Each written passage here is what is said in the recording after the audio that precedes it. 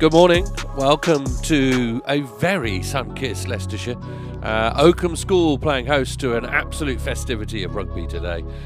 We hope that you can stay with us as long as possible on this next gen stream, courtesy of YouTube. We have some absolutely wonderful rugby coming your way. A host of girls and boys playing both at under 18 and under 16 level across the day, all the way through to the Cup Final at around about 3:45 this afternoon. My name is Sam Roberts, so alongside Benji Roberts and a host of other names. We should have some very, very good and well-known names in the world of rugby joining us throughout the afternoon, and they will be sprinkling their little bit of stardust on everything as we go.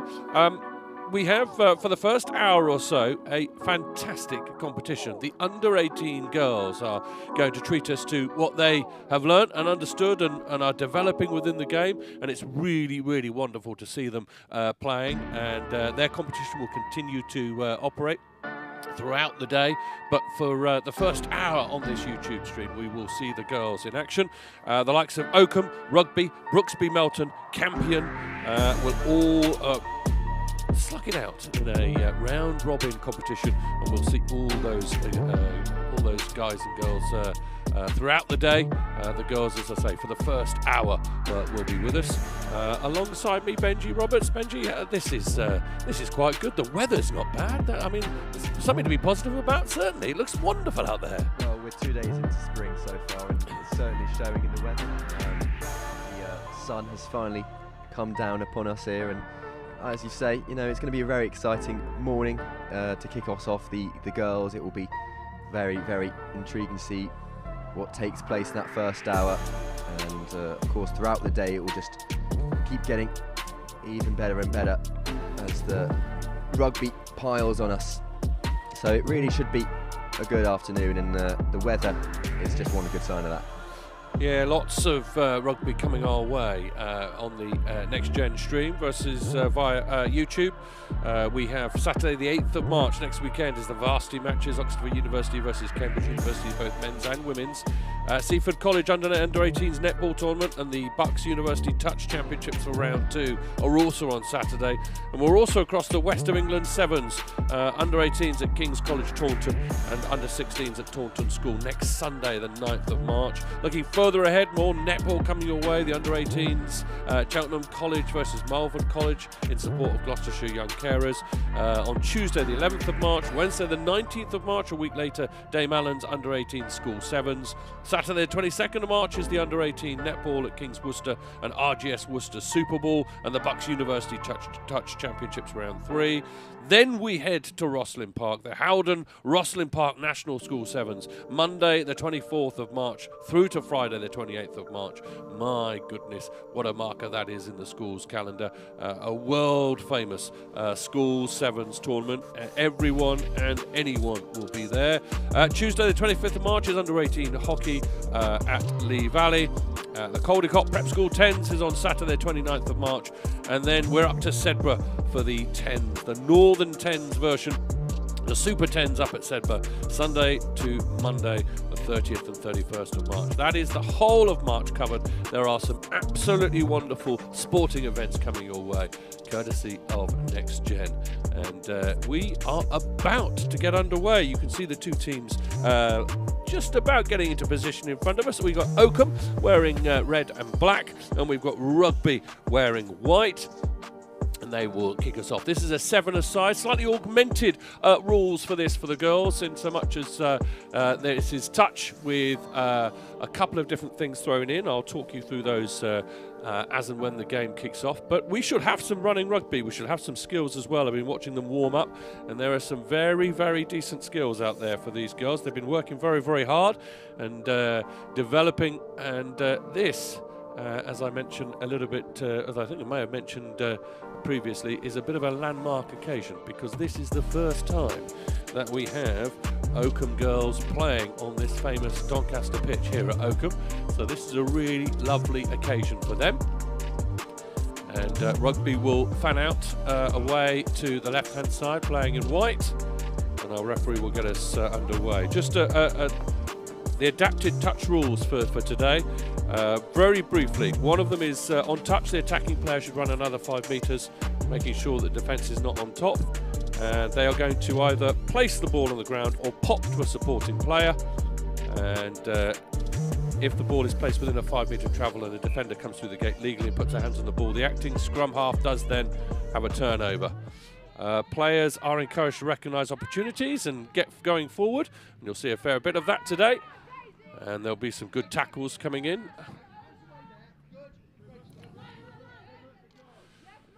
And they go left as well. And half through the gap, they push Oakham. 4 on the back is Baird. Good counter-ruck from Rugby. And good work from Ainsley to turn over the ball there. Ball is popped wide on the left-hand side. And Bishop is struggling to get down on the ball, which it does. The ball pops up here and is now flung back inside. Well gathered. Oakham just trying to open the door in the midfield. And good protective work over the ball here. Oh, ball back inside. Looks as though it's been knocked on. And of course, part of the rules, the advantage played with a knock-on, which means this is going to be a fast game of rugby. And indeed, the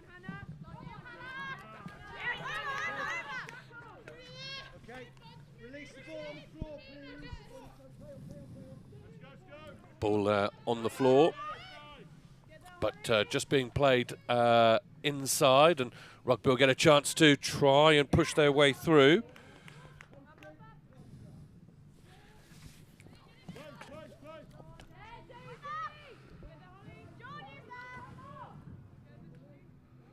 Again, good tackle out wide.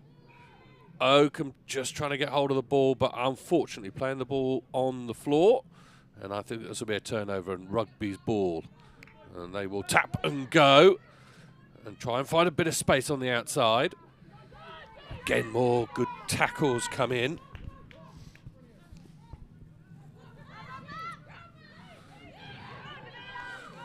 Big shunt in the midfield, and Ainsley gets rid of the initial tackler. A little bit of space here.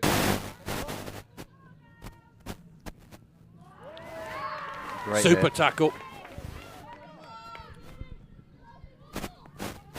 Ball has bounced back.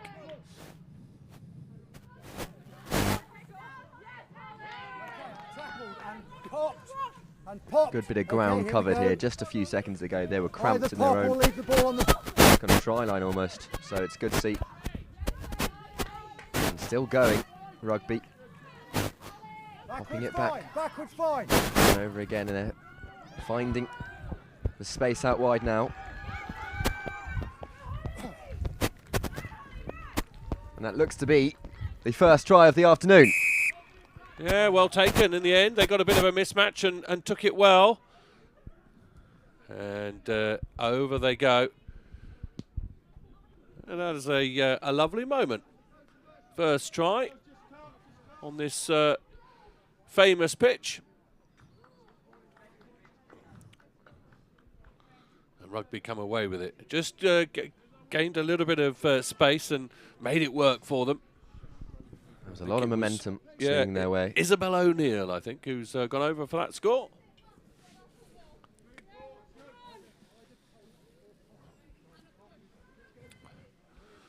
Unfortunately, just a reminder, we are having to work off the information given to us by the coaches, and I can see that there are numbers out there for which we don't have the requisite information. So if we get the names of the girls wrong, apologies. We are trying our best. It's a good tackle in the midfield. Oh, half a bit of space. Well done. Good offloading as well.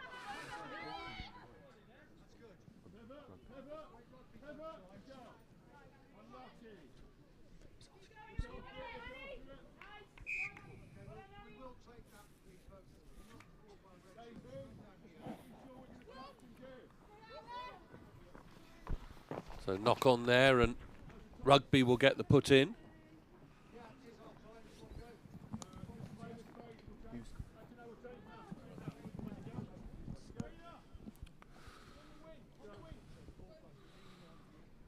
Joining us hear the start of a wonderful festival of rugby going all the way through. This is under 18 girls rugby for the first hour or so. I was informed that we would have adapted rules, but it doesn't seem as though they're happening because the rule lot I got was touch, so maybe that's a little bit further down. Under 18s certainly aren't touching. They're putting some absolutely hefty tackles in, which is wonderful. We have scrums as well to restart. We have line-outs as well, which is definitely part of what they should be doing. Oh, a knock on there in the midfield. And there's a bit of space and all grabbing the coattails, just about bring her down. And there's a bit of space out here on the left-hand side. If they can work it out wide, they can't quite get the hands in the right position to get the ball away. Rugby, turnover ball now. Can they make this work? Out to this right-hand side. Another good tackle comes in from Stamford. Looks as though it might have gone forward. Can Oakham do something with this?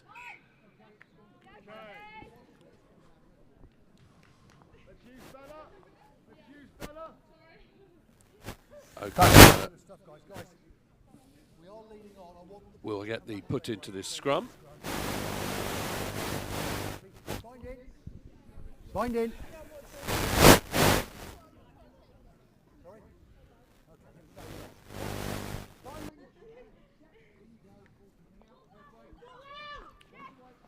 Ball is there for Oakham to play with. Off the left hand. It's just spilt in the midfield, and this will be a possible turnover to Rugby, but Rugby are going to play it and give it back, and the referee's saying, yeah, let's get on with this. Let's not have another scrum. Let's see what we can do. Rugby at the moment, one try to the good.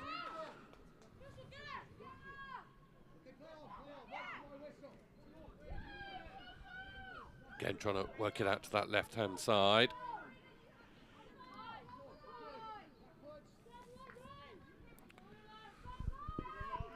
Definitely be another breakthrough here. I think just one pocket in the defence is all that Rugby need. But it's back with Oakham now. Maybe they can do something of their own, shift out wide. It's not going to be made easy for them by Rugby.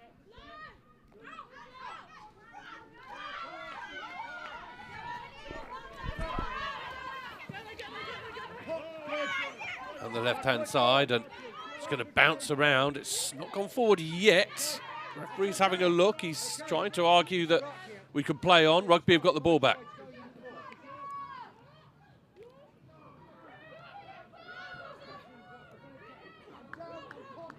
Some good tackles coming in from Oakham. Ball is loose again, and they're scrapping for it on the floor. Referee says play on. He's got to let go of that, I'm afraid. Oakham got to find it a little bit more difficult. And we'll have another scrum.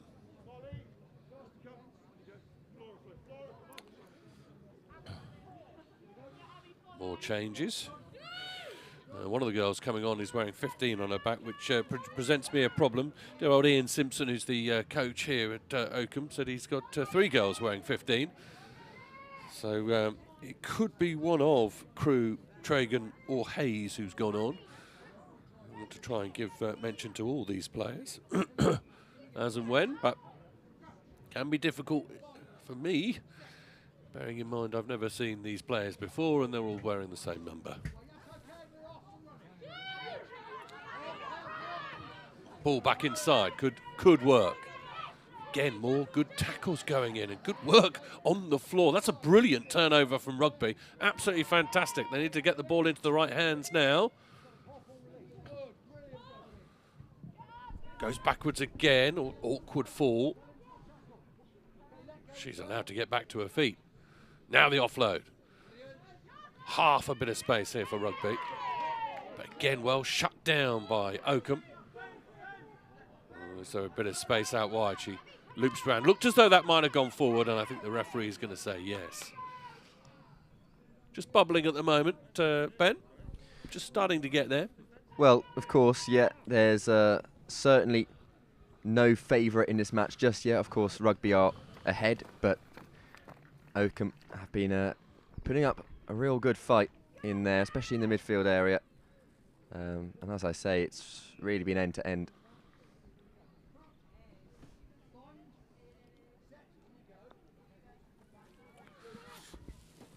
Loads of rugby coming your way. Oakham will stay on this pitch against Brooksby Melton College in the next game. Then Campion come on and play Brooksby Melton College in the third game, and then Rugby return to play Brooksby on this in this final setup before RGS Worcester get an opportunity as well. And then the girls will leave this pitch and the boys will take over at 11 o'clock.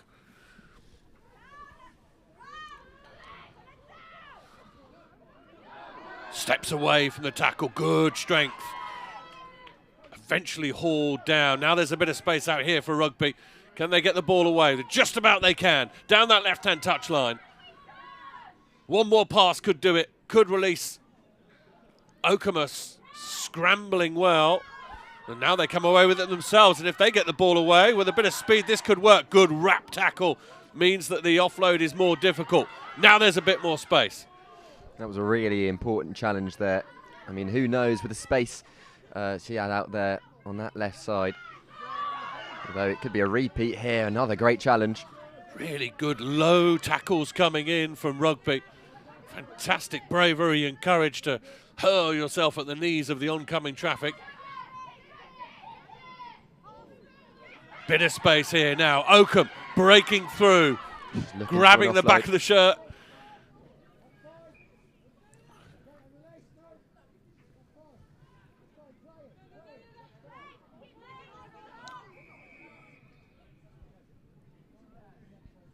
High tackle, and I think we'll have half time. It's just one try to the good at the moment.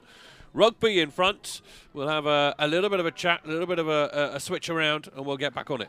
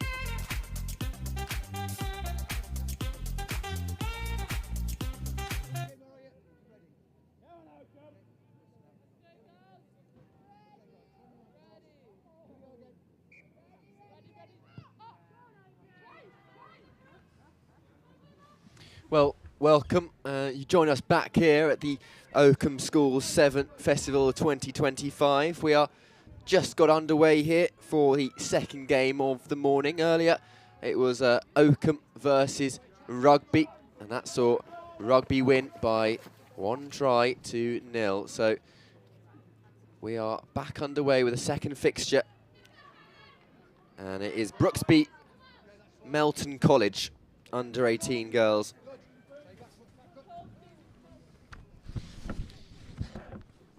Who are taking on Oakham in the red and black, going from left to right, and it will be Brooksby in the turquoise sort.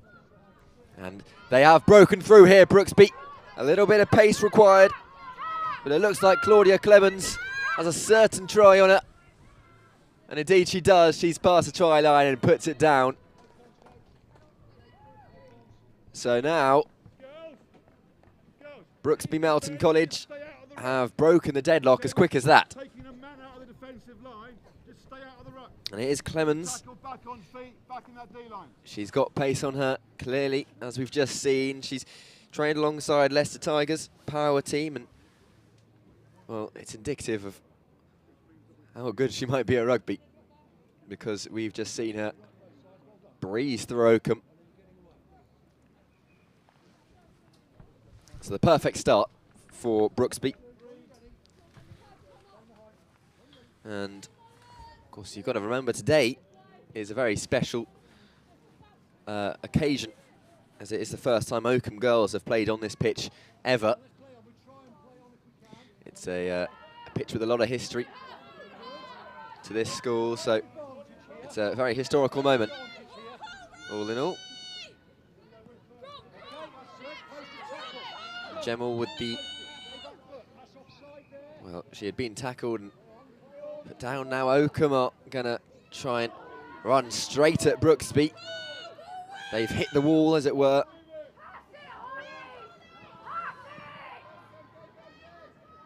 And one pass out wide could do it. Taken down. A ruck to form, and now the line looks to be, well, they were lining up there, Oakham. Brooksby have taken full advantage of the ruck there. And now Trixie Clemens. And one more, it's escaped Marsden. Took a little longer for that tackle to happen. No, the referee isn't going to take it lightly. Fabulous rugby, ladies, fabulous rugby. Yeah, let's push, okay? We're contesting now. So now a Here scrum. comes the scrum. It's gone forward there from a blue shirt, black ball. Here we go. Let's keep it safe, guys, but we're going to push, okay? So what you come for. Now, of course, I am joined by Sam Roberts. Waiting then. On co-commentary today. He led the first match between Oakham and Rugby. Set. Okay, ready. He knows a lot more Ready? about this sport than I do. Okay, stand up. Thank you, Ben. I think Yes, you're doing my a concern fantastic here, job. folks, Yeah, very, very just slippery. what I'm looking We'll at have one more go really at that, is otherwise the we're way just that gonna put Brooksby it are in looking to from try and get it to the half. outside. They've got Your some safety definite is pace what out I need. wide, Here haven't we they? And they're just Okay, trying to one make more. it work. One more, ball out, ball away. The Here we go. speed with everything Crouch. is all very, very crucial. Bind, set. Good, when you're ready, 9. Ball back, ball's away.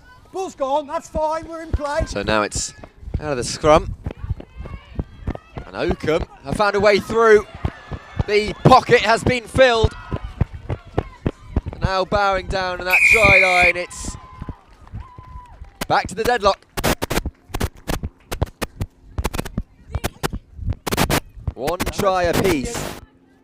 And I must admit, on my team sheet here for Oakham, I have 3 players wearing number 15. It was one of them who scored.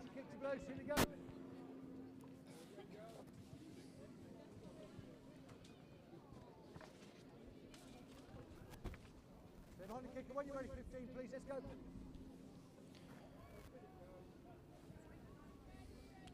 But we will restart then. Okay, good.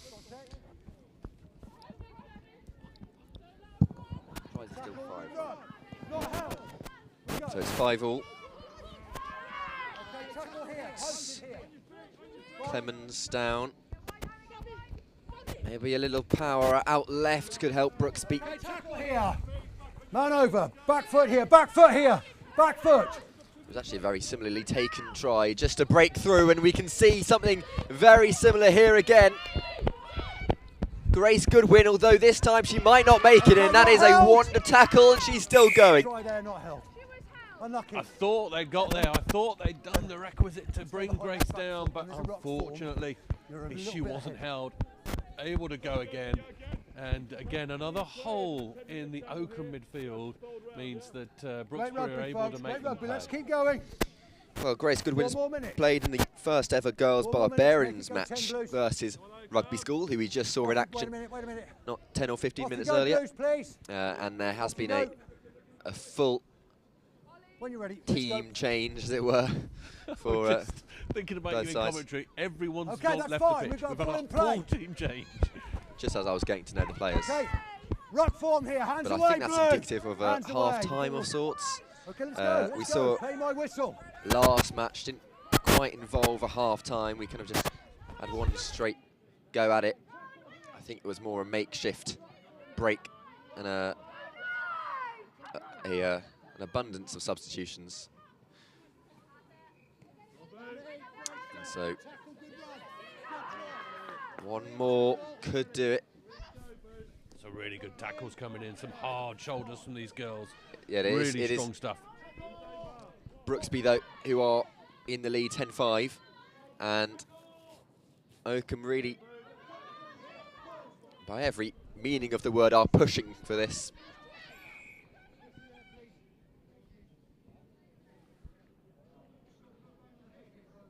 Yeah, a little bang on the head, so there's obviously precautions being taken. My goodness, you know, there is some real toughness out there. If you have any worry about the veracity that these girls play at, you only have to watch this game for a few seconds. They are absolutely whacking into each other, and sometimes coming off a little worse for it. But some really good, hard rugby being played at the moment. Well, I'll tell you what, it's not badminton. And there's a reason we love rugby, and it's all part of the game. Oh, nearly a very good collection of the ball mid-air. She might be put out into touch, and it is unfortunate that Georgie Mount was, well, not so far away from breaking into that, through that line, I should say. Yeah, Brooksby Melton look as though they've got the coverage at the moment on the wide. They look as though they're able to shut the doors at the moment. Oakham trying to find a bit of space, trying to find a mismatch. Brooksby Melton look a well-organised team, and as we see a line out held up in the air. Perhaps a little mistimed there, but Oakham have actually taken full advantage. So, it's to be same again. Perhaps this time they can get things right with the timing.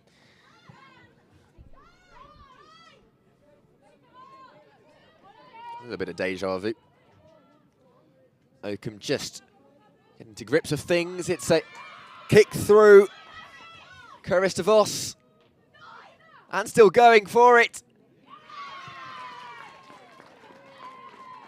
A very, very well taken try from DeVos. And so now it is 10-all here in the second game of the Oakham Sevens Festival. And it is that girl with the 7 on her back who has equalised for Oakham. Kicking is sometimes overlooked in Sevens, but she's shown there that it is a very important part of a skill set to have.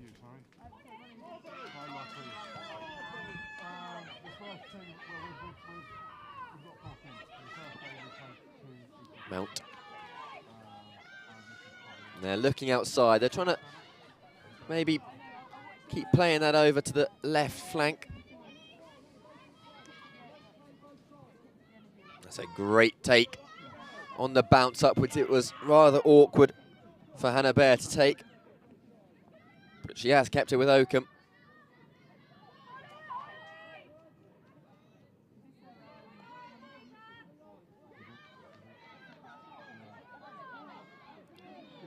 Well, a makeshift rock emerged, and Brooksby Melton will most certainly take advantage.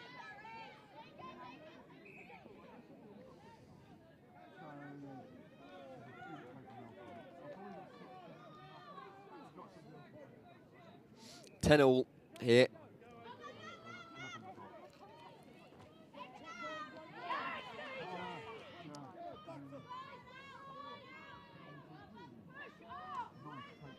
Still pushing are Brooksby. Both sides looking for that final try. I'm assuming time is running down and running out in a way for both sides here. They, of course, are still at a deadlock. And Georgie Mount looked forward. Advantage perhaps played, or... Well, an applause all round, and that is certainly necessary for these two teams who have battled it out for a brief amount of time, but it didn't feel like that because the full time here, as the handshakes are happening down there, it was 10-all. And neither team were able to break through and claim the win. They were a very good showing of rugby. So, looking forward, at 10:30 we have Oakham versus Campion. And then we're moving on to the under-18s from there on out. And that's the boys. Under-18s, that's the difference in these two sides of the same coin. And in terms of the boys under-18, you have Oundle versus Bromsgrove, and then Finborough versus Campion, Oakham versus Bedford at 11:40.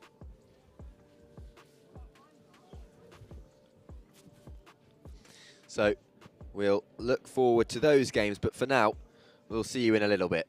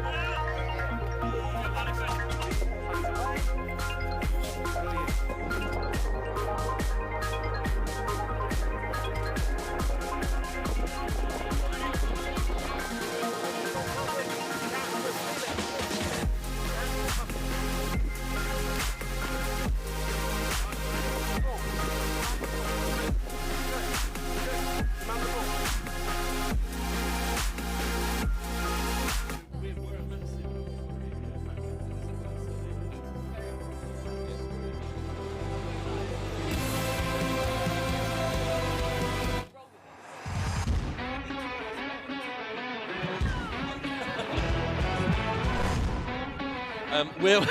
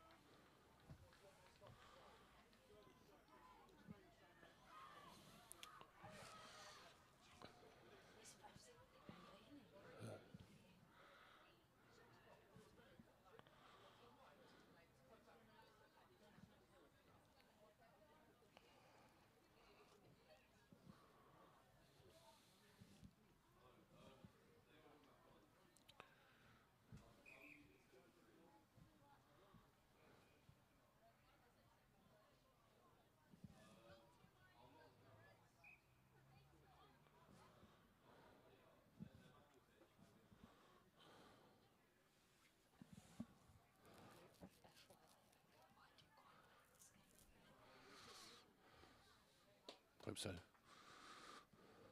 Be nice for them. Should we get going? So we're back on pitch 1. Third game of girls rugby of the morning. Oakham, in their familiar red and black stripes, will play Campion out to the right-hand side. They're just about taking the field. They will have a not dissimilar get-up. Black shirts with a little bit of a red trim, so it should be able to tell them apart. Delighted to be joined by Lottie Boson, who's alongside me. We'll hear from her in due course. But the kick-off is relatively deep and trundling into the 22. Campion will come forward. We have seen some really big tackles going in this girls' under-18s form of rugby. No holds barred. Still on her feet, ushered into touch. And let's bring in Lottie. Lottie, good morning to you. Thank you for joining us. You're a growth activator for this part of the world, working for the RFU. All about getting more and more girls playing rugby. And it must be really lovely to see this sort of event happening. Yeah, it's fantastic. Yeah, you play. Okay, you're playing. Right, go in fight. Go in fight. No line out. You don't do line outs, do you? Okay, well, let's go then. Line out here. Line out here. Quality has been good and two in. Just real go. aggression. Two in. Strong shoulders Just go in here. Two of you. Any two for now. Any two. Someone else in the line out. Here we go. An adapted nice line Let's out get the ball for in play, this. folks. Two Let's people go. in it. When you're ready. A thrower in and then a 9 behind, and you'll see that ball is brought Let's back get into this ball in play. midfield. Oakham will get a chance indeed. Big pass out over Great the top. tackle. Again, Brilliant tackle. Run backwards. That's fine. That dislodges Open the play ball. here. Campion Okay. now have it. The ball is thrown over the top. No, knock not on. quite gathered. Fine, lifted here. And tackle. Good. And pop it. Okay. Backwards. Ball is spilt forward on this occasion. Okay, we'll play. Now a bit of turnover ball Okay, for tackle Oakham here. to play Good. with. Great tackle. All backwards. Good tackle again. Gathered. Tackle. Release. Girls Release, wearing everybody. number 9. Good. I've got Brilliant rugby. 2 wearing number 9 at the moment, so I'll give them both a mention. Fernandez, Smith and Mount. On the outside, Norwood. Okay, good pop. Trying to make a little Backwards, fine. inroad. Backwards, play on. Play on. Ball looks as though it Play might have on. been lost forward. Referee says play on. Oakham looking to find their way through. Might be a mismatch here on the right-hand side. Tackles are loose. Oakham are through. And they're there. And there we go. A score early doors for Oakham. And just what they wanted, Lottie. Come on, let's go. Exactly what you want. Great rugby, both sides. Really nice little move, but some determination. Tackle's getting a little Fabulous loose, and tackling, Blacks. Keep that even up. at Some fabulous this early in the tackling. morning, these girls have already played a Okay, couple of games of kicking to rugby, you. and Have you come, bodies they're might kicking to you. start to get a little tired, and bruises might start to show. Oakham taking full Ball. advantage of the reluctance there from Campion. Come on, ladies, you're kicking. Yeah, when you And, score, you kick. Oakham will restart and will kick the ball back to Campion. Here we go. Let's go then, please. Bit of discussion. Make as sure to it's who gone will- 10. who When you're will ready, do Reg, it. let's go. Let's get this ball in play. Okay, let's play. Oh, sorry. Oh, a massive hole, huge hole to go through. And she's away, and no one will stop her. Oh, there was an invitation there to go through the gap, and away she went. Some real athleticism. Great try. And I think Well, you're Oakham running had behind me, given up the something. game. Lottie, about halfway through that move, they thought, you know what, I don't think anyone's going to catch her. Energy conservation this early in the morning. That's a good way of putting it. Yeah, some good strength there. Note to Oakham, perhaps don't kick the ball to her again. Some really, really good work. I have got a team list for Campion, but numbers not being worn, so it does make it a little bit difficult to identify players. Oh, but Oakham come back. Oh, another good tackle in the midfield. Offside there, the referee intervenes and says you need to get back behind the line. Oakham looking for a bit of an outside arc. A reminder again, this is the first time that this pitch, Good. famous here at Oakham, that has hosted so many Good tackle. England internationals, British and Behind, Irish good. Lion internationals, Behind. has hosted under-18 girls rugby. So this is a Good tackle. wonderful moment. Hey. Oakham again off, a gap, brilliantly exposed, superbly done. Excellent work by Drury. Right there. And over Oakham go again, they Good ball strike back, back. Red. Nice awareness to find the space there, Lottie. It is lovely, and going back to your point, it's so fantastic to see the Some girls on a smashing pitch like tackles, this and the folks. visibility that Literally we've got, smashing. especially in the lead up to the Women's World Cup this summer. It's events like this that really help the game to grow and Yeah. make it what it is. Well, let's just talk about that, because 2025 Come is on, you're a a young woman. massive We've got year for women's 1 rugby minute till in half so time. many Come on, here we ways. go. We're seeing more and more of it. Come on, here we We're go. seeing with the likes of social Are you ready, media 13, and please? Instagram Ready? heroes taking up the mantle. More and more eyeballs are on women's let's rugby. go. And later on this year, England will host the Rugby World Cup. It couldn't be in a better place, Okay. could it? No, it Okay. couldn't, and we are Going doing forward, everything we're playing we can to advantage, capitalise on played. that. Okay, So tackle we've been and trying pop. to invest as much Good. as we can in facilities, behind. so girls have got space to play Good. rugby, in workforce and schools, so they've got the chance to pick up the ball. And Try there. We've qualified Okay. over 1,400 new match And that's officials, half time. You've got a minute, already folks. female match Stand officials. So we are doing our absolute best to kind of grow the game and hopefully see that huge influx of players this summer. Another Oakham score there. It's fantastic to hear. I think we'll have a little bit of a half-time break and a little bit of a switch around. But yeah, just talk about, there may be young minds, young ears listening to this, tuning in and wanting to know how best to get involved, or if they see a game of rugby, you know, how can they find out where to get involved?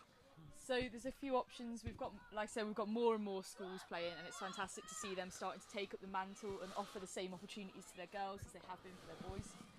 But we also have our findrugby.com page. So on our England Rugby website, that kind of has all of your clubs and offers in your local area. So anyone who wants to give it a go can go on there and explore the different kind of formats that are available to play and different clubs that they can go and play at. Yeah, fantastic. And if it is anything like a little thought in your mind, go and give it a go. We were talking off camera, Lottie, about, you know, these girls and how tough they are. There's a little bit of release in this game, isn't there? This opportunity to go and whack someone. I mean, to put it nicely, that's what you can do with rugby, isn't it? It is. Legally. It is, and that's what our contact game offers so brilliantly. But what's fab about rugby is we also have so many other playing formats that you can take up. So we have our non-contact offer with our T1 mantle that's grown and grown in education. So there's a space for everyone to play, whether that's competitive contact rugby, whether that's social, whether it's non-contact. There's definitely a format for everyone.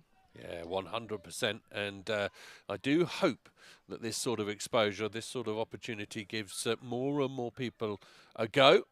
Campion will kick off. The ball is scuffed a little. It won't get... Well, I tell you what, we'll do that again. I think the referee says, you know, why not, quite frankly. Give the skill. This is a pretty tricky skill to master, the old drop kick. So we're just having another little go at this. And that's more like it. There we go. And well gathered by Oakham. Up they come. Good offload. I love the awareness of these girls to try and free their hands and get the ball away. Good management of the ruck as well. Onto the left-hand side, a bit of space. Oh, she is quick. Through the gap she goes. Oh, liquid. Oh, she's knocked the ball on. The referee has seen it. That was lovely work, I think, from Kluger, who just showed a clean pair of heels. Well, whatever level of rugby you're playing, Lottie, there's nothing quite like speed, is there? There's definitely not. That was a lovely pace and a delightful step, but also great cover tackle there. It's never one of my strengths, speed. I wish I had it. I really do wish I had it, but it is nice if you just get that little mismatch in this game of rugby. Put the afterburners on. Kluger's definitely one to watch. I'm sure you'll have been equally delighted when you came up against someone like Kluger. I would have been very frustrated. I would have been nursing sprained ankles, I would have thought, after coming into contact with someone like Kluger who would turn me inside out within the blink of an eye. But here we go. Campion are going to try and run it from their own 22. All big fens coming in. Strong arms through the gap. The tackles need to be a bit lower, and eventually it does come in, and it spirals towards the floor. Campion have the ball back, thinks about the pass back inside. Is implored to run a little bit further forward. Oh, good offload. Excellent stuff by Campion. Good hands. Good awareness. Oh, that's better. And there's a bit of space here, and halfway the gap. Again, more tackles need to be stronger. Round the waist they go. Offload doesn't quite work. Open play, so this could work for Oakham.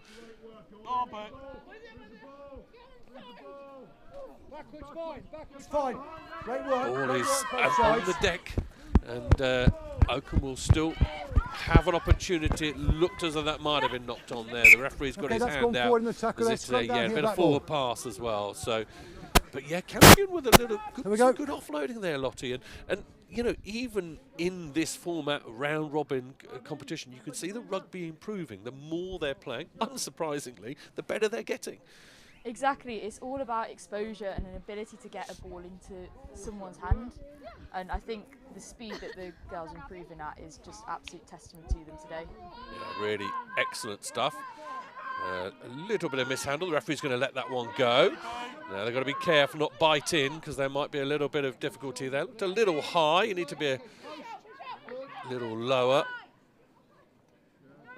Campion looking for runners.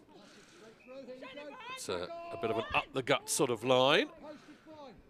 Bit of a scramble for it on the floor. Campion a little bit out of sorts with a little bit of framework and structure. Oakham look a bit more rugby organisation spread across the field and making it very difficult for Campion to make it through. They do down the left-hand side. Tackles are going to have to be good here. And they head towards that line, scragged, but good offload. Campion are in again. That's more like it. Again, that offloading, Lottie, working ever so well. And just a bit of communication at the end. Throw the ball back inside. I'm there. We're playing as a team. Give me the ball as well. It works, doesn't it? It definitely does. It's been a really fast game with all of those offloads as well. It's been fantastic to see, and I think that makes it a little bit more competitive now, doesn't it? It does indeed. Okay, Black, that's good. At the moment, I reckon that's 3-2 in terms of tries. 3 to play. You're kicking. No, you're kicking to them now. Campion will get that's fine. another restart. You're going to have 8 on the pitch right now. Probably not. So I think there might be a few people leaving the pitch. Yeah, there are. Lottie's spotted that there's too many on, but we'll get there. We'll have a little quick. Oh, that's a good restart. Good and deep. More rugby to come following this game. Oundle versus Bromsgrove in the boys' competition, then Finborough versus Campion, and Oakham versus Bedford. Oh, a wide open space to run through, and a clean pair of heels shown. Oakham streaking clear, a great response for them. Campion looked as though they'd found a way back through, but just a little bit of a mismatch. Yeah, could have been Abby Tragan, that one.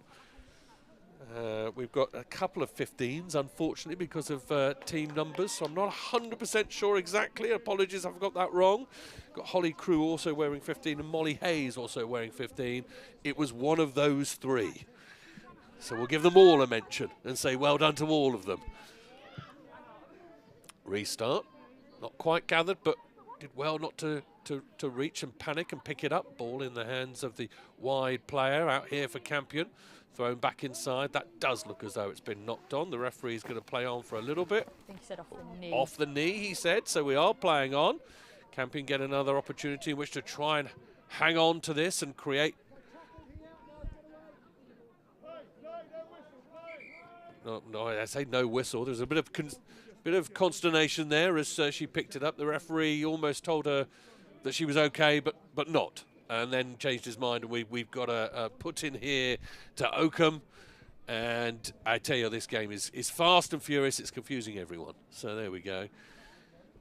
Lottie, just talk a little bit about what you're seeing in terms of the pickup from girls, the words around the sport at the moment, and the way that potentially, people like Ilona Meyer are having an effect.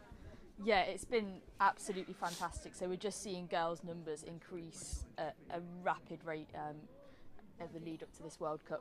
And we've seen over 7,000 new players since the start of our Impact 25 programme. That's just new girls, not even women. So hopefully these girls are part of a whole new generation of rugby players that will just continue to grow and fill our clubs. It's fantastic to see.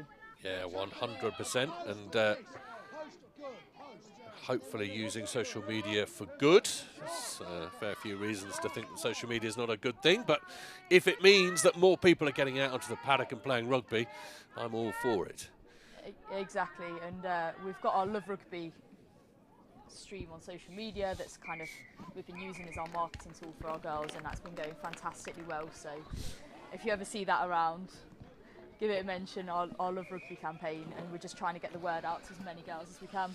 Well, that's a good place to finish it. Lottie Boson, thank you so much for joining us. A really, really good 3 games to start us off, and girls rugby is in a fine, fine place. Lottie, thank you. I hope you've enjoyed it. Lovely, thank you for having me. Pleasure, absolute pleasure. 3-2, the final score there. Oakham winning on pitch 1. Turn of the boys very shortly. Stay with us here on Next Gen.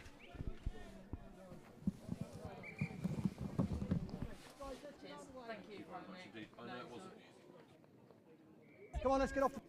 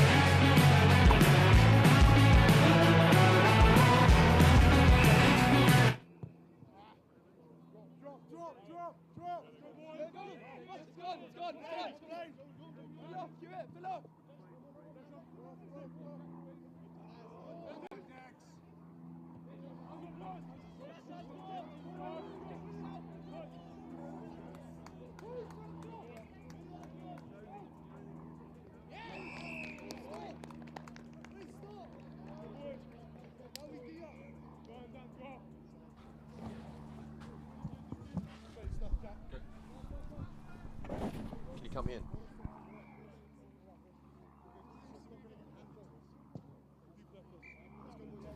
Well, welcome to the first of the boys fixtures here today at the Oakham Schools SEVENS Festival.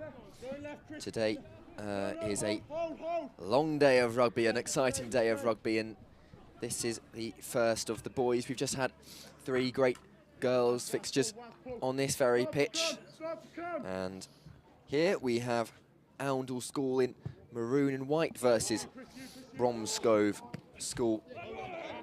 It is 5-0 to Bromsgrove at the moment. We have just got underway, however they have scored early on.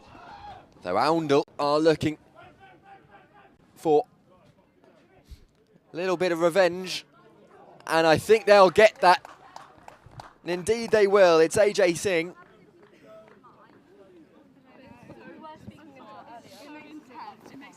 I have down here as number 3. Bye, guys.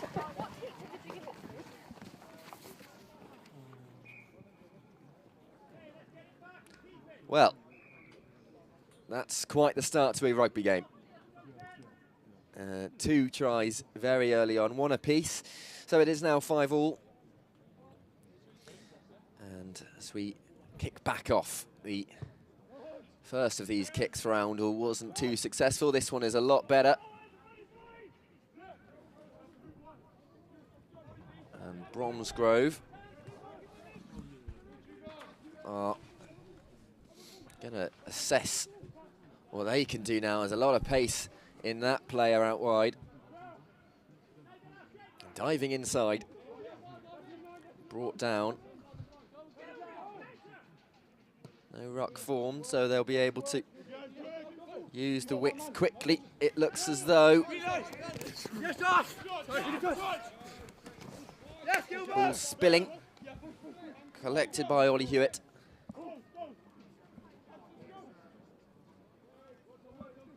And that there's Parsons, and one will count. And it is fantastic work from Bromsgrove. They have hit right back. It's 10-5. Using the width very, very well indeed. Got to work on inside, Tan.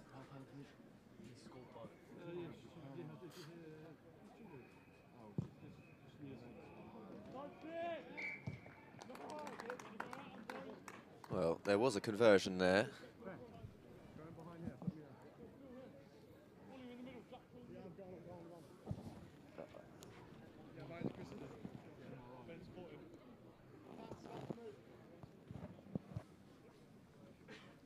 So to restart now with Bromsgrove. And Parsons, a decent kick, and it's nearly been salvaged.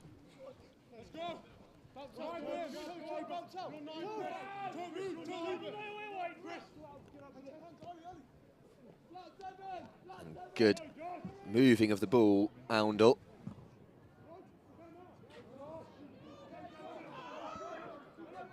And still going.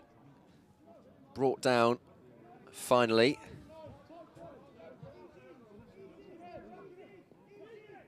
There is the gap to run into. And he's found it perfectly there. And he's got two Bromsgrove players chasing, though. No issues at all. And Oundle, it seems, just like Bromsgrove, minutes earlier, have hit back.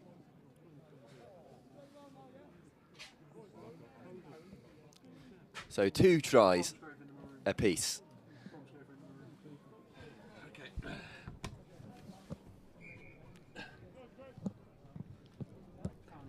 Right, okay. If there's any way of giving information on all the teams. Well, I've just been told I was delivering information under a falsehood. Oundle on white, not maroon, so even I've been getting that wrong. Which is not exactly what you want to get wrong as a commentator. So the teams are flipped, although the score stays the same, I imagine.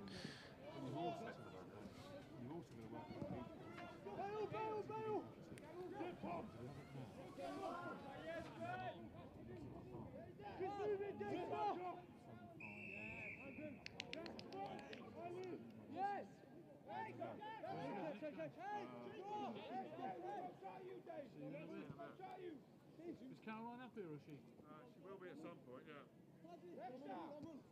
Hands, I'm on ball still, I'm still on. Go, again. Go back. Say hi, say hi. I'm on ball. Generate. Switch. Make it 10. Take two. Backwards.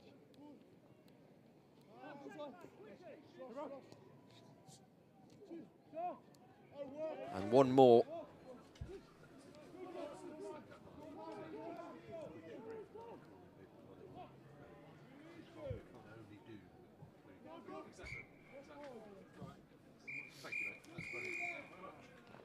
And so that is it. Time called for half time. And well, between these two sides, it looks like nothing has really split the quality difference, and 2 tries for each side.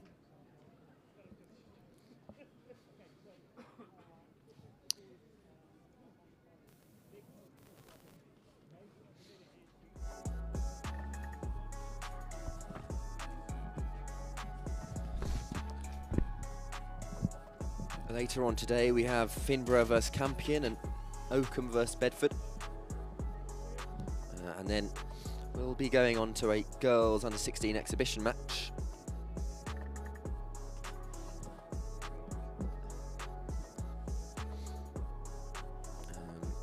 That is the Oakham School versus Hill House School in that under 16 girls game.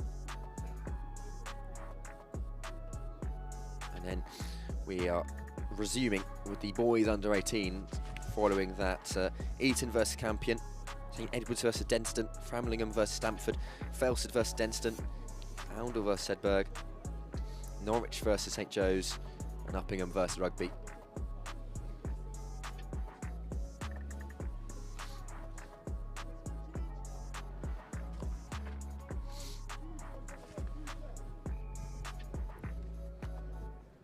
So a second half of rugby here to come.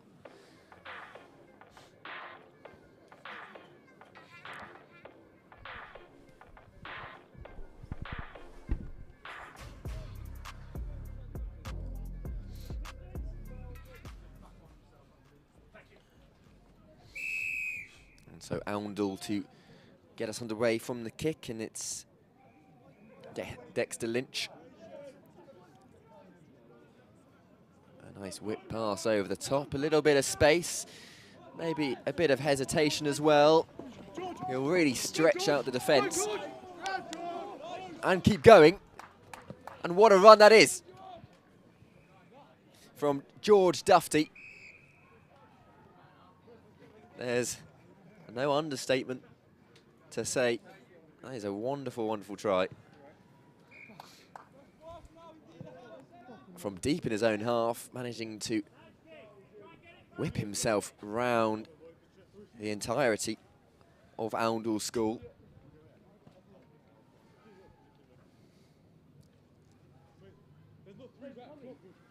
So now it is Bromsgrove ahead.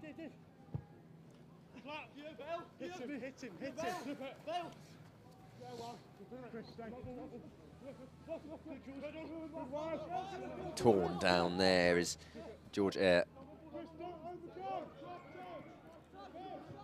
One more, although continuing on himself and offloaded and pounced upon, but the referee is going to call that.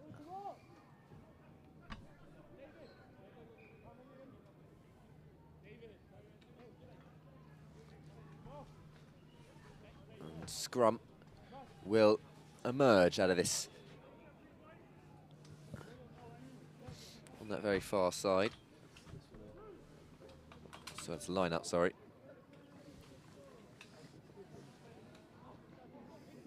A good take from Dufty.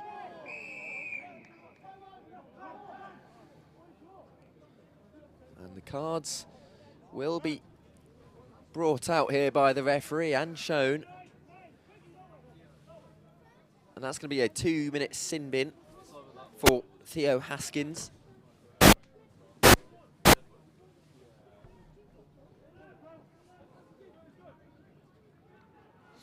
A hefty, ambitious pass, and it's worked out. A lot of space on this left side. Does he have the power to keep going? He does. And a fantastic run from Christoph Wood, a la George Dufty, not minutes earlier, who will lethargically pass that try line and very nonchalantly put the ball down.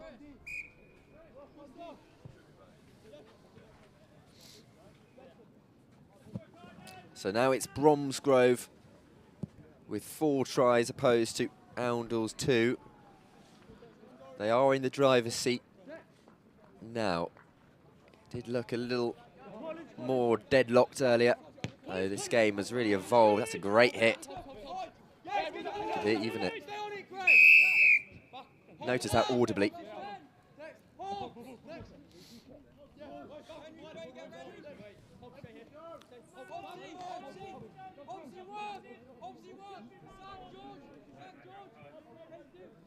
Oh, there's a little hesitation in there. A good handoff. Trying to find space. He'll find an opportunity to pass off to Dexter Lynch, who is dummying, and he's been torn down now. The offload. There's an area out left. Oundle still going at it. However, now the referee will call that back. There was an offside decision against Bromsgrove, so Oundle's ball. A good take from Lynch, who's assessing his options. There's a gap in there, and he looks like he will take advantage of it. Score that try.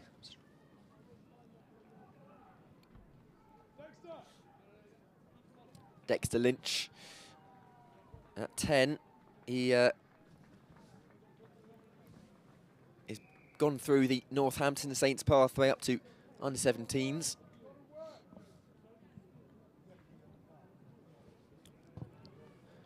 And converted too.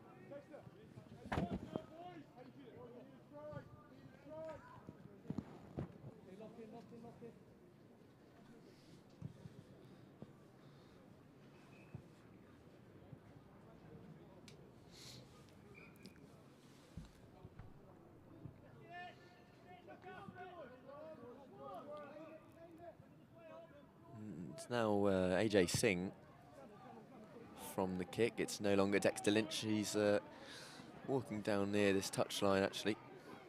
The try scorer. An innovative pass over the top, loopy. Bromsgrove trying to dig themselves out of this. You have to remember, Oundle only a try away from Bromsgrove's lead at the moment.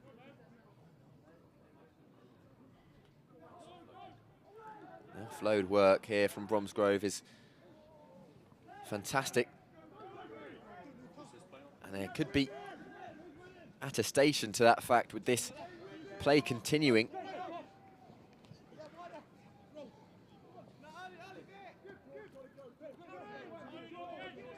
Ben Benson.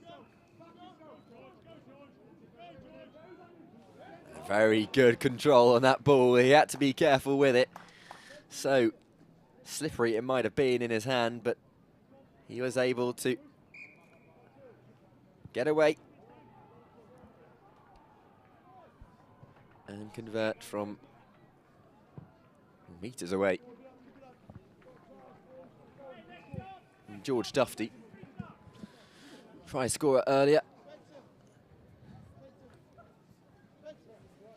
And so, despite the pressure from Oundle that is mounting on Bromsgrove, they were able to just keep that lead and keep any sort of tension off them. So, good kick. Will spin Oundle's way, but only tentatively. Good dummy. Some ground covered. The referee making sure he's not in the way. Play slowed down and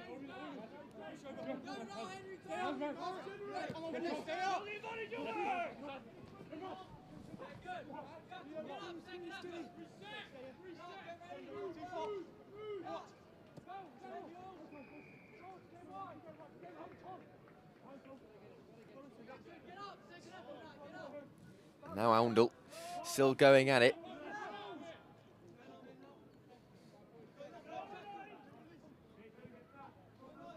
Breaking free from that ruck.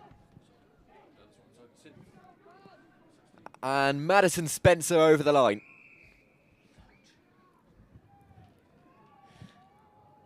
Oundle are showing that they are not going to back down from this. Bromsgrove.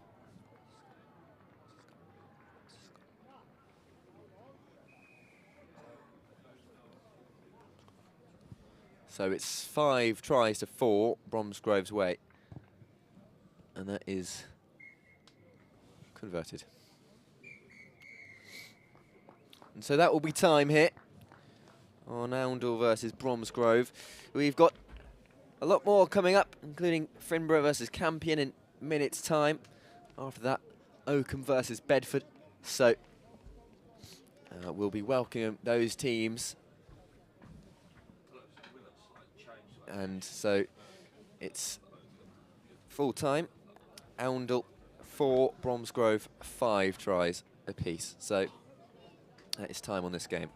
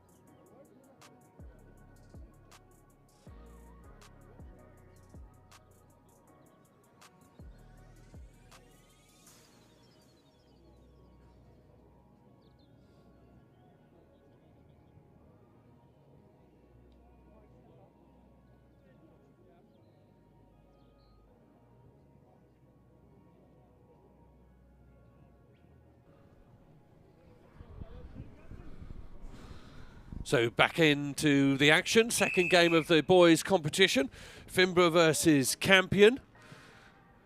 And I'm sure another opportunity to see some top-class under-18 sevens rugby.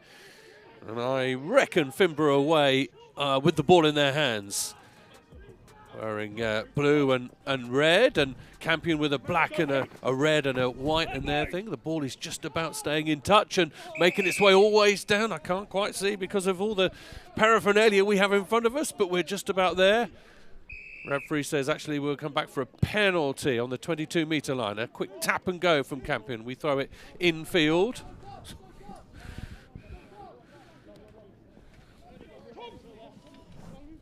Campion just playing with the ball, looking for an opportunity. Sevens all about trying to find the right door to go through. Inside pass, held the line quite brilliantly. Zach James, I think it is, with 12. He finds Harry Borishade.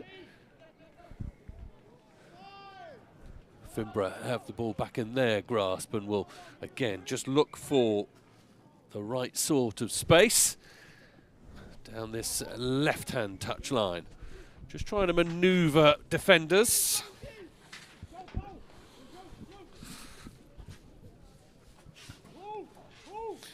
And they've got the ball back again as Campion. Down that right left-hand side of theirs. Finborough going to snaffle it, and there's half a break here. An opportunity. Now the ball is going to be wrapped up in the midfield. The referee's got his arm out, and Finborough go quickly. Fast ball, good hard tackles. Oh, looks as though it's been knocked on. That'll be coughed up, I think, again. And Zach James will steal it for Campion, and they'll throw it wide on this left-hand side. Again, more good low tackles going in.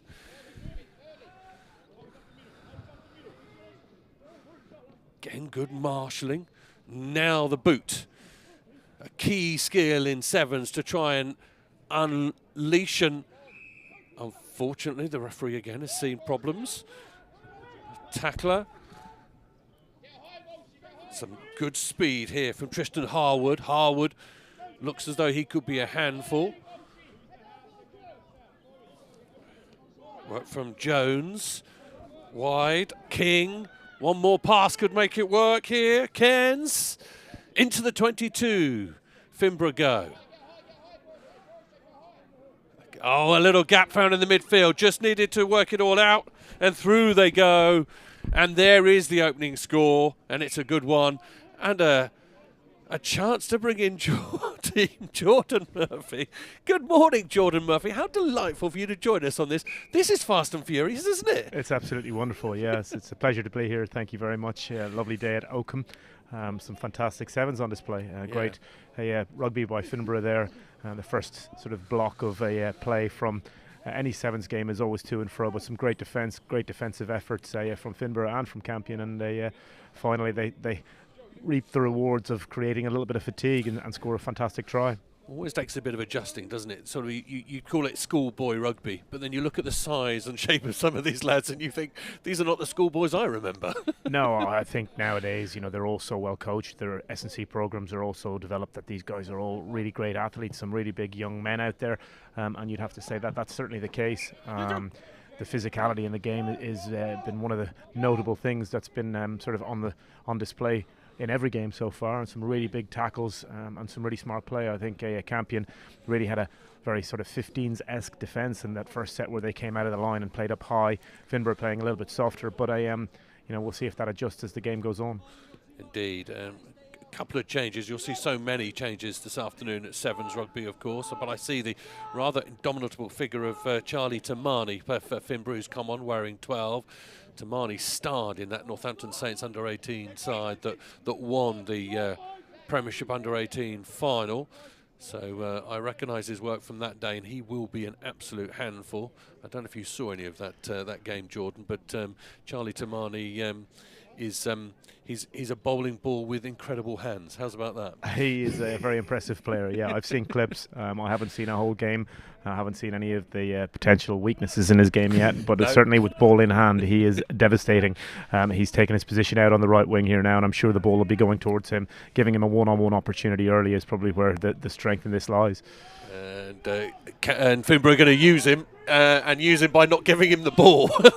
That's brilliant play. I think Henry Lumley has gone through, I think.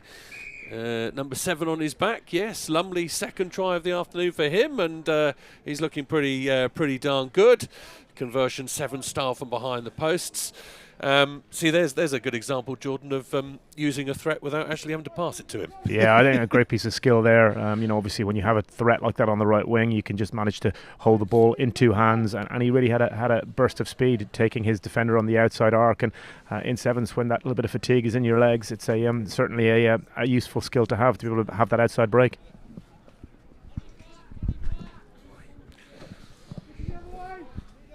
So 2 tries to Finborough, to the good. Both, I think, coming from Lumley. This is James, represented the Saracens Academy, under 17 level. So a good level of individual, and a sprinkling of stardust all the way through this Campion side, it's fair to say. Good strong tackle, but again, good awareness and good offloading, and away scampers Buscombe. Buscombe going one way, then the other, up against Tamani.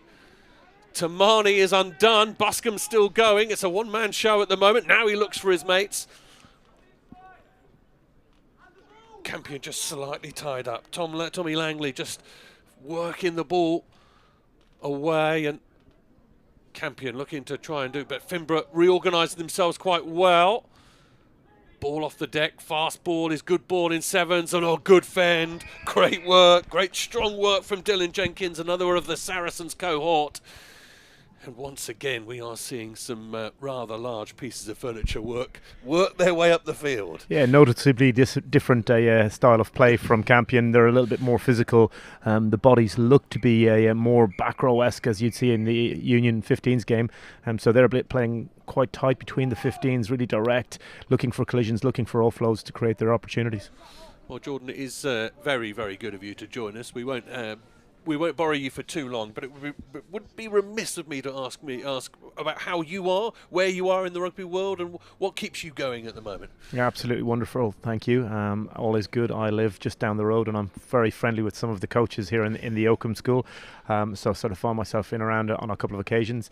Very much attached to the Matt Hampson Foundation, who's a good teammate of all of ours, which again has their centre in Borough on the Hill down the road, and keeping myself busy in sort of just outside the world of rugby, but very much enjoying being a fan. I was going to say, I know that Oakham have involved you in a couple of different things. Coaching schoolboy rugby, any different to coaching top class rugby, or same problems? I think like that. I think sometimes schoolboy rugby is probably more satisfying coaching, and I haven't done a huge amount. I've been very lucky to be a part of a couple of sessions in some different schools here at Oakham and some of the schools in the vicinity.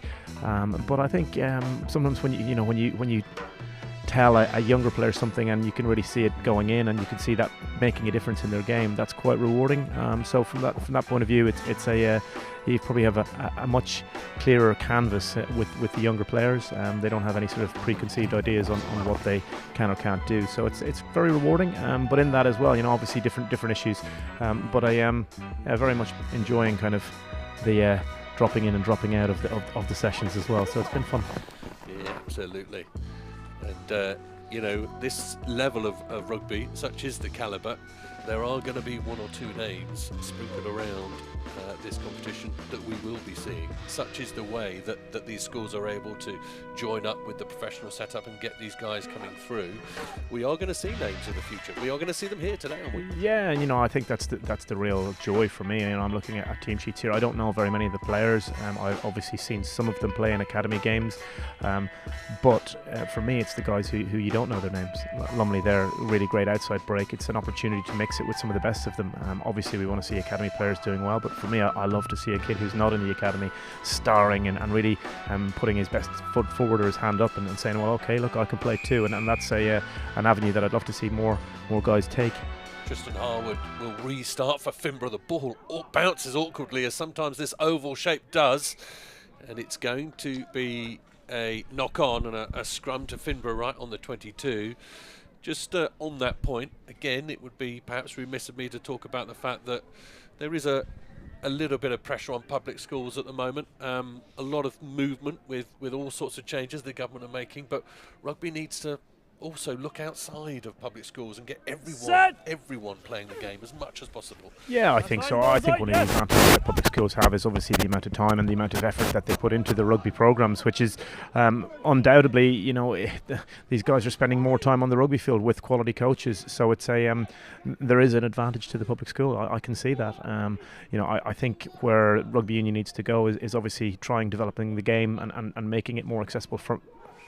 A fantastic finish. What a fantastic finish that is. Down the right-hand side. I was just about to interrupt you, but an absolutely brilliant finish with his right hand as he stretched out. And Campion are right back into this. Second try of the game for them. But again, the speed and agility you need at Sevens to be, it's an all-court game, isn't it? You need every single player to do all the skills. Yeah, I think so. And I think looking at that piece of play, the ball went out to the edge. I'm not sure of the young man's name, but he took it. He looked like he's quite a unit, a back row style player, but he pinned his ears, really made the decision he was going to go for it and held off two tackles. And then the outstretched arm was reminiscent of Shane Horgan versus England 2007 in that right-hand corner in Twickenham. Well, there we go. How's about that? I think it might have been Buscombe who came up good with that, and that's the chap we might be talking about. And to be mentioned in the same sentence as Shane Horgan is pretty good going. That's not a bad Sunday morning's work. Well, I know Shane pretty well. I'm going to text him after this and tell him I've seen a finish that was slightly better than his. So he'll be delighted to hear from he'll you. be disappointed, I'm sure.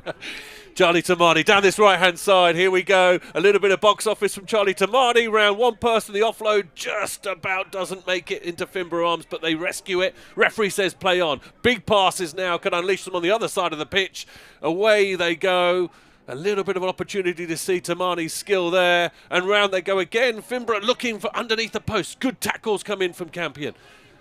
Now they sweep ride. Tamani's going to get it again. One juggle with the ball and over he goes. Well, we mentioned him a little bit earlier, but everyone playing their part in Finborough colours there. Went one way, then the other.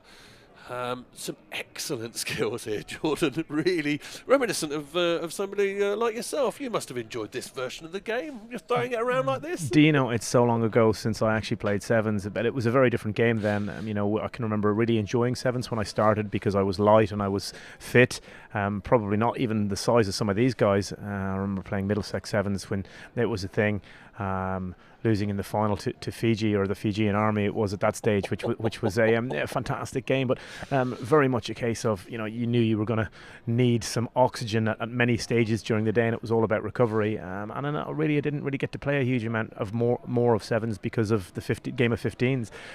But again, for me, it's such a fantastic game. I think it's great to watch there. Finborough spreading the ball from left to right, and eventually create an opportunity for the strength on the right edge. So, and again, we can see here from Campion, a completely different style of play. They're probably not as quick, but they are physical, and some great offloads in the tackle. And again, wonderful. Just about coming up with the ball. Jordan commentating that one brilliantly. Yeah.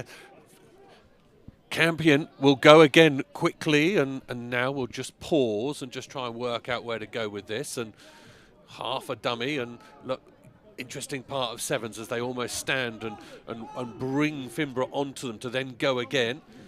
All part and parcel of the way that the game is played, almost static, and then it will burst into life again as a half a hole is found. Down they come. Langley looking for a bit of a gap. They do find it. Good work from Smith up to that 22, and the referee's going to call them back. And throwing the ball away in frustration from Campion is going to earn Finborough a penalty, which is a good way to restart this game. Well, huge hit in the midfield, but there's a bit of an overload here on this right-hand side for Finborough if they can make it work. Tamani is loitering. He will clear this one out. They're over the ball. Really good turnover from Campion. And again, a part of the game that potentially Sevens doesn't necessarily see, the turnover. Yeah, I think it's very difficult. The referee, and this referee in particular, all game has been sort of anti that, very much wants to clear a picture in the back of the tackle, so any tackler needs to be away before there is a jackal there. The Finborough player there making an opportunity to go, but the guy who's affected the turnover has just made a great break up the middle. Oh, he's dropped the ball. Yeah, Anieni with the ball inside. And a bit of heartbreak there, unfortunately, as Prince Inyaba spilt it. But they're going to come all the way back. The referee's going to say no advantage. It can bring them all the way back for the penalty. So Campion School will get another go.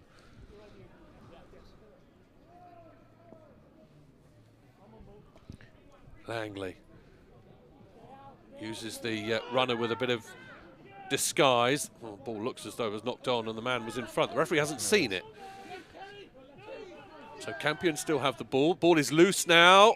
On it goes Finborough. Referee says penalty there. Langley's going to bring Campion out. Offload off the deck. Good clear-up work from Finborough. Ball bouncing around. Referee does see the knock-on. It's a little bit scrappy. Finborough at the moment just about plugging the holes, just about. I've been really impressed by Finborough. I think they've played a fantastic brand of sevens. You talked about them holding onto the ball, Campion holding onto the ball. The Finborough defence just walked, and they were looking for someone just to step out of the line, looking for a crack in that chink in that armour, and they didn't, and they've defended really well. It's been difficult with this game because I think Campion's offloading game's been really strong, so they've had to make some ditch tackles, but they find themselves now with the ball in their own 22. Absolutely, and Finborough will put into this scrum. Scrums in sevens are something of a piece of art. They can be really quite beautiful, often a little bit ugly. Well, I think a lot of the times you get people who aren't used to playing in the front row, and most of the time with sevens teams, you're putting back rowers, wingers, bigger wingers in there, and you're just trying to go put your foot on the ball, kick it back out, and then scramble it back into possession. But knocked on there again. We'll have another go, and I think that is it. And I will say a big thank you to Jordan Murphy. Thank you so much for being with us. I hope you enjoy the rest of your day. It's lovely to hear from you. Good luck with everything that you do, Jordan. Thank you very much.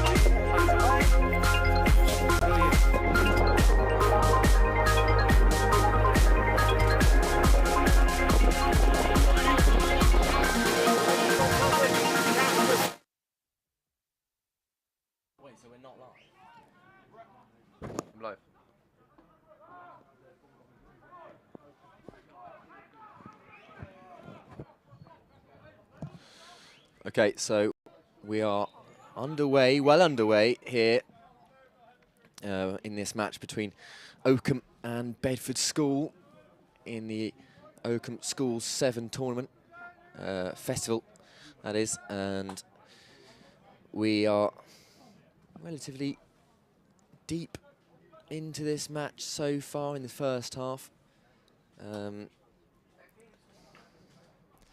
Looks as though there's been an injury, a little niggle in Oliver Simmons. Down there, he's been checked up on. There's a school head of rugby, James Hinkins. And he'll be helped off and replaced by Justin Fasania.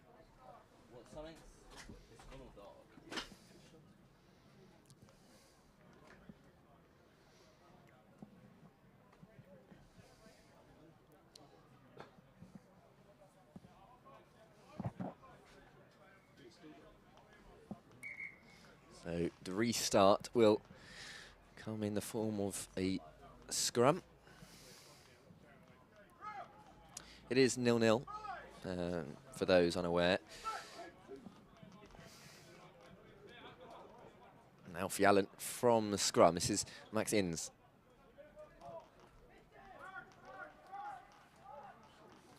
Tearing his way through. And from the ruck, Bedford will look to play this out wide. Rupert Cracknell's waiting. He is able to offload well. And this is Proctor. Arthur Proctor seems to be dead set for the first try for Bedford. So it is 5-0.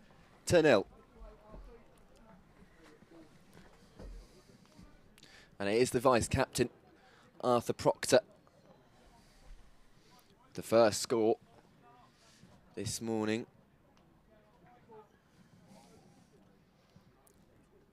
And it is Captain Max Innes to Bedford.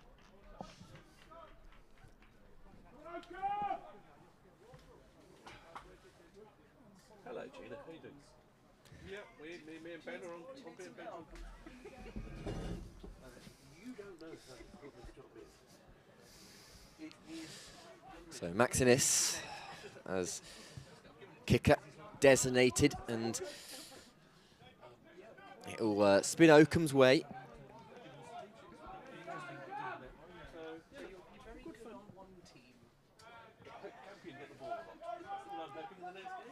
And from the ruck, it's going to be Barkworth. Oakham with a good line. It's reached the winger finally, who's going to try and put some pace on that left flank.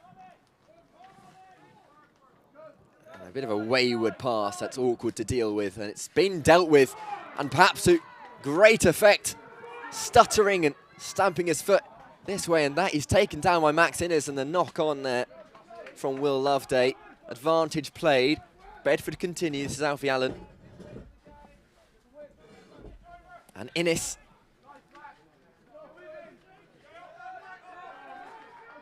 released for Sanya.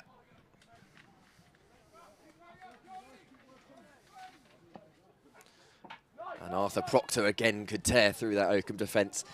He's made good ground.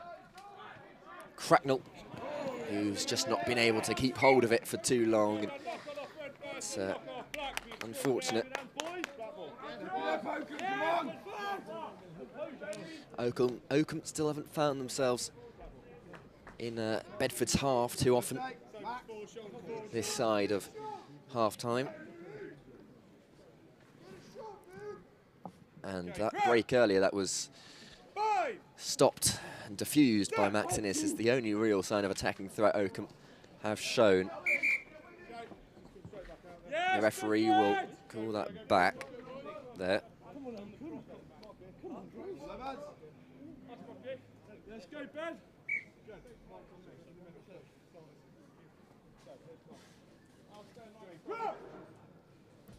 Back with the scrum. And rolled in by Will Church. has worked in Oakham's favour. Noah Hendry is a player who clearly likes his dummies. He's stepping almost perpetually. And now Max Innes might be beaten for pace by Will Church. Still kicking. It might pop up awkwardly here. It's rolled backwards. And the knock-on is going to be given by the referee.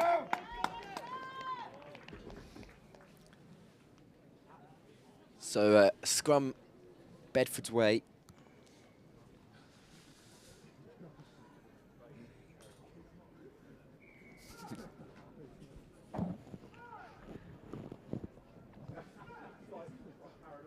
Side.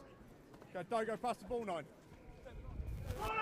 Well, that's going to be a bit difficult for Bedford to deal with, though fortunately there was a foul. And Alfie Allen now. Cracknell. Innes. Back with Rupert Cracknell now, who was flying through Alfie Allen's stride, the grubber. And that is going to be half time here. So 7-0 to Bedford so far, and it's been a good showing from the BS Dogs.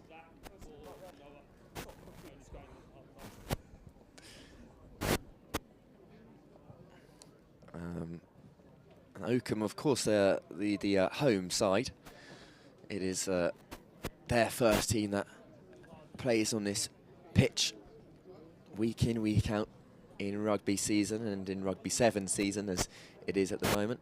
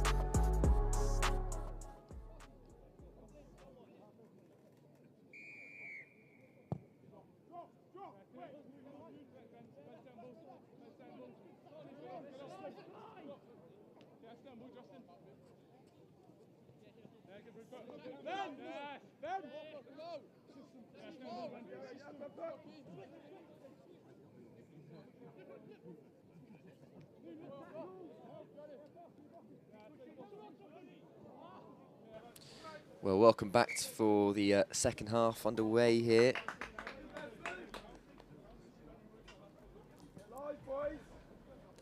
And it is 7-0 to Bedford.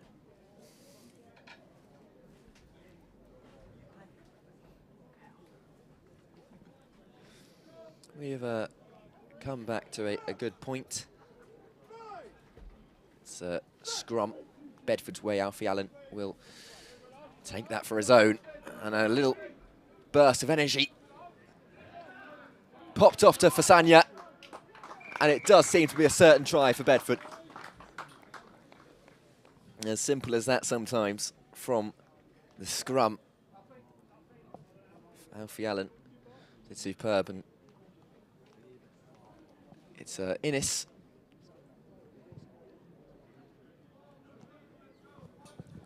No conversion there, so it will remain 5 points from that try, and 5 points only, which means it is now 12-0.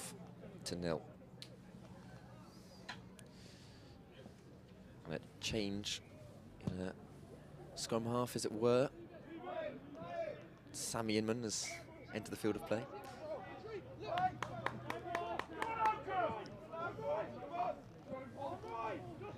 Although, after the kick, it will restart with Oakham, who now have full control. Barkworth is offloaded. Pollard has been taken down. Oakham still dominant in the ruck, though. Bit of a breakthrough there. We'll come back to the very formulaic pass out wide. And torn down, the knock-on, scrum down.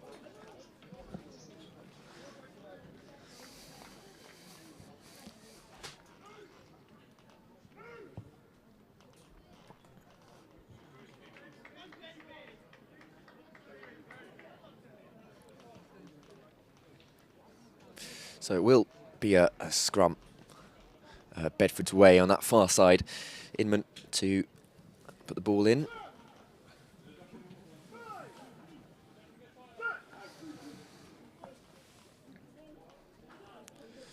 And out from the scrum, this is Innes. For Sanya, a good take. And now a good run here from Owen Harries. He's tried the offload. It will pay off. Inman, torn down, inches away. And it is going to be advantage Oakham on this back line indeed. Pushed back here, Oakham, and been very fortuitous with the decision given.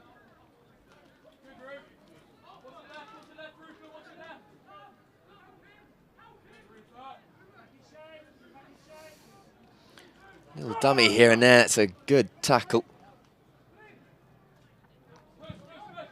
Zach Pollard had to readjust himself.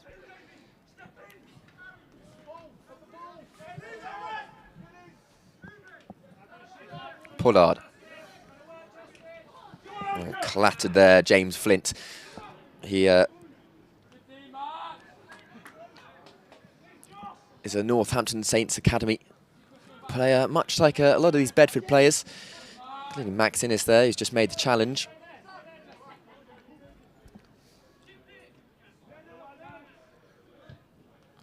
And the kick from Pollard. Cracknell, who was centre player. And another. A offload will round that off. Arthur Proctor has a very easy try to score. He made it look a little difficult at the end, but he's got the job done. And so that is the third try this morning for Bedford. And a third opportunity for a conversion.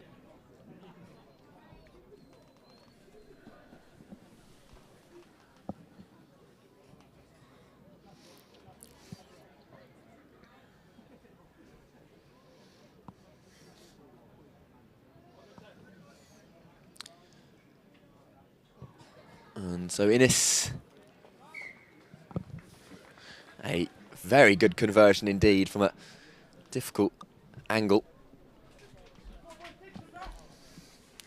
And so that is 7 points total from that score, and 19-0. Oakham, I think, is that the biggest deficit of the day so far? I'm pretty sure it is.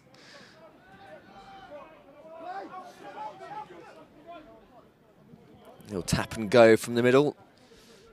And Oakham continuing. Pollard, who's been felled.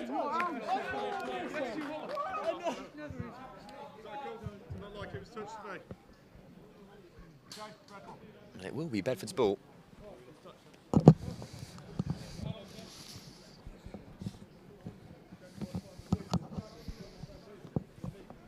From the line out, and Alfie Allen in there.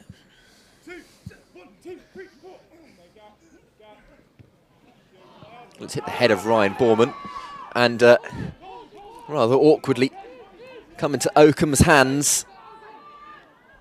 Another offload necessary. James Flint is going to try and find a pocket of space The counter-attack nearly seemed on, but Oakham remain in control. And just one more, maybe. He's snuck it around the post and got a try back for Oakham.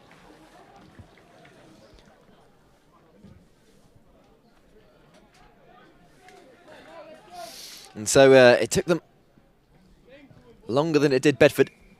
But they've got their try, they've got their conversion, though it was indeed too late and will remain a consolation try late on. The final score is 19-7 to Bedford School. And a good game of rugby. It did seem, however, completely and utterly Bedford's way. Later on, next up, I should say, is going to be the girls under 16 exhibition match. Oakham School versus Hill House here. So don't switch channels and stay here on Next Gen. And hopefully we'll see you soon in a second's time.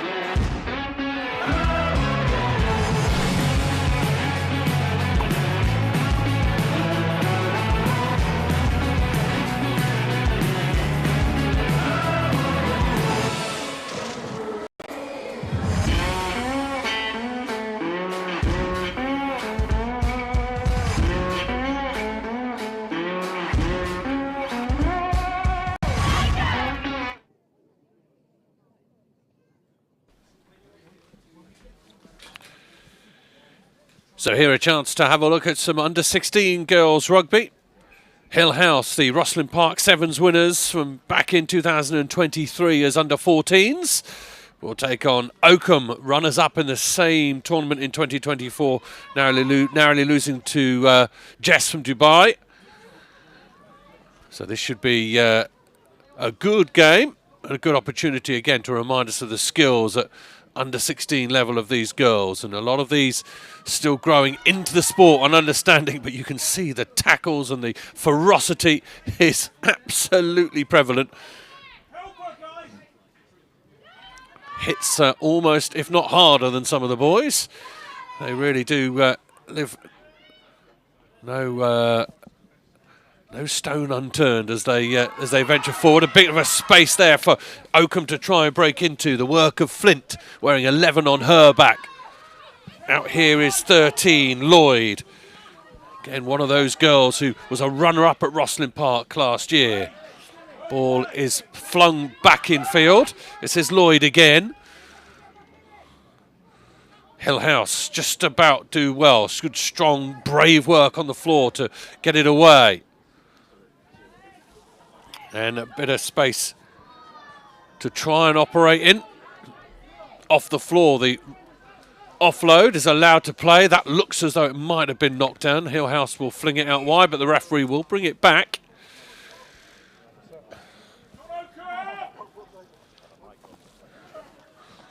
A lot of these Hill House girls, part of the Yorkshire PDG and part of the SEVENS Academy as well. Of course, Oakham, a huge amount of talent in a number of different sports. We've got hockey players, county rugby players, 200-metre specialists. We have national tennis champions as well. So a huge amount of ball-playing skill. Hill House come away with the ball, but illegally so, says the referee. It came all the way through the tunnel, so they will reset and go again.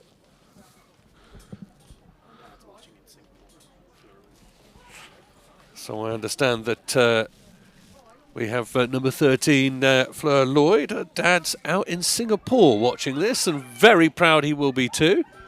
Leon, no, it's Leon Lloyd. Oh, I see. There we go. Welcome, Leon. And that information has just been fed to me by Jordan Murphy, so that's where I've got that one from, Leon. But the girl doing you proud at the moment, as are all these girls out there working hard. Hill House come away with the ball. Good work from Jones Quarty around the outside. Some good pace shown by Usher, Megan Usher.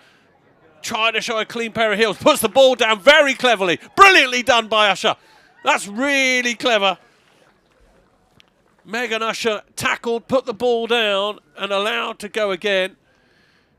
Brilliant work. And the referee rewards her and points in the direction of a conversion. That's excellent work. Really good presence of mind there to put the ball down and go again.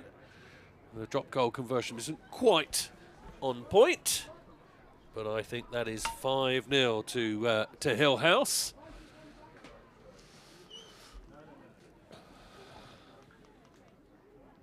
And Oakham will have to rebuild.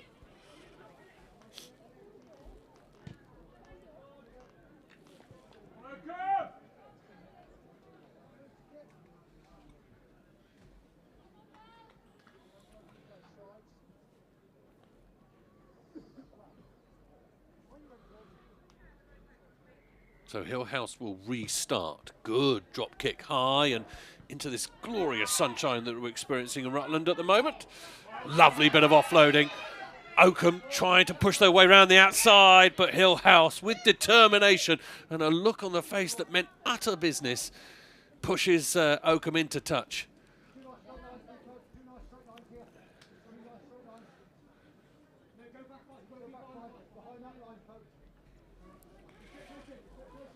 Throw is going to be made by Annie Green, who made the tackle, wearing 8 on her back. Ball bounces into the hands of Matilda Lee. Now we have another fantastic tackle in midfield from Oakham. Brilliant work. Flint scything down her opposition. Now Oakham come. There's a little bit of gap on the outside, but again, determination there. Can she have the speed? Round the side she goes. Oh, this could be an individual score. What an absolute perler. Georgia Flint. You can see she's a 200-metre English Schools and National Championship finalist. And you can see why the bend, the arc, absolutely perfect from the young lady. A brilliant score in Oakham colours. And this under-16 game is really serving up some wonderful, wonderful rugby. Missed conversion makes it 5-all. And all to play for.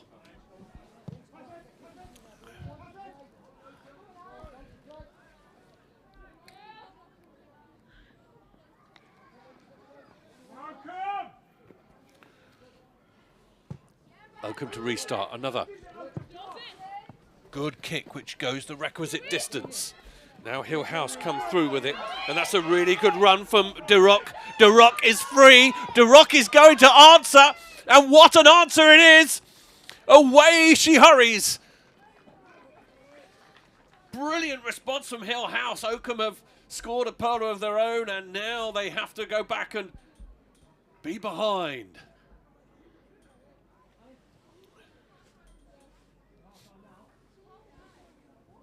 Isabel Duroc, a track athlete, another track athlete, and you can see the speed that these girls have. And that is a little bit of half time. And at the moment, Hill House have their noses in front. Conversion means it is 12-5, I think, at half time. And we'll have a bit of breather, a bit of water. And we're going to go again. A great game of under-16s rugby at the moment. Hill House 12, Oakham's 5.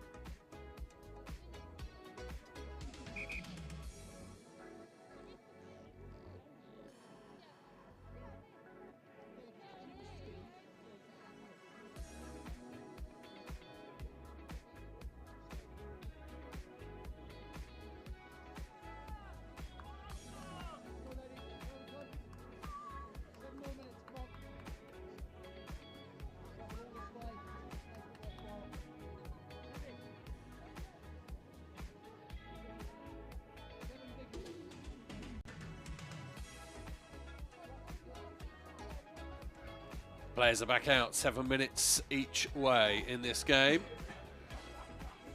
And 7 aside.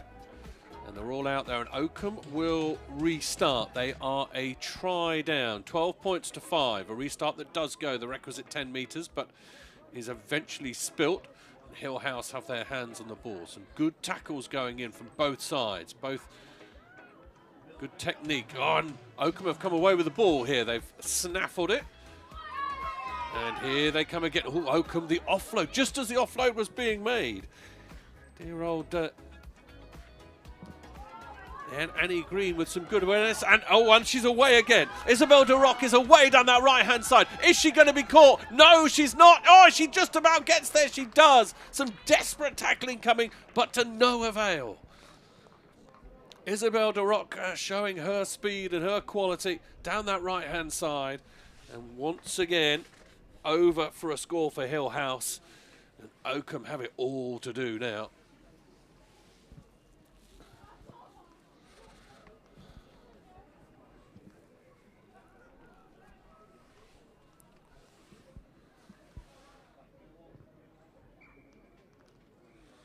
Conversion is unsuccessful, but at the moment that doesn't matter because 17 points to 5, Hill House have control of this game, and there's not a huge amount of time. Oakham will have to strike back pretty quickly, you would think.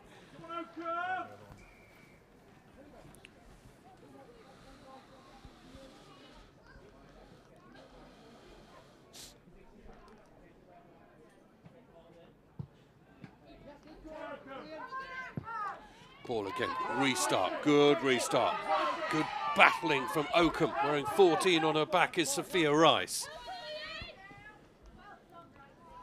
Excellent work, good offload and away. Hill House come again, they found a little bit of gap. Leah Unwin making her way down this side, and did she get there? I think she might have done. Difficult to see, unfortunately, because of the amount of people watching alongside me. I can't quite see through the gap. Unwin did get it down.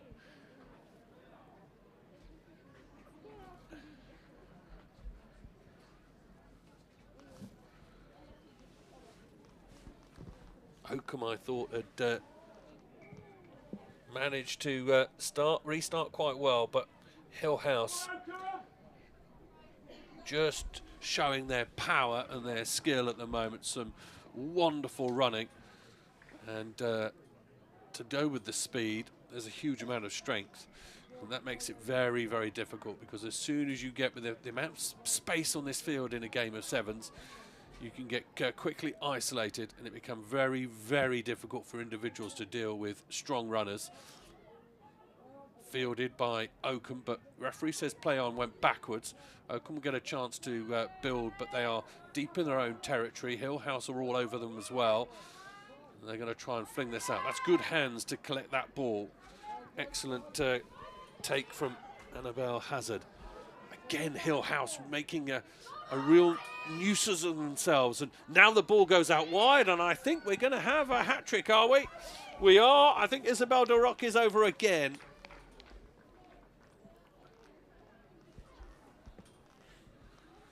Hill House just making it pay. So much work done without the ball there, putting real pressure on Oakham. And eventually the ball is coughed up, and eventually Hill House can turn it into points. This is becoming an indomitable show.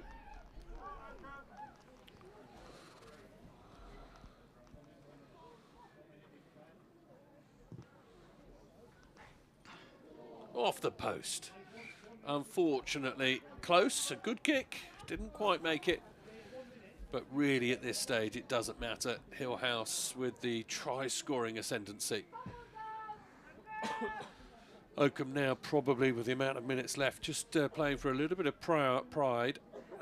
They are a good side, and certainly a game of sevens can quickly get away with you, as we've just seen. A few bits of individual moments of magic and power and skill can make it look a bit strange, but now a little bit of a gap for Georgia Flint, who scored that brilliant try earlier on to try and make amends. And forward they come again. Some good handoff work from Sophia Rice.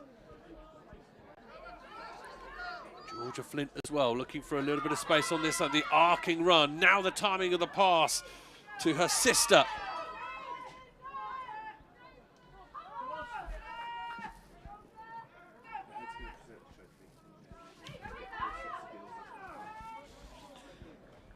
Offload is unfortunately stolen and turned over. Down they come, and oh, Isabel de Rock is away again. The missed tackle on her, and away she goes. Oh, it's good tracking by Flint. Oh, Flint is unfortunate not to take her down. De Rock does get taken down, just short of it. What heart from Oakham. The girl gets back up, and is that going to be allowed? I think it might be. Not 100% sure, but what heart there for Oakham to chase her down and make that tackle.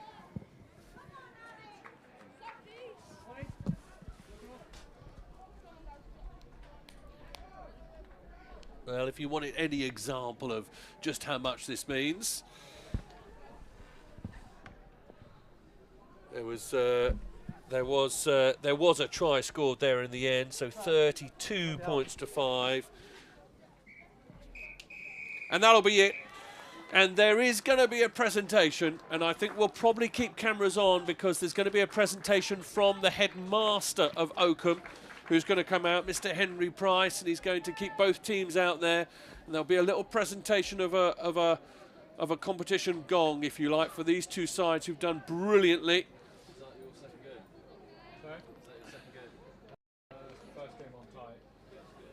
So the headmaster from Oakham will come out and say well done to both these sides who've done excellently well.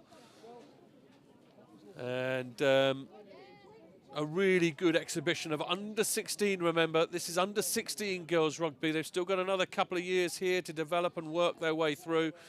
And they have done brilliantly. So Hill House, deserving winners, you have to say. Some standout performances. Some individuals, but what heart, what determination shown by Oakham to stay in it and to stay in the fight and work hard.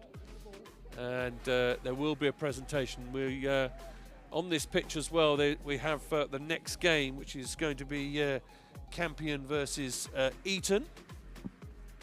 I'm pretty certain it is going to be that. And we will work our way through. But there is the presentation.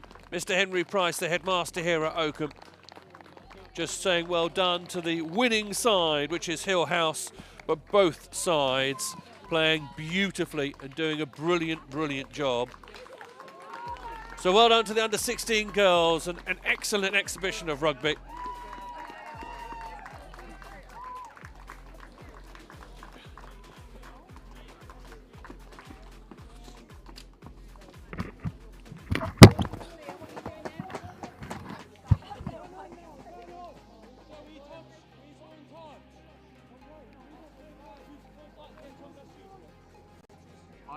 Michael.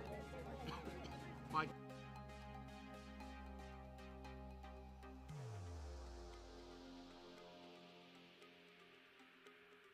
Grab.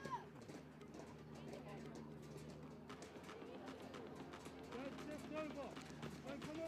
Come over.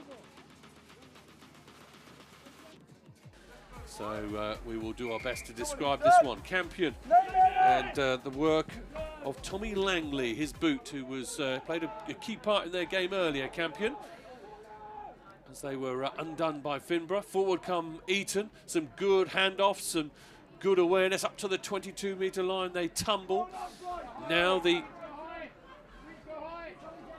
recycling of the ball, a little hop and a skip in midfield. Campion come forward. Boscombe, who played well a little bit earlier, wearing 6 on his side and neck. The Joe Boscombe, the England under-17 hammer thrower and member of the Saracens Academy. Here he goes again, Boscombe. He's a one-man wrecking machine. He really is. Langley is going to try and find his way through things. So a little delay on the pass, trying to find Prince Inyaba. Inyaba has problems because Eton are all over him on the restart. Now there's a good tackle in midfield. Boscombe is adjudged to, however, have gone a little high, and the referee penalises Boscombe for that high hit. Eton recycle. They pause in the midfield and come back the other way. Langley with the attempted tackle. Boscombe with the wrap-up. Now the man is on the floor and Langley feels as though he can help himself to that ball and the referee says go do it. Ball is flung back in field, rather ungainly, and it's a difficult ball for Campion to deal with, but deal with it they do. Eton being held at the moment. Campion try and operate down this very short corridor on that right-hand side. It's scrappy ball, loose ball, which Eton come forward for, and the referee says holding on. So now Eton to get the ball back. And will attempt to build again. As I say, it's unfortunate. No team news from Eton. No team sheet, so I can't unfortunately tell you who's who. But it's a team game, isn't it? So all Eton at the moment. Forward they come again. Spill to the midfield. Campion try and regather. They can't do. They'll come back here for a knock-on.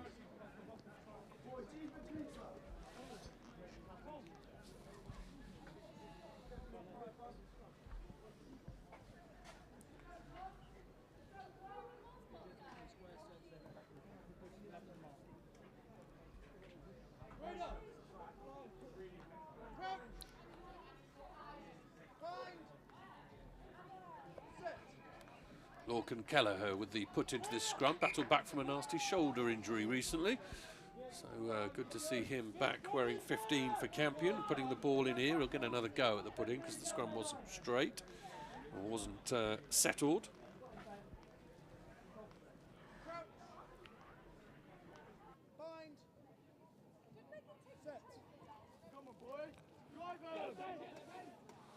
Scrappy ball for Campion to deal with. They almost get in each other's way. Langley spills the ball and almost has to pass it to himself. Ball back inside from Campion is forward and the referee will come back. And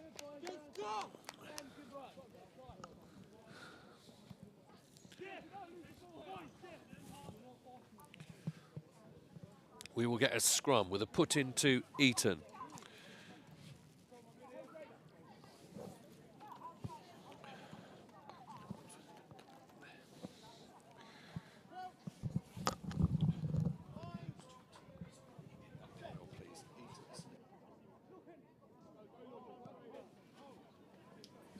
Eton, a little bit of a gap, good tackle comes in from Campion. It looks as though it might have been knocked on. The referee's going to agree with me and we'll have another scrum.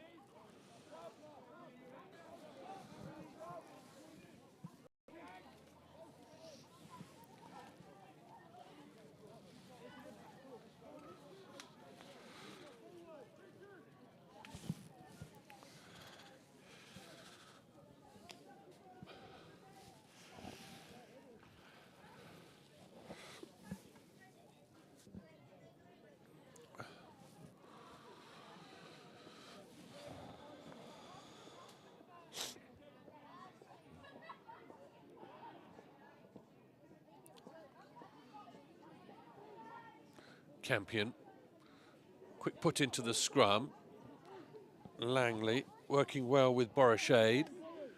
Borrashade battling hard. Good fend from Borrashade and the ball is flung out and unfortunately knocked on. Eton could capitalise here. Back into the 22 Campion have to go. Some good clean-up work happening from Jude Nolan-Day. The captain bravely putting himself in the way there.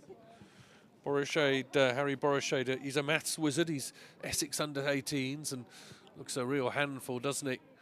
Coming forward, some good fend work and good leg pumping to keep himself on his feet.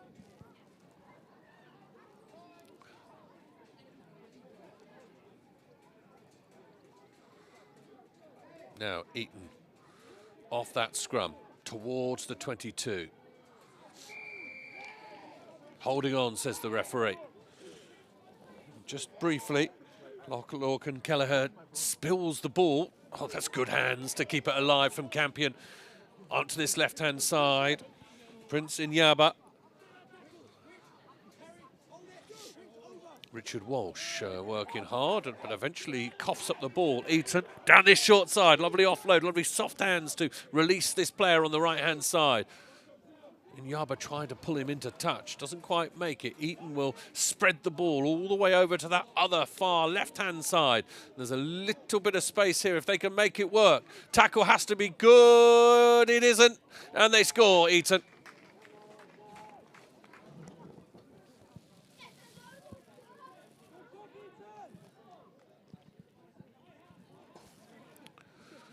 Eton on the score sheet.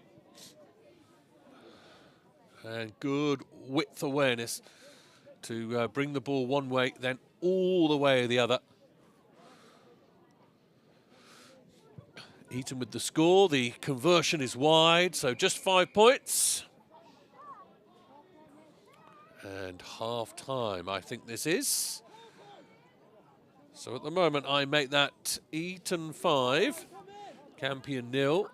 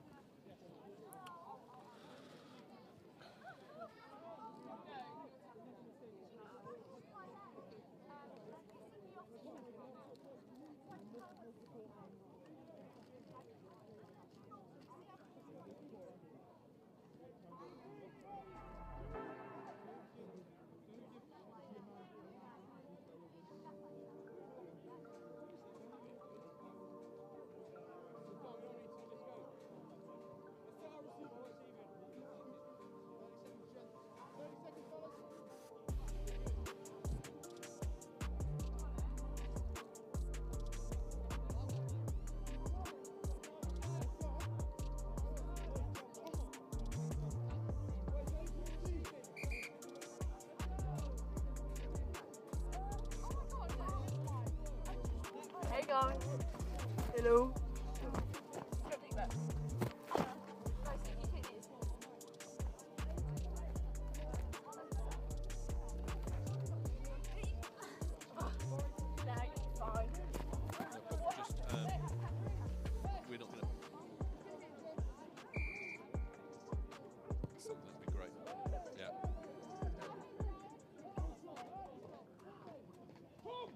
Why would you do that?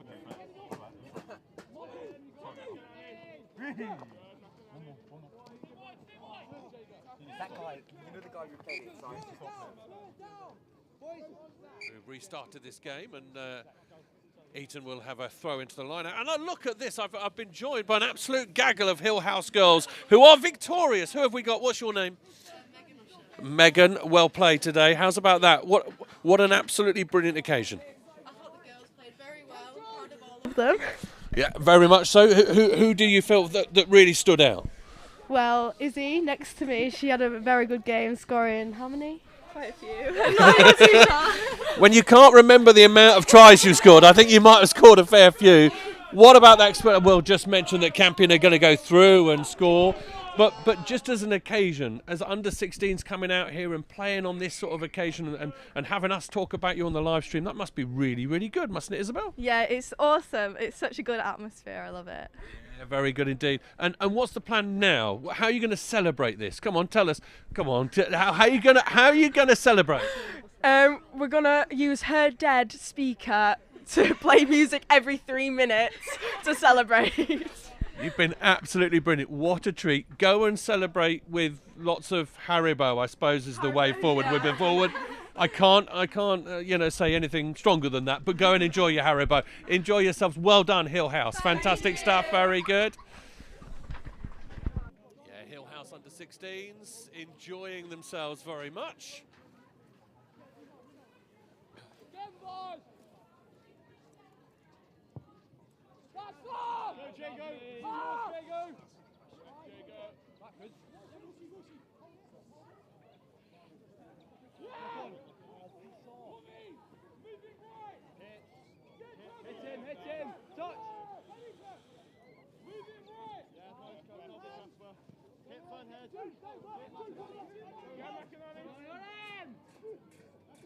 Again, looking up towards that 22, a huge amount going up in the commentary box here, so apologies for a little break in communication, but we're in, and Campion are in again, and some really good work. Zach James rounding it off.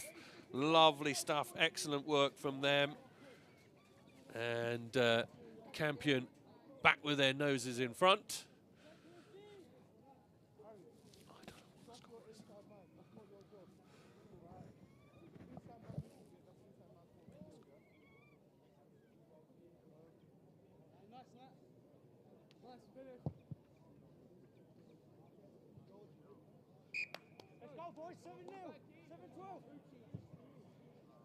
And that is the score. I think that's a conversion from Campion. So 12 points, I think that is, to 5 in Campion's favour. 12 points to 5, I think, in Campion's favour. We'll get verification on that. Huge amounts going on in the commentary box at the moment. And I'm just trying to keep a tally of everything and trying to keep an idea of who's who and what's going on and make sure my paper doesn't blow away. All the fun of the fair up here. Eton are going to fling this across and let it bounce across the midfield and hopefully create a little bit of space out here on this right-hand side, left-hand side, should I say. Oh, good feet, lovely awareness. James can't get to him. Eton are in again, I think. Good fend, super strength. Eton are going to score a really good try down this left-hand side. That is brilliant, and he gets close enough to the post as well to make the conversion better. I think that might be 12 points all, if that's a conversion that's good. Eton will take their time from behind the posts. They'll want to make sure of this. And they do. So I think that's all tied up at 12 all. I'll get confirmation from around. Is it 12 all? 19-17 in Eton's favour. There we go. 19-7. Oh, okay, 19-7 in Eton's favour.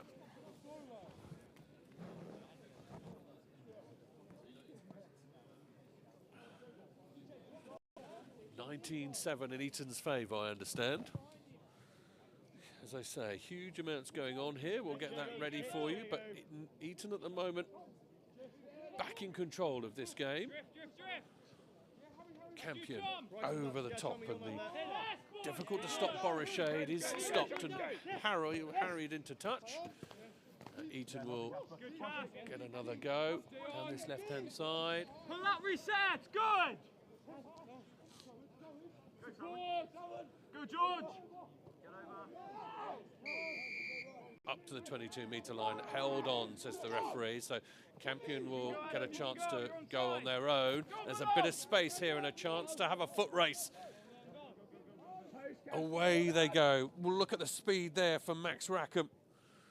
The notes I have against his name, he's a future TOWIE star, which not sure whether or not that's something to be terribly proud of, but he certainly has some pace, and it's a really good score, which moves the scores at the moment to 19-12. With the conversion, means 19-14. So Campion have still got an opportunity here to win this game.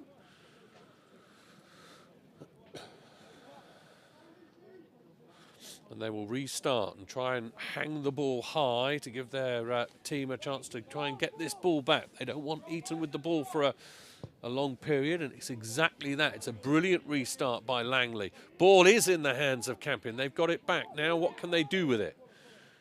They're going to bring it over the halfway line. Langley, a little hop and a step. Borishade spills the ball out here. James has got his hands full, but he manages to extricate himself from the first tackle and maybe the second. Thinks about the offload. Eton are in over the ball. The referee says wrong angle of entry.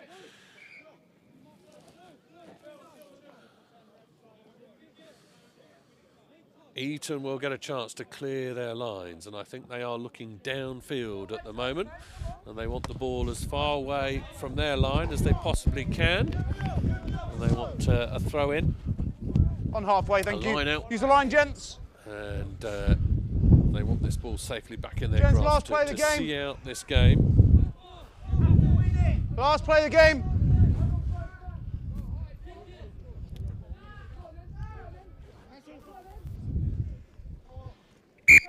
Gents, not straight. Not straight, says the referee. Gents, option, scrum, line out. Scrum. Scrum called. Line out, hand commence, we carry on. Scrum, red. Marks there, gents.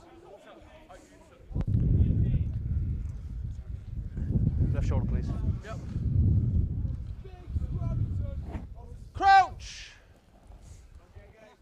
behind.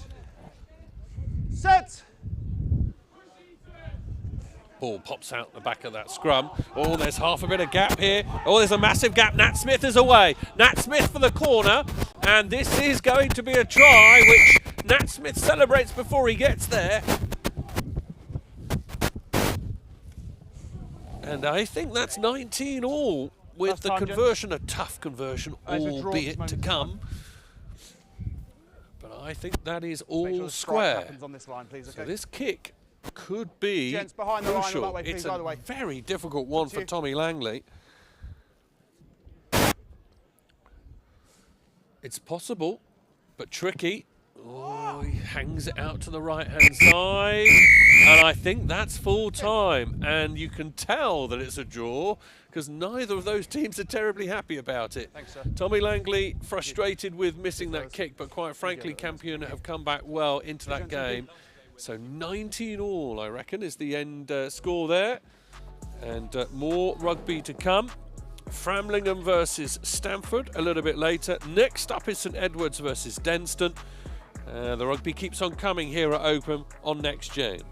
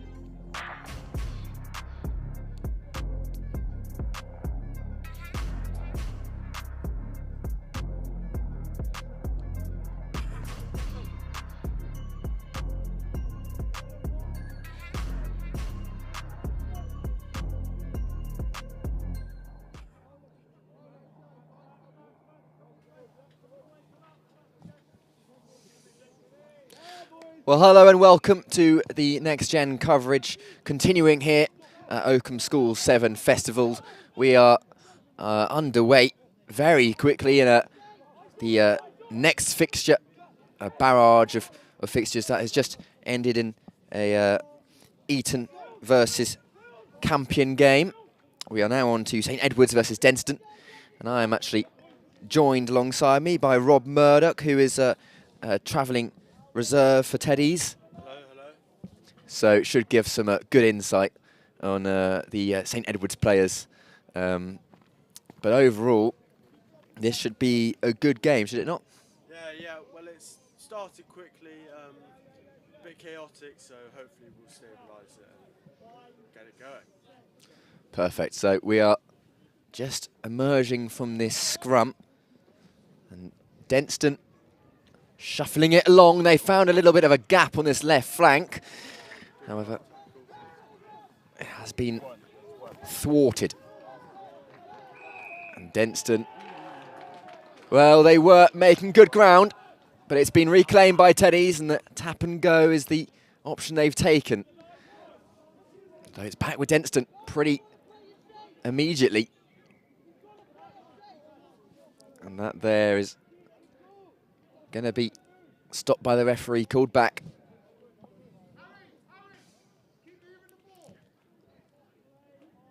So a scrum on that far side.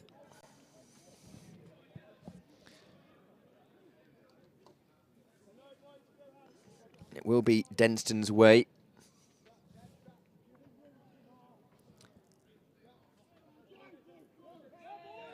And the scrum has not exactly gone to plan, but they'll pick things back up, Denstone.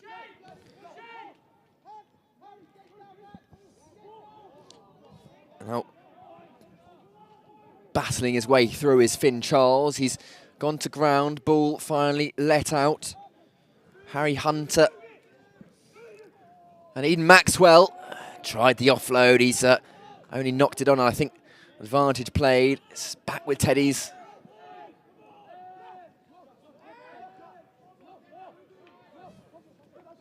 There's Micaiah Teray.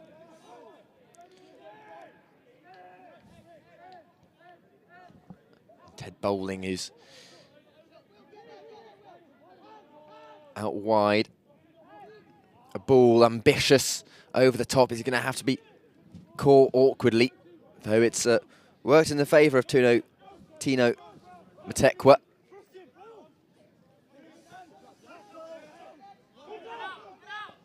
And collected well by Will Mowat, the captain. One more should be through here. Looks like Max Casey is through. And he will claim the try for Teddies.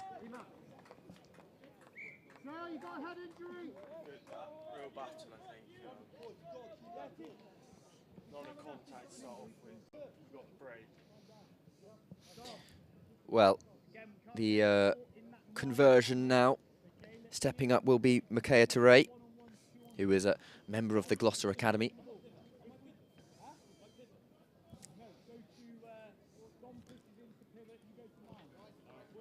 And to make it 7-0, possibly.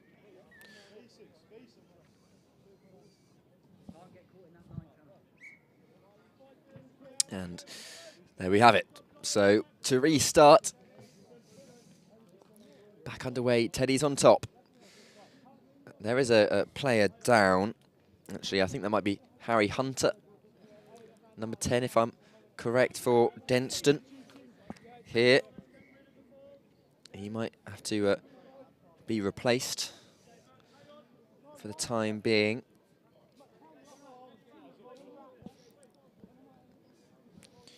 And it is Teray.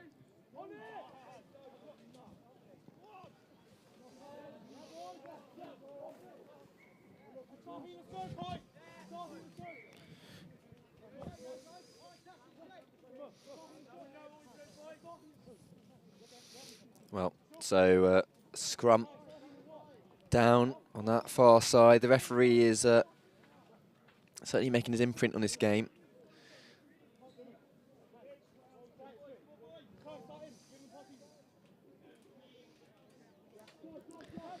That's broken well. That's Ollie Booth. And spilled just slightly. So unfortunate for Teddy's in that corner.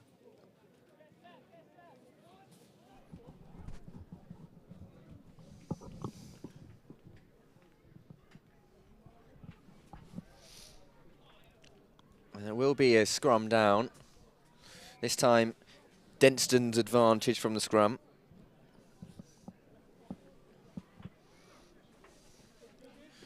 And now there's a gap.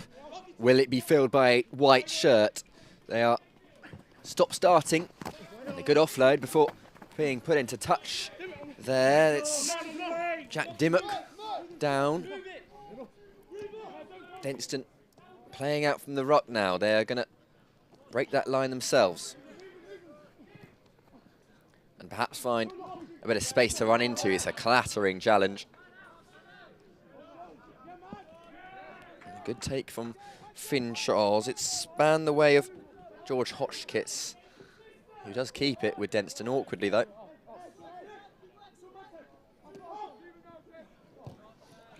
Well, you can see that kick was on. It will be a chase though Kai Wilkinson does seem to be the favourite there, and he does manage to pick the ball up. He's got a lot of space now. Possibly going on a run of his own. The offload, dubious. And I did think it looked a little forward. Yeah, just forward there, unfortunate. Well, the offload, he was being spun round. I think maybe number 3, Kai Wilkinson there, making that run. He just staggered a little. So, scrum down. It will be Denstone's ball. Difficult offload, hard in that position, but I'm sure it won't get him down too much. So only positive things, and of course, Teddies are still ahead by 7. Though that could change, but he's been taken down there. And Finn Charles, a lot of strength in him, clearly. And the offload, it's come off his foot, and it's actually fallen nicely to Booth. I tell you, he's looking for the offload, couldn't quite make it, and the ruck will have to form, and the counter ruck. And although Teray is the victor, eventually that's Booth. Is there time for one more? There is. And now on the charge could be Hal Holland. Hal Holland, it seems certain. It is. Well, he hasn't put it down yet, but now he has. That's Good. 12. Good that, just stretched him out, didn't we? And then found the wing, scored. Well, it seemed pretty certain as soon as Hal Holland got that breakaway on his man that was attempting to tackle him from behind. It from there seemed guaranteed a try, and it will be Micaiah Teray again with the conversion. It's 12-0. This could make it 14. Oh, and it's nicely hit the post and dinked its way through. So that is going to be 14-0. And I think that's been half-time called. So we'll just quickly wrap things up for half-time, then get back underway for the second half. However, the first half played, it's St Edward's 14, Denstone College 0.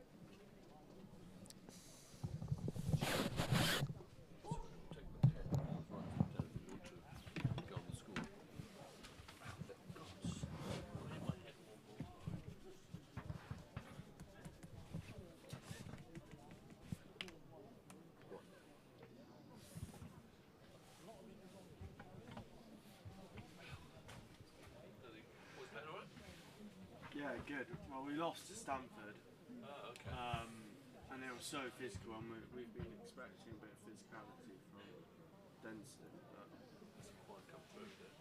No. Yeah, we'll see. Okay, that's good. Who else is in your group?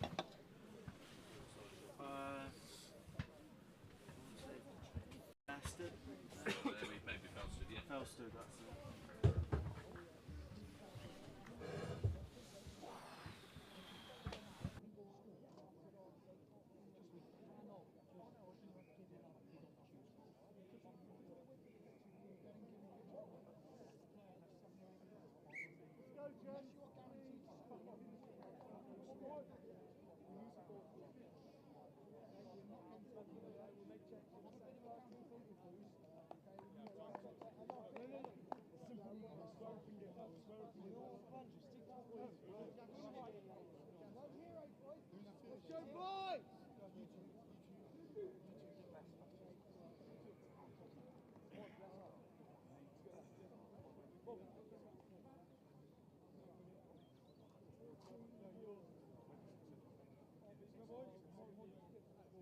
So we're back underway here for this second half between Teddies and Denstone. They are both in a group with each other and Felsted. And Felsted will be playing Denstone at 1:20 here on this pitch, which will be live streamed. Oh, great kick and good tap back from Max. Okay, to Ray, who's held it long. Ollie Booth has found a little pocket of space. And kept with Teddy's.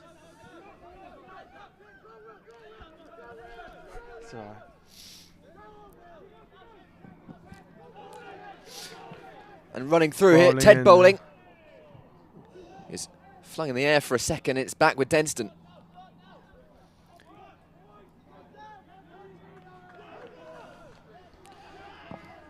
It's Finn Charles ensnared in that ruck, and a tap and go from Denstone. They'll look for a charge back. Is there a gap here? It looks like the chase could be on. And with very little challenge, Denstone have been able to score their first try of today. What happened there? I think a gap just opened up in the defence. Maybe a lack of attention, so we'll have to switch back on for the rest of the half if we want to have a chance at winning this. Well, converted as well, so that is 14-7 to Teddy's, which means they stay in control for now. Though that try could beckon a different story. And then maybe at the start of a bit of a Denstone comeback. Especially if they get a break on here with Lockie Glackin of the Leicester Tigers Academy. Here's Hotchkiss, still with the ball, battling through. Can he make the try? He can. Denstone have turned things around.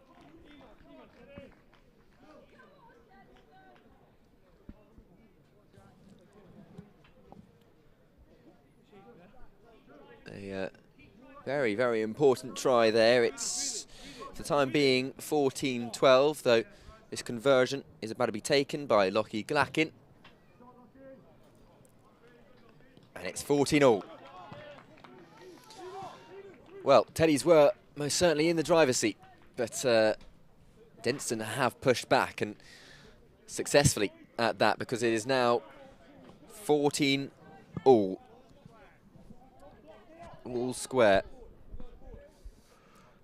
Couple subs for Teddy's. I think just tired legs, losing it a little bit, so hopefully the subs bring us back to life. He's found a little gap here, Micaiah Teray, and he was thwarted in his attempt, though a gap has now formed for Bertie Gowen. Yeah, it's a great run from Bertie Gowen there. Just saw the gap really and took it. Just what we needed. And just when Denstone looked as though they were going to gain momentum and snatch this game at the death, Teddy's have fought back and proved that they're not one to be pushed around. It will be a third conversion attempt here for Micaiah Teray. He could hopefully go 3 out of 3. And he has done.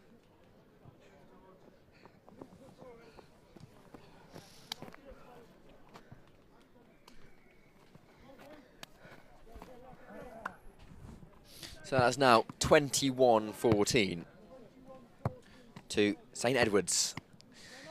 So 3 tries to Denstone's 2. All conversions today, or for this game at least, have been successful, which helps the scoreline be as high as possible. There is a break on here for Denstone. Charles Worthington, he's managed to offload it successfully. And Teddy's have countered that well. They've been able to diffuse whatever was coming their way. Dimmock has offloaded it. Joe Green Well, I can't quite see that, to be perfectly honest with you. I think that's a Denstone try.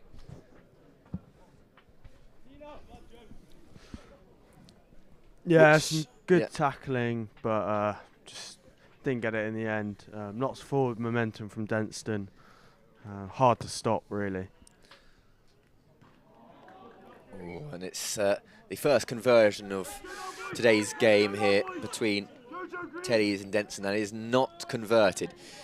And that was courtesy of Lockie Glackin. It was, of course, a difficult angle. I'm not putting him down there at all. Probably the most difficult angle of today's game. But so that brings it 21-19, and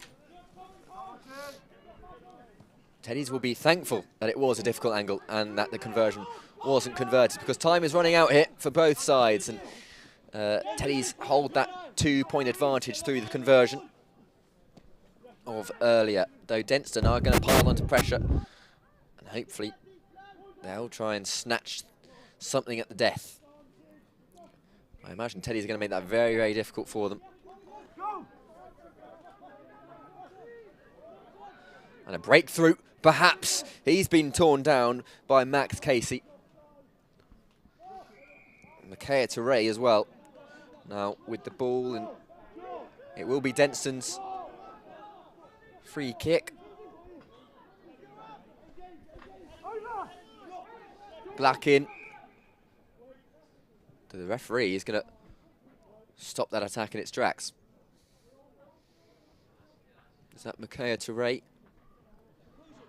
who's down? I think it is.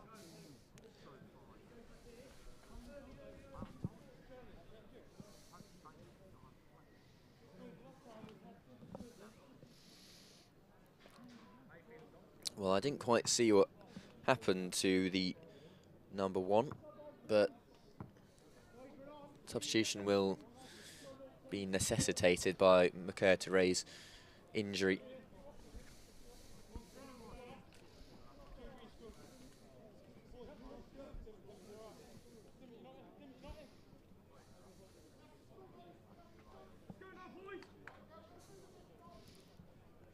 And it is going to be Thomas Perez Claremont, the replacement.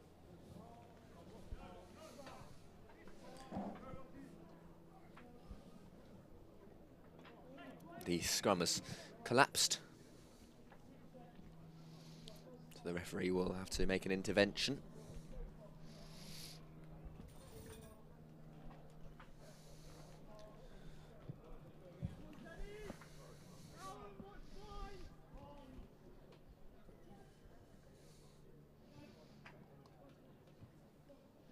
That's a good little pull out the scrum, and Denstone have done it. Eden Maxwell have pushed Teddy's back far and been able to get that try at the death. Now the conversion from Lockie Glackin to make it 26-21. And easy as you like from the Leicester Tigers academy man.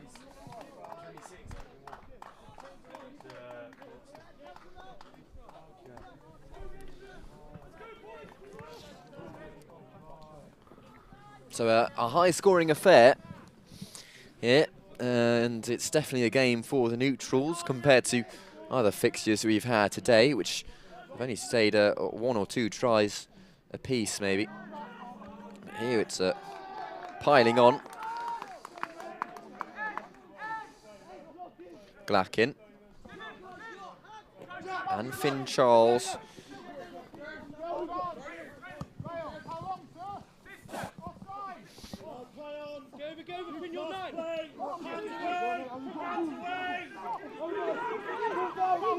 It's to meet Ollie Booth.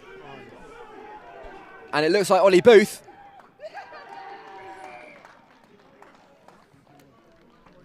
will score.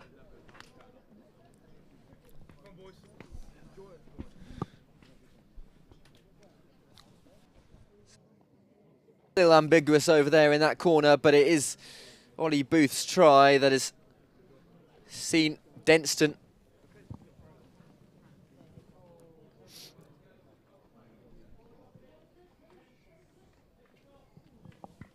he's taken it to 31-21. Conversion here from Lockie Glackin. Good. Well, it's hit the bar. It's hit the bar and span backwards. So that is converted, and that is going to be 33-21 full-time score for Denstone College. So Teddy's defeated. Late on, it was a pile of tries actually added late on. And in the grand scheme of things, it's rather disappointing for them, surely. Yeah, a bit of a shame, especially with the early lead we got at the start. But it just shows really that you can't switch off in sevens. Matches are so short, so much space, anything can happen, like we saw on the pitch today. So, yeah, well, it's been lovely that you let me do this. Thank you very much. Well, thank you, Rob. It's been a pleasure, and thank you very much. See you later. And thank you as well for watching. There's more fixtures to come, so don't switch off. And later we have, well, next up in a few seconds, we have Framlingham versus Stamford, which is just taking shape on the pitch down there. But at the end of all of that, it was 33 to Denstone, 21 to St Edwards.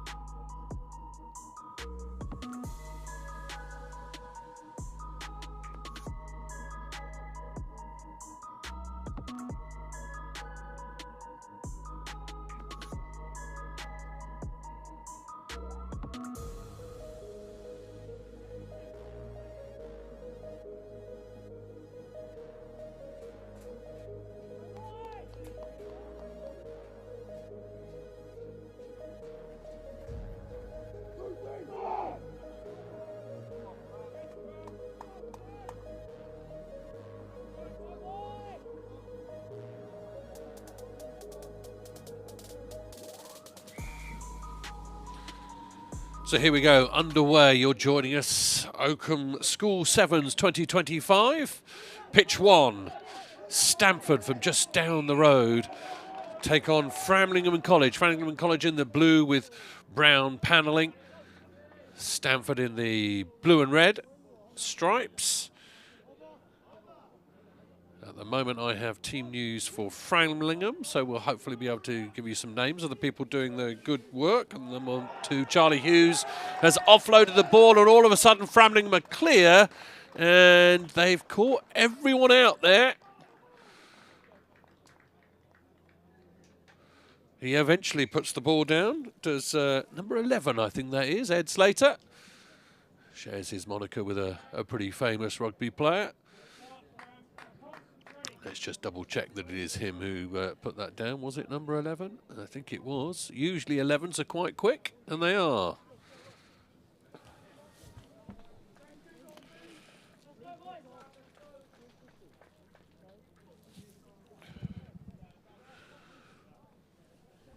So very fast start from Framlingham. Stamford got to be tighter than that, it seems. They've got to keep it all together.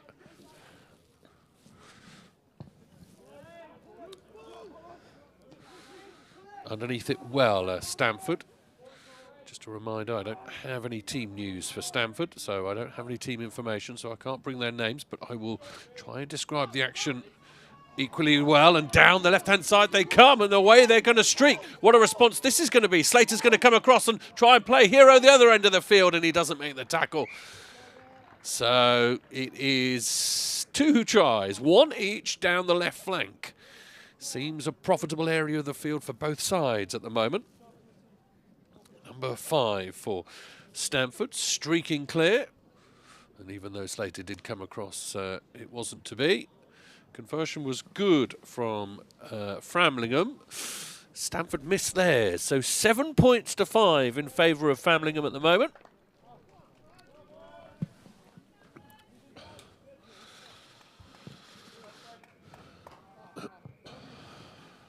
Some high-scoring games of sevens today. It is 7 seasons, of course. March, a massive month for it. We head at the end of the month to the Howden Rosslyn Park Sevens, which is world famous. And we will be seeing many of these sides in that competition. There's no doubt about it. Stamford and Framlingham, two rather large heavyweights on the under-18 boys circuit. And I'm sure they will be involved in that competition. So Stamford, as we're looking here, going from right to left in the red and the blue. Framlingham in the pale blue, the duck egg blue with brown panelling. Stamford going to try and work a hole in midfield. They come back against the grain and try and find a bit of a mismatch, and they do. They scamper through. Good response, good patient response. Sevens is often about just trying to find the right area to operate in and striking quickly, and Stamford do just that, and they are 2 tries to the good. And they take the lead for the first time. I was going to say they retake the lead. Framlingham scored first. And it's been 2 scores from Stamford, both unconverted. So it stands 7 points to 10 at the moment.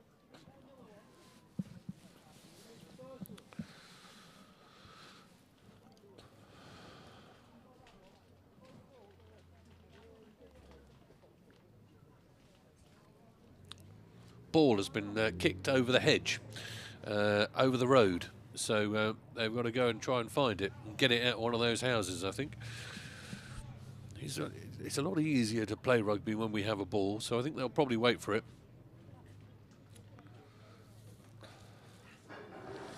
So, as I say, more rugby. Well, 4 more games before we get to the knockout stages. Felsted versus Denstone, another chance to see Denstone. First chance to see Felsted. Then Oundle versus Sedbergh. Norwich versus St Joe's, and Uppingham versus Rugby to round us off before we head out to the knockout stages. And we will be covering at 10 to 3 the under-18 bowl semi-final, and then after that the cup semi-final, then the bowl final, and then the cup final, rounding us off around about 4 o'clock. So stay with us if you want to see some excellent schoolboy sevens rugby. These sides will hope to be involved in the later stages in a big way.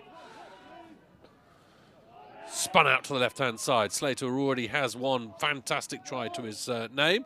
He's tumbling through the gap, and he will recycle, and Framlingham will get a chance to break on this other side. A little bit of space, and perhaps if they can make it work, a little bit of an overlap. Now they come back the other way. Freddie Paffett wearing 4. 10 is Noah Besley. Isolated Besley, and Stamford are all over that. Now Stamford regain the ball, and it's a good tackle from Besley to respond to the situation, and he's rewarded. Besley does very well.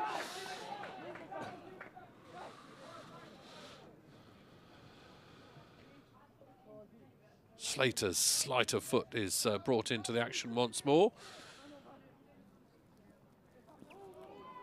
Paffett is tackled and slings the ball back in field. Besley again thinks about nudging that ball through, then lofts it over the top. Framlingham have got some space here, and if they can use the speed of Charlie Hughes, it could work really well. The ball inside is loose, beautifully tipped on. That's great from Framlingham, and Besley is going to go forward again. I've got 2 Noah Besleys down on the score sheet at 7 and 10, so I don't think that works, does it? Stamford have hacked the ball downfield. Oh, the joys of getting team sheets from teams. Double names in places. We'll try and work out who's who. Meanwhile, Framlingham are over the ball, and actually illegally so, says Stamford. Or says the referee against Stamford, and Framlingham going to break up this short side, this left-hand side again. Towards that touchline they go, and the referee says, we'll have half-time. And that is at the moment 7 points to 10 in favour of Stamford. And we'll have a little break and a little hiatus in proceedings.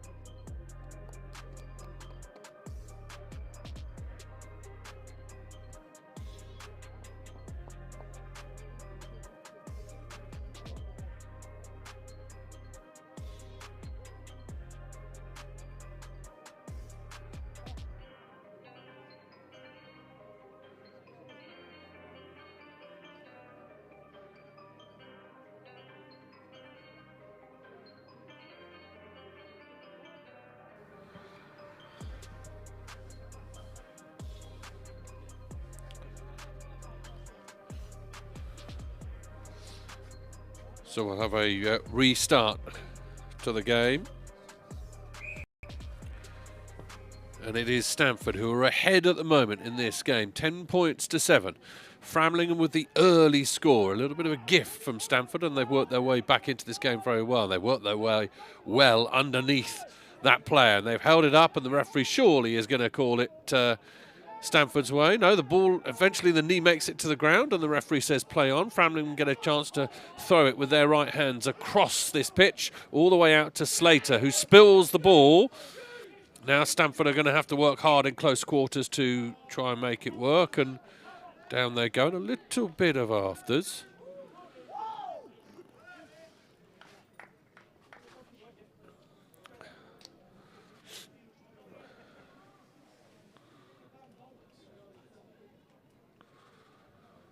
Scrum down, put in will be Stamford's. Good rugby calibre of late Stamford. And showing their quality at the moment. Little nudge through, and that's going to climb into the dead ball area, so it's going to be a restart on the 22.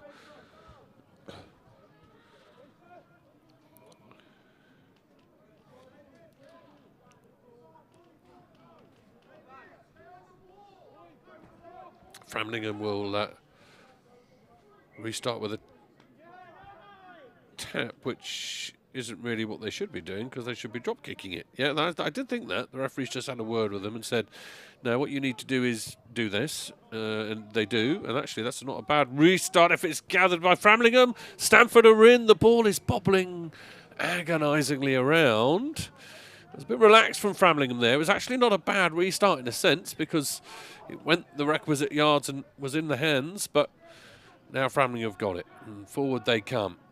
Again, good smothering tackles from Stamford. The ball is passed forward there by Framlingham, and there's no advantage. The referee's going to come back for a penalty. So Framlingham have got the ball, but they are a long way away from where they want to be at the moment. And so rather lackadaisical tap from Felix Lagerberg, the number 5 for Framlingham. Ball has been stolen by Stamford. They're going to clamber towards that line. They have blood in their nostrils, and they are almost there. Just repelled. Good last-ditch tackle by Framlingham. You can see the power, but eventually it doesn't work. Stamford are too strong, and through they go. Stamford add to their tally. 3 tries, that being the 3rd. And at the moment showing their calibre.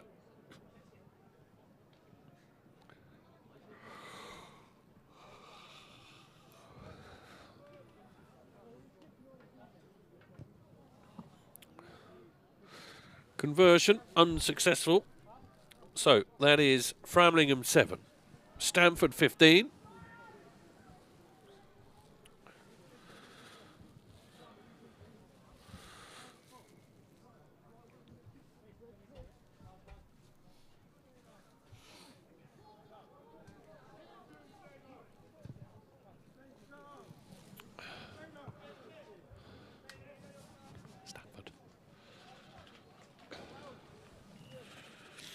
So the score, 3 tries to 1, but 7 points to 15. So if Framlingham can find their way back into this game quite quickly, it will be a close-run affair. Crucial, of course, to that is Framlingham getting their hands on the ball and getting up the field, because at the moment they are being pinned back by this wonderfully aggressive and physical Stamford side, who are taking it to the Suffolk side. Shortened line out. Ooh, it doesn't bounce well for them, and Stamford have got hold of it again, and they're powering through into the 22. Ball is available, and there's numbers here. If it can work, it bounces once, sideways. They need to straighten up, and they do. Stamford in the 22. There are numbers here if they can use them. The tackles have to be good from Framlingham. Stamford over the ball. Oh, knocked on there. Ball popped up to him as he ran in to go and get it, and I don't think he was expecting it. That's why he knocked the ball on. Framlingham, though, however, get the ball back, but again, deep in their own territory.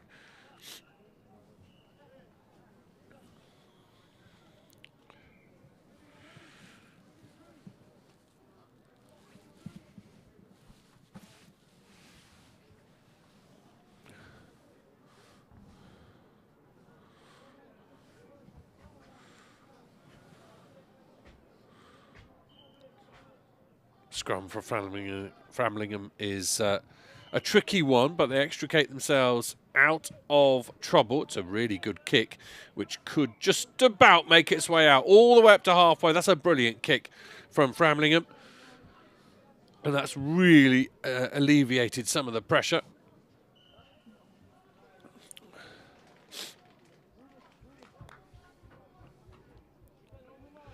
Stamford have the throw into this line-out, but they are way back, 50 yards shy of where they were just a few seconds ago. And they're going to have to build again. The little chip and chase over the top from Stamford is going to be gathered by Slater. Slater's a danger man. He does have wheels and will travel up to the halfway line. That's turnover for Stamford, which is dangerous in sevens. Means that people are out of position and could be exposed. Stamford with a little kick through. I think this is Besley wearing 10. Unfortunately, there are 2 players given to me by Framlingham's team list who are called Noah Besley. I think that's a mistake. Slater in over the ball as Stamford holding on, says the referee. Clear as day to see, because the man was isolated. It's unfortunate Charlie Hughes wearing 2.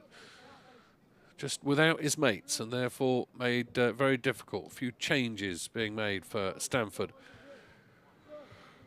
Sevens very much a long day and about conserving energy and trying to make sure that people are playing the right amount of minutes and the right amount. There's no point in beasting people for 3 games and then getting through to the knockout stage. You've got to rely on everyone in your 11, 12, 13, 14-man squad.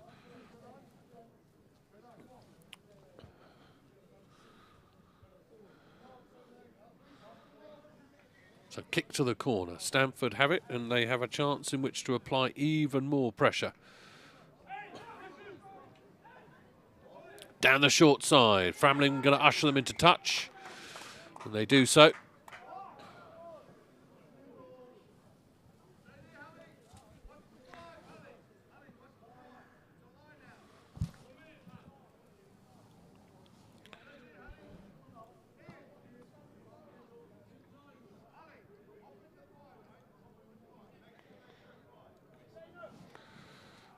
Line out to Framlingham. There's a bit of discussion as to exactly where this should go.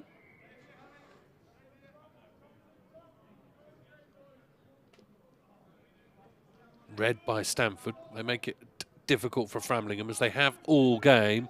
Stamford are through and on the ball, and the referee has seen a knock on, which will be scant consolation for Framlingham because they'll get a put into their scrum, and they're still exactly where they don't want to be, right outside their own try line, with Stamford breathing down their necks.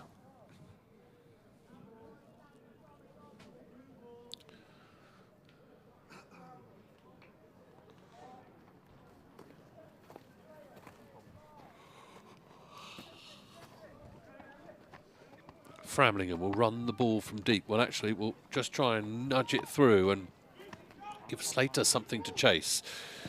Ball is hacked into touch, and that is enough. And it is a win for Stamford. Framlingham started well, but pegged back pretty darn brilliantly by Stamford. A powerful Stamford display. Final score, Framlingham 7, Stamford 15.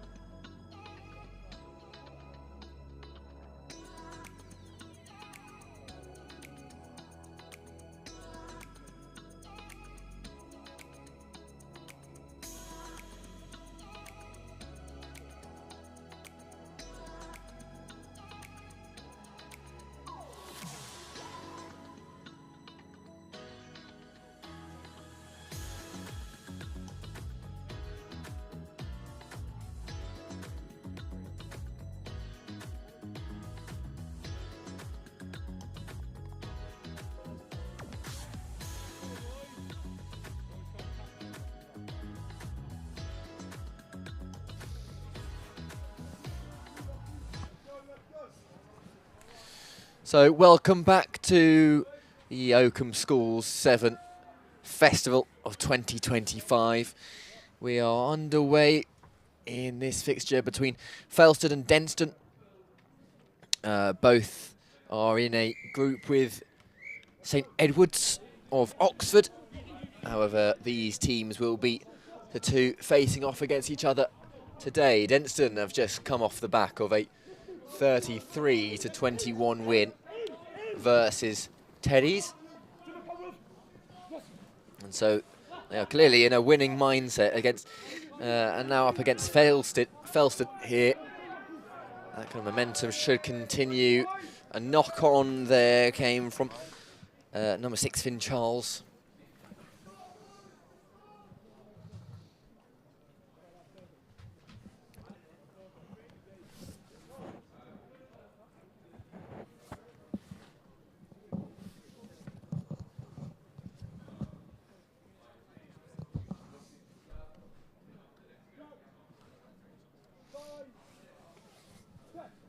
So from this scrum,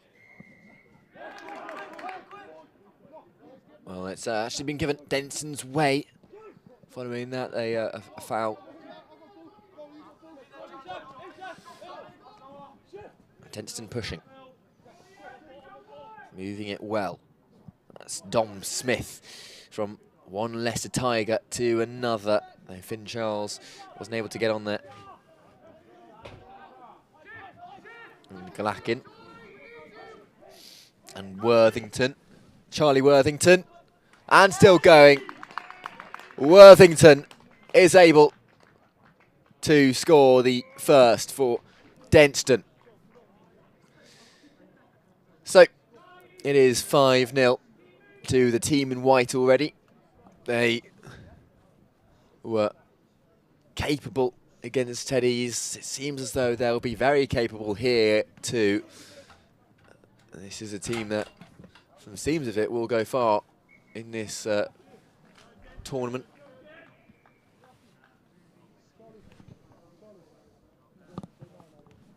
And that was converted, just to let you know, for Denstone. So that was Worthington as well from the conversion.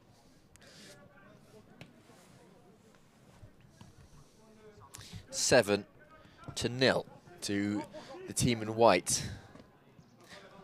Felsted have barely even made an imprint on this game yet. There is a bit of an attempt from Noah Collar, who's really going at it. And the kick from Harrison Perry. He tied it again. I think he was taken down by feet. Sort of like association football there for a second.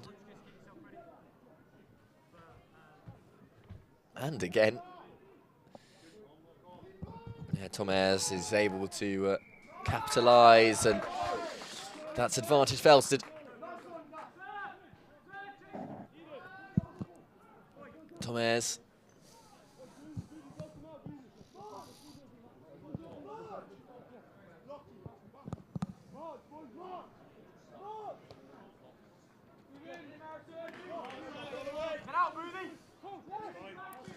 Here's a bit of a counter rock. Tom Ayres is going to have to deal with that. The incoming Jack Dimmock has been kept with Felsted. Collar. Noah Collar. Perry. The offload is awkward. Dealt with by Gus Peddy. And Gus Peddy looks as though he's going to be through. He's been thwarted. And that attack diffused.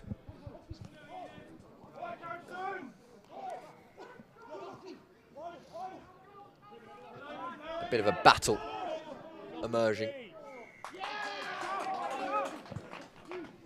And that will go Felsted's way.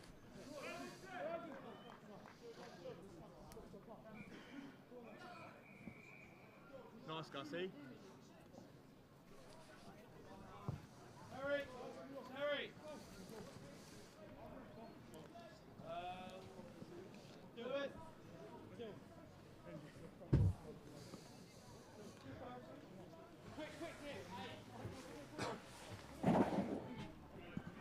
So now there's going to be off the back of that a line out, which will be thrown in by Tom Ayres, who's part of the Vars winning team for Felsted, though it has been capitalised on by Finn Charles, who's running at pace. The offload's available to him, and that seems certain that George Hotchkiss is going to score for Denstone. A chance to make it 14-0 then from the conversion. For now it's 12.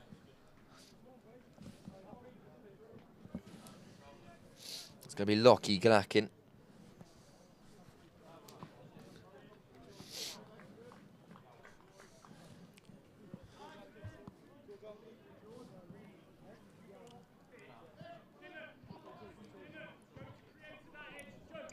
And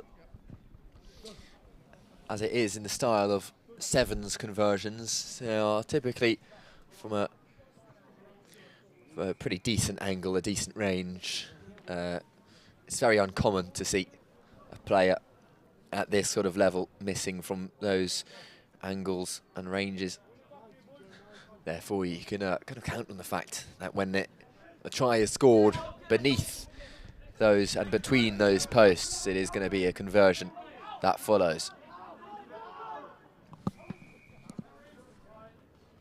It's 14-0 to Denstone, and they are certainly doing their best against both Teddies and Felsted, both good sides in their own respect, but it seems as though Denstone are just strong enough to subdue them. A big battle emerging here. The counter ruck is still going. Felsted want this. It's not going to be given Denstone's way. It is Felsted's ball, and it is Noah Collar, Lamb's under-18s national team, and he is captain too, and he is going to send it to touch.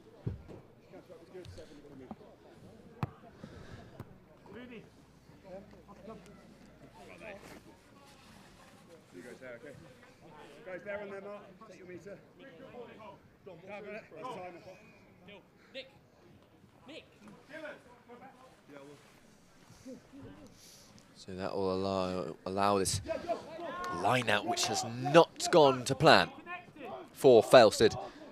Lotchkiss and steaming through. What pace! Jack Dimmock left Felsted stunned and was kicking dust at them on his way through.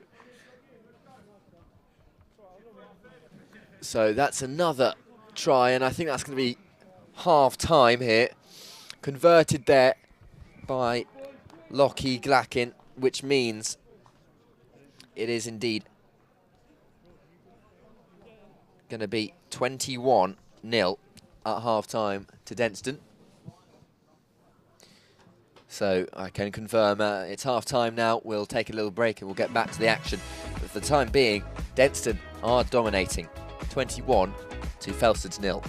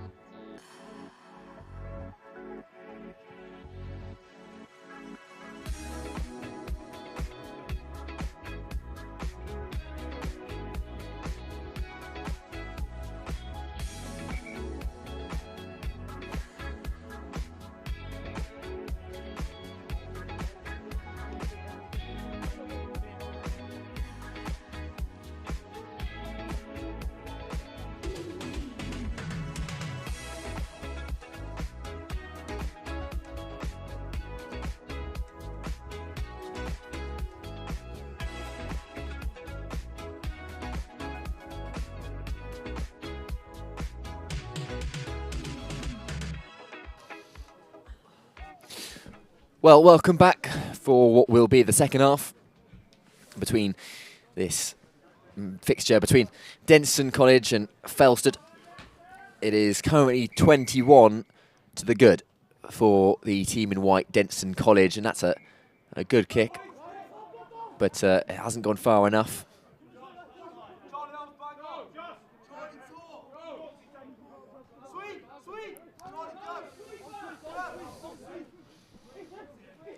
Here's Ethan Ashley, who's I think has his shirt pulled over his head. Bit rude.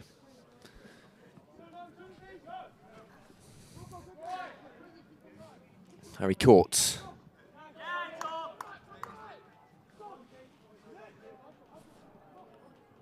And this is now Nicholas Myhill.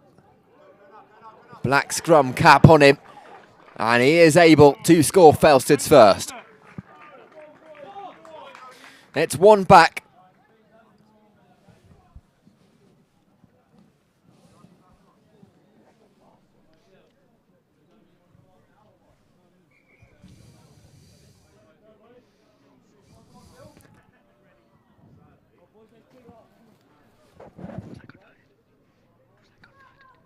And that was successfully converted to.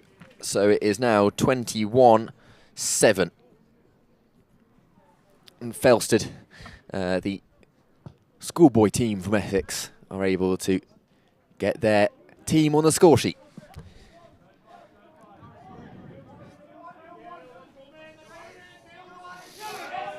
It's a good offload, and he's just able to make sure he's not stepped foot into touch there.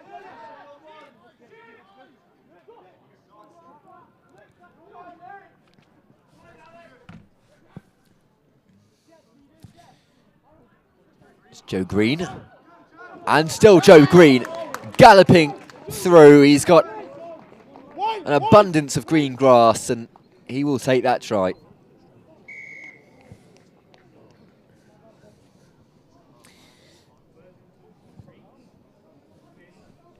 Well, just as it was in the Teddy's game, Denstone, when they are pushed back, they will make an impact even bigger, and the deficit has resumed as it was before Fels's strike, as now the conversion has been made as well.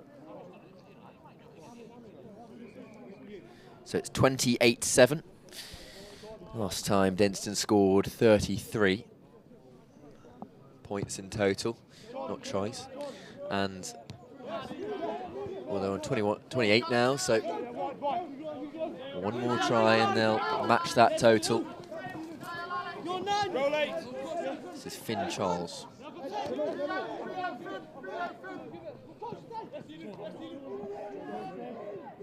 Eden Maxwell, and that's come back to Worthington. Charlie Worthington. Now from the ruck, Denstone will look. Booth. Finn Charles. The offload. It's back with Charles.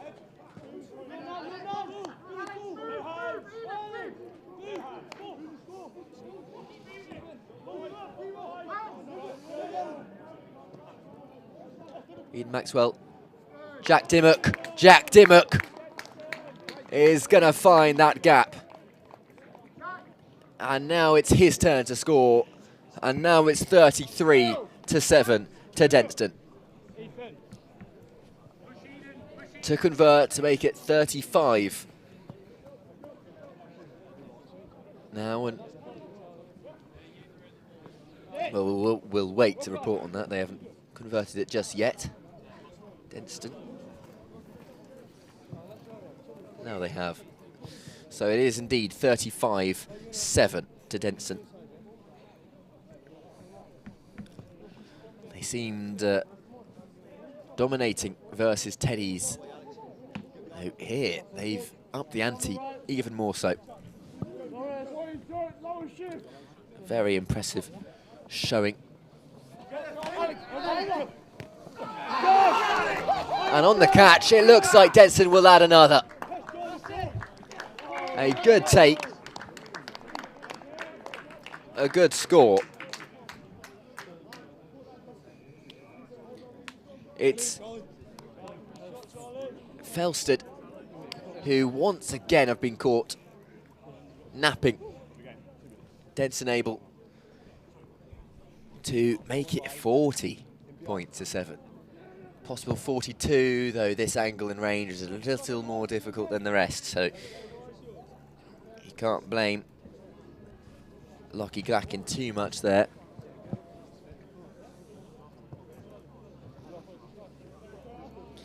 And the boarding school from Staffordshire are now well ahead of their Essex counterparts.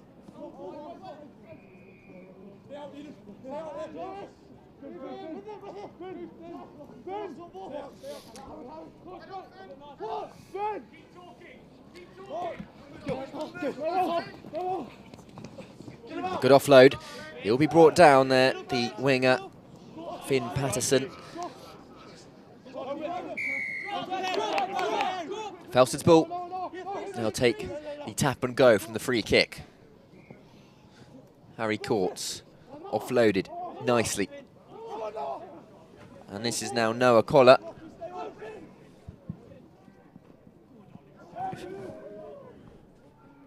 Nestled tightly out that corner, Felsted unable to make things work. And that is going to be time called on this fixture. And to be perfectly honest with you, it did seem as though Denstone couldn't stop scoring. It's 40 points scored, which in a sevens match means total domination. It's 40-7. An affair completely and utterly taken over by the Staffordshire side. And so I will just wrap things up on this match, announcing the scoreline. It is Denstone College 40, Felsted 7.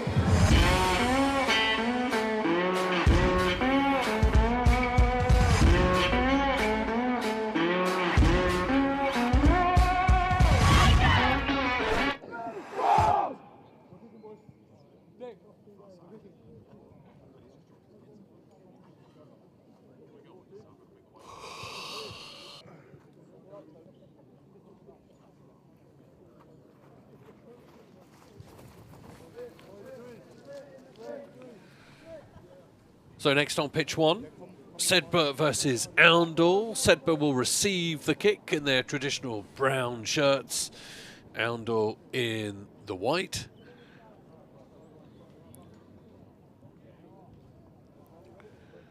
And man with his hands on the ball is number 10, Dexter Lynch, who will restart with his right boot and hang it high into this wonderful blue sky that is above this Rutland Festival of Rugby. Oakham playing host. This is heading towards the business end of things. We will know pretty certain in a few moments or so exactly where things are headed. A couple of matches to just sort out exactly who heads where in the bowl and the plate and the cup towards these finals happening around about 4 o'clock. Sedbergh come forward with 6 William Barrett. But the ball is knocked on, and it's a scrum down with the put in to Oundle.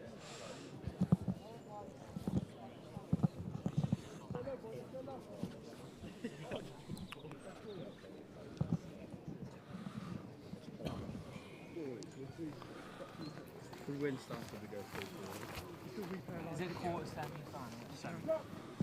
All the live streams. All right. Chance to restart, and Sevens, of course, a short format in terms of sides as well as time, and so scoring early and fast is definitely an advantage. Both these sides at the moment just struggling to get things going. Another knock on, this time coming from the aforementioned Lynch, who I understand has an offer at Oxford next year. Clever lad, working hard.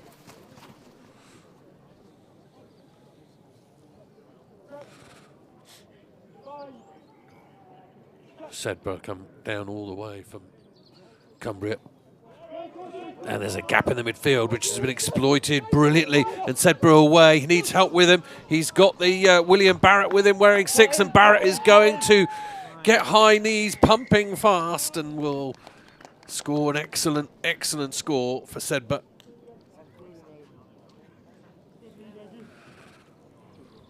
Gap was exploited by Will Baston, the Sale Sharks under-18 scrum half and current England under-17 squad member. But he needed someone on his outside, and Will Barrett was there to scamper clear.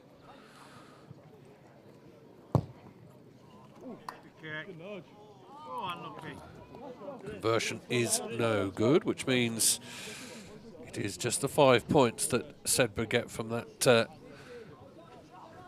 foray into the opposition. Good one though, and certainly means that Oundle have their work cut out.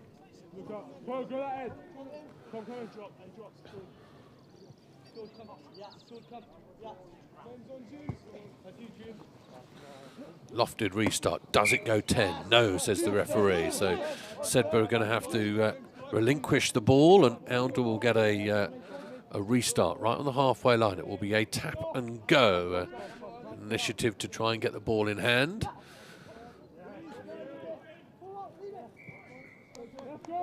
Release, says the referee, and Oundle will sweep round, but actually go back the other way, and there's a little bit of space here if they can get it into the right hands. Down that left-hand side they go. Good tackle coming in from Sedbergh. Lynch spins the ball back inside. They're just looking for a little bit of an opportunity here. Good work to try and force his way through from Spencer. Now the ball flung back into the midfield. Ball over the top is ambitious. It's well plucked out of the air.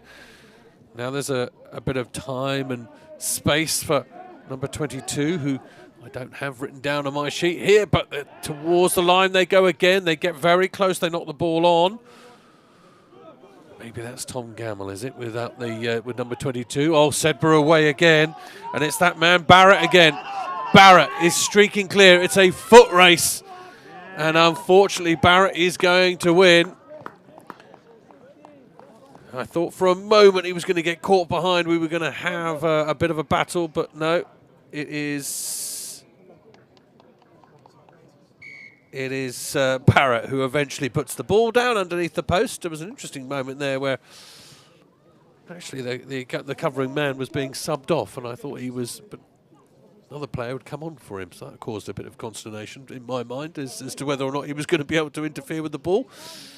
But eventually Barrett put the ball down, he put it down behind the sticks, so that is a conversion which makes the gap even greater. 12 points to 0 now in favour of the famous brown-shirted Sedbergh side. Towards the end of this month, of course, we head up to Sedbergh. Beautiful area of the world. Long way to go, though, that's to be said, but beautiful area of the world and well worth a visit for some Tens festival fun right at the end of March. So if you can, do join us for that. We'll be up there bringing you all the action, and many of these players doing a grand job. Into the 22 they travel again. Sedbergh through the work of number 13, Jake Tilburn. Now Sedbergh are trying to work again. And this right-hand side, they'll come round. Tackles have to be strong from Oundle and brave, and Ashfirth is brought down. There's mismatch here on this left-hand side. If they can make it work, Sedbergh are going to waltz home once more, and this time number 8, Will Evans, is the man who crosses the line.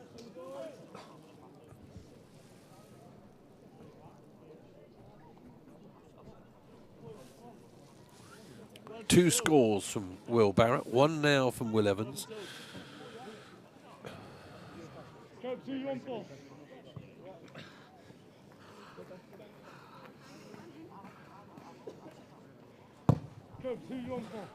Conversion cut across the front. No good. So 17 points to no score.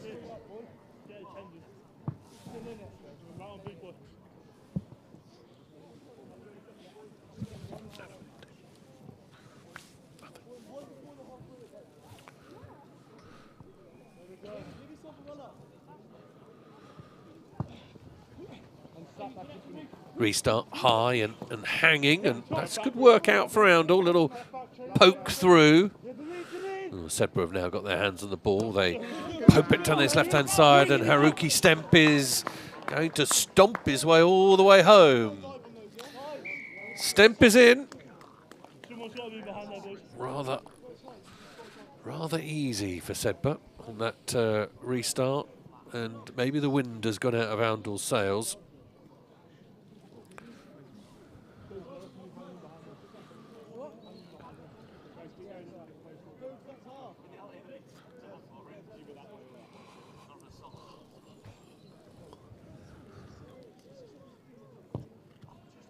There is a conversion from Charlie Deneen, co-captain. And at half-time, it is 24 points to 0. Sedbergh in complete control of this one.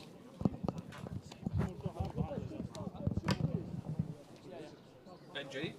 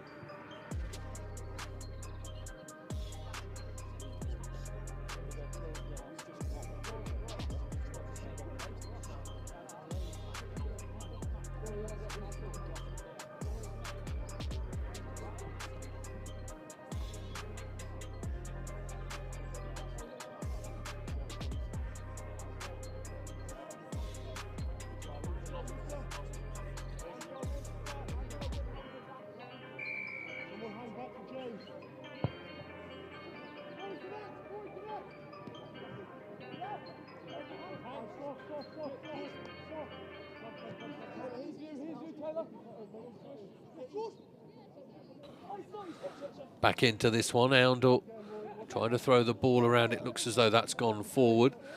Sedbergh in the brown, Oundle in the white. I mentioned rugby coming up. Next, Norwich versus St Joseph's. Uppingham versus Rugby is our last group game. Knockout stages under 18 Bowl semi-final, then the Cup semi-final, then the Bowl final, and then the Cup final at around about 4 o'clock. And if you are watching this game or are Irish qualified, want to find out a little bit more, just follow that link and go to IQ Rugby. They want to hear from you. They're looking for Irish qualified rugby players to make themselves known. We'd love to have you joining up, and making sure that you can get an opportunity to play top-class rugby.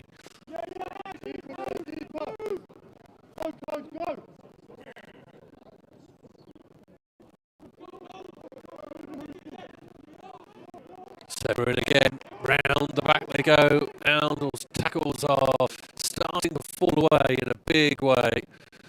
So Sedbergh really starting to put the pedal to the metal. There's 5 tries now that they've scored, and a conversion to come. So conversion will make it 31 points still.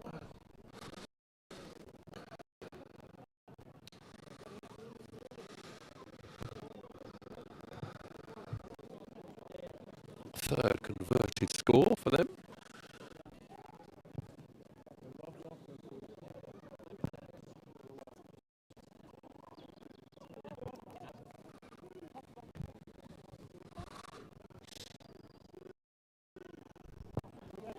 Hangs high, has been. So we'll have to just talk generally about Norwich by number. But it is going to be St Joe's to start attacking it. The Norwich kick-off, so it has come to them naturally.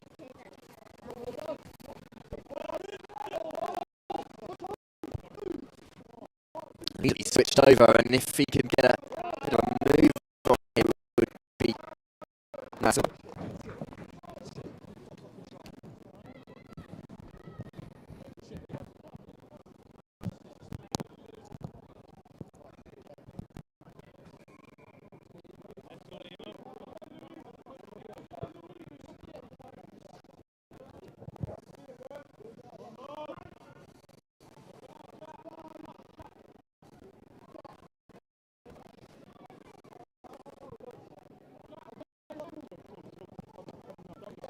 Now it's with Norwich. Now looking for that gap on the wing, and it is a big gap, and it looks like a Norwich score early on.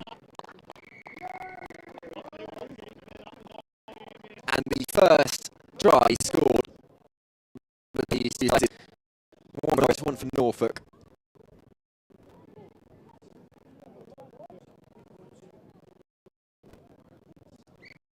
And converted.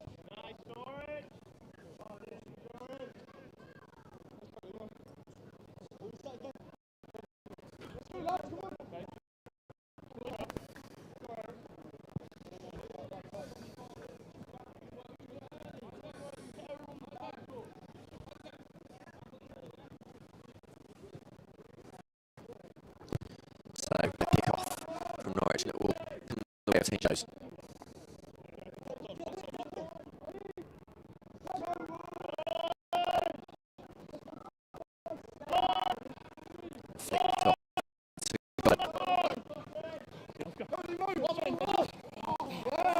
Looks like it's gone forward there, and that's unfortunate. So scrum down, near side.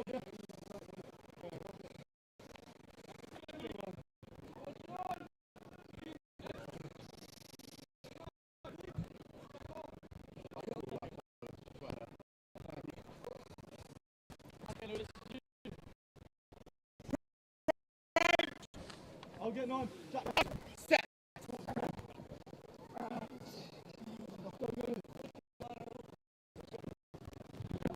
it's going to be filtered out slowly but surely onto that wing. Actually, 13 is dug inside. Now Norwich will switch it the opposite direction, and he could have made a good break there. Edge tracks.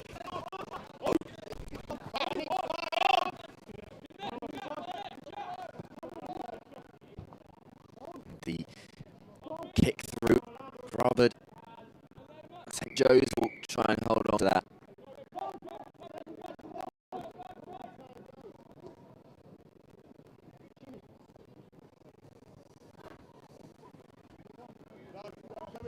Ruck St Joe's will be able to maybe form something here. Out to this wing, it's them who have been pushed back mightily by Norwich. So they'll do everything they can to make ground. And flicking their wrists one by one, they have been able to shift it out west. And the breakthrough now, it looks as though St Joe's will be able to equalise out of nowhere.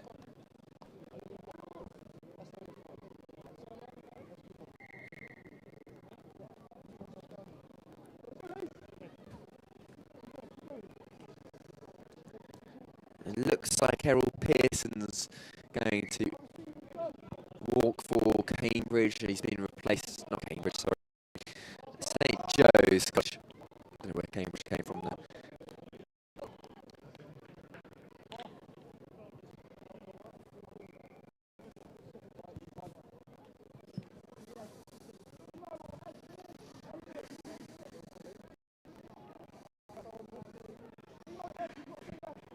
So the kick-off to restart St Joe's. They have a handful of players in the Cambridge Academy, including Noah Jassies and aforementioned Errol Pearson. A few 17s, New Rope, Oscar Lewis, Ted Warner, and even Liam van Hoving, who, as the name suggests, is a Dutch under-18. So even international.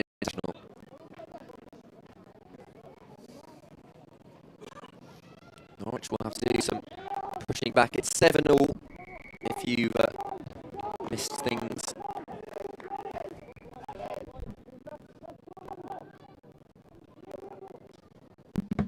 That's broken through. It looks like St Joe's could take the lead. They've caught Norwich napping.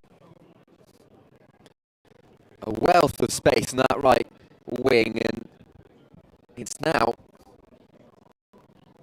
the tables have turned for St Joseph's.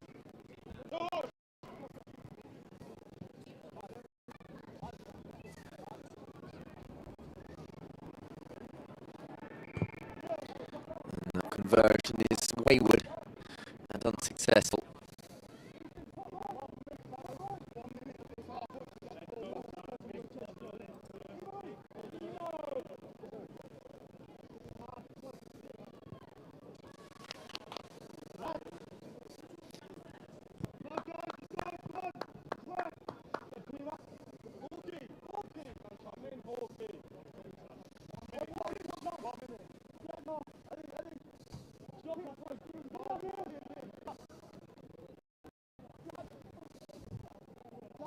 That's spilled into touch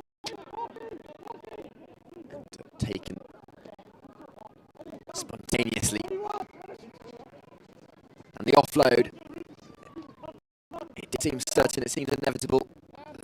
Norwich can counter it. That's going to go the way of Ipswich, the free kick. Taken quickly.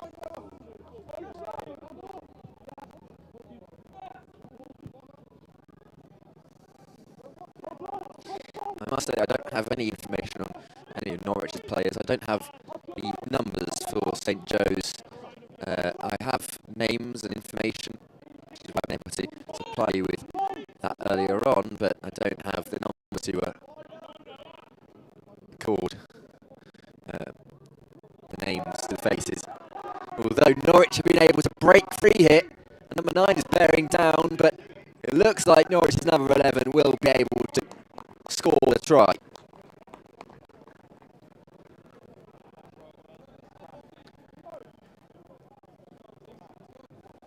So it's a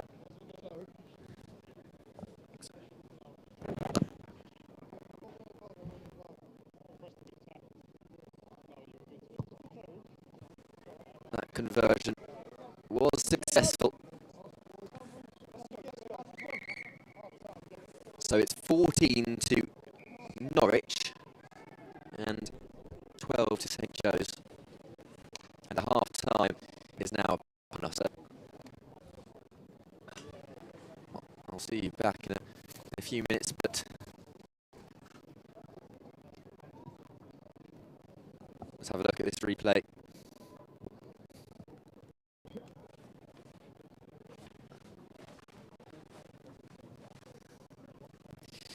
And if you are a rugby player and are Irish qualified with Irish heritage, IQ Rugby would like to hear from you. So iqrugby.com, click on the banner for more info on how to register.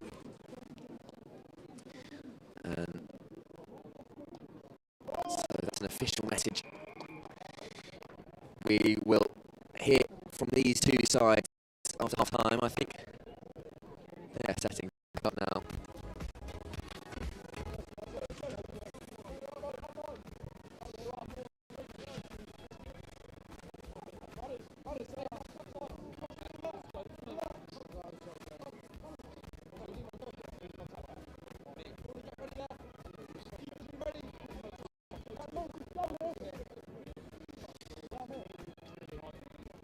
So it's St Joe's turn to kick off.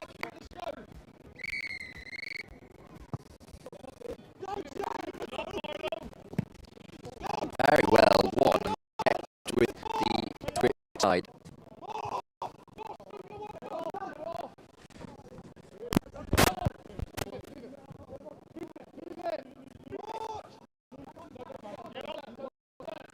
Flicks. And still going. That was dubious in terms of it, the offside call, though it won't matter. The referee hasn't seen. And the number 8 for St Joe's has rushed through.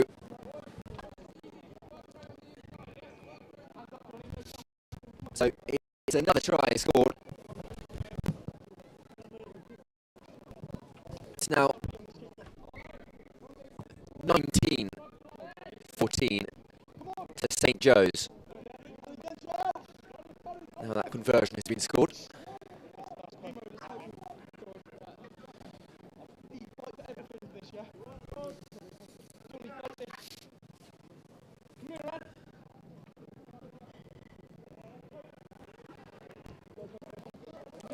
Back off is St Joe's, and it's been knocked on by Norwich first time of asking, which is unfortunate for them.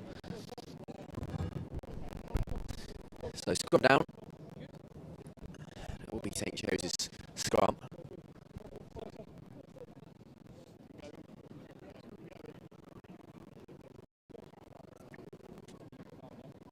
I imagine it will be Oscar Lewis to put this ball into the scrum, because he plays 10 in 15s rugby.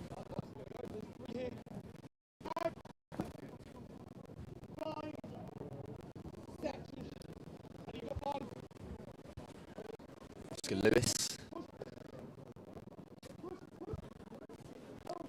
That's a good flick of the wrist. And the grubber kick now has been successful for the St Joe's winger, which sees St Joe's score again. There is now a deficit of 10 that Norwich will have to climb. And it could make 12 if this conversion is made.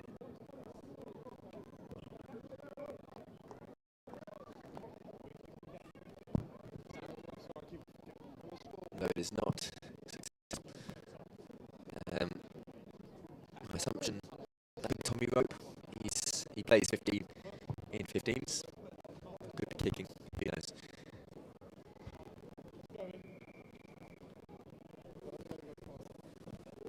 So it stays as is from the right. So 24-14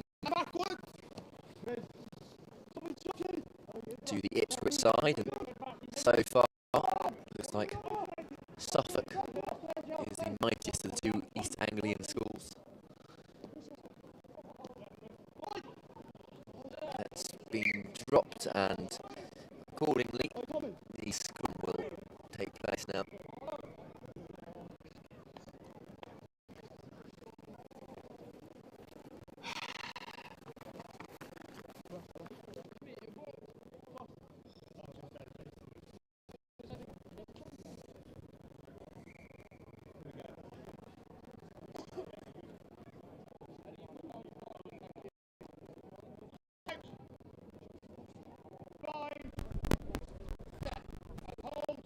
And so the scrum goes in.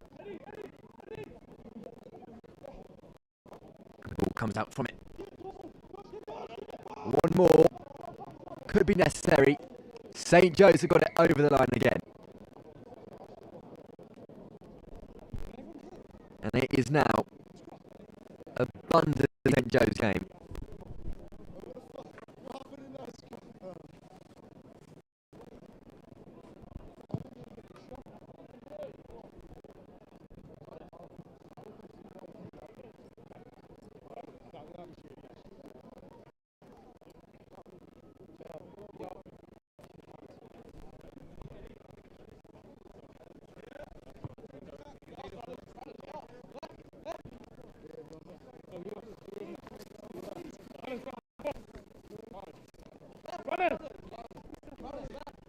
It's now 29-14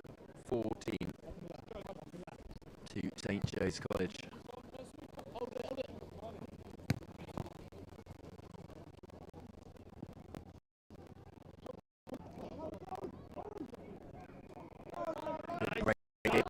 Could come out of this. The float is successful. And skipping past a horde of St. Joe's players. Norwich still in Suffolk territory. And knocked on. Much to the dismay of his teammates there. So scrum down, St. Joe's way.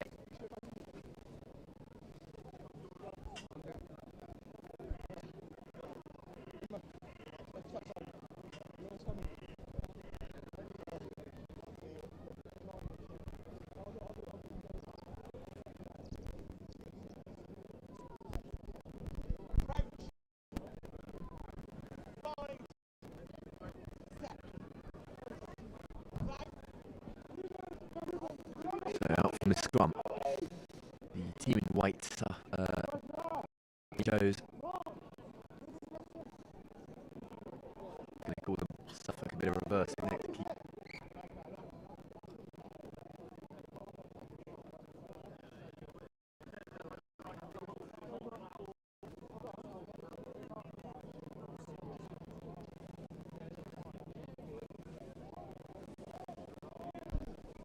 So, restart now.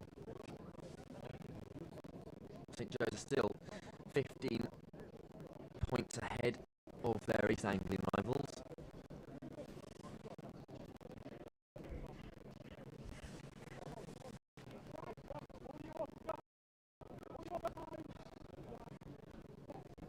Time is not going to be on Norwich's side, I can assure you. Although, blistering pace on this wing. And a fantastic try scored to make it 29-19. It's not exactly down and out fully for Norwich then. Especially if the conversion comes here, it will be only 8 points to separate them.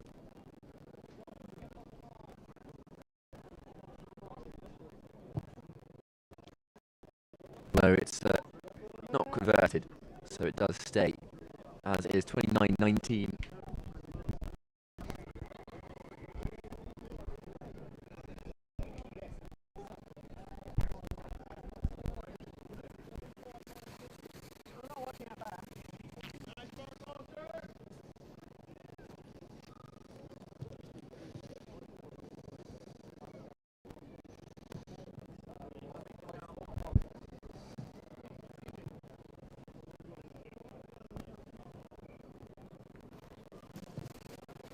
So, rather lethargically, Norwich will acquiesce to kick off again.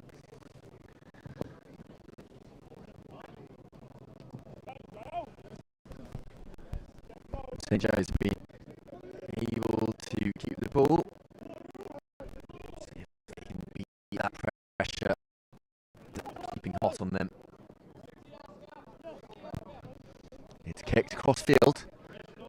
Great take, and he's got the pace on his marker to humiliation of Norwich's defence. And St Joe's have capitalised once again. 34-19. Converted. And 36-19 is going to be the final score here. So the East Anglian derby of the day between St Joe's of Ipswich and Norwich has ended the way of Suffolk. It is 36 to St Joseph's College, 19 to Norwich.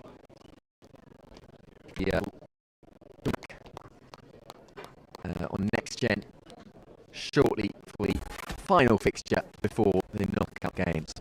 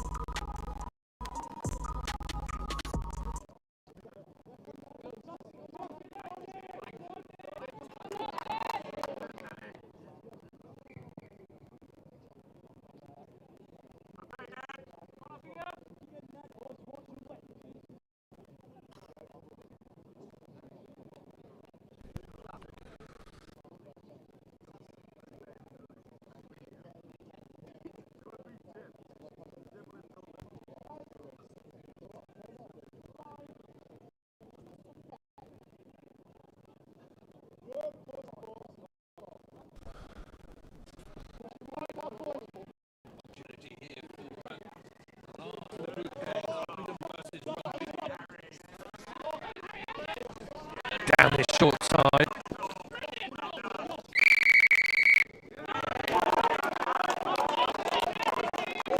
Penalty for Rugby, playing in white, Uppingham in the black.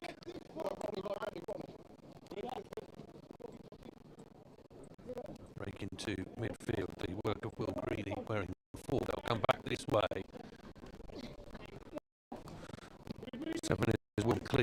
At the moment, Uppingham's defence is strong. You can see them coming forward as a line, not breaking out of that line, not trying to dog leg. It's a missed tackle in the midfield, and that will do the trick. Away go Rugby. Leo Robinson. Now it's away to McLean, and McLean shows a clean pair of heels. They are over Rugby and on the scoreboard.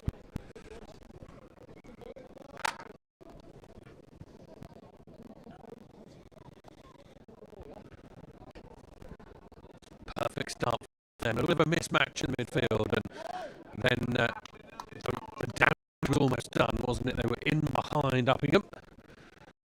Conversion steered to the left-hand side, so no full complements of points, but 5-0 is the sort of start that we would have wanted.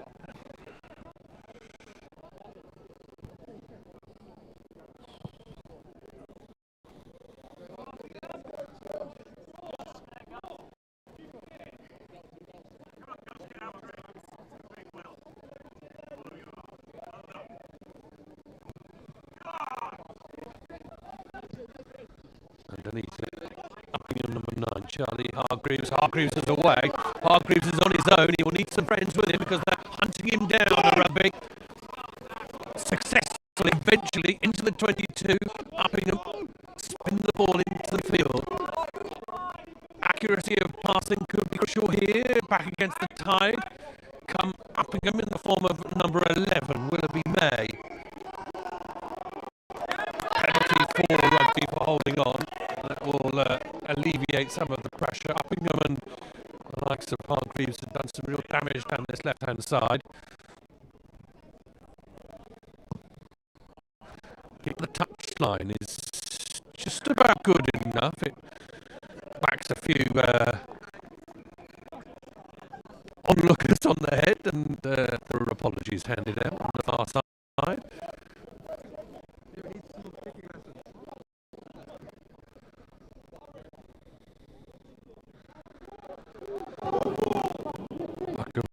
With a line out, it's not the prettiest, but eventually comes down, and the referee actually says knock on.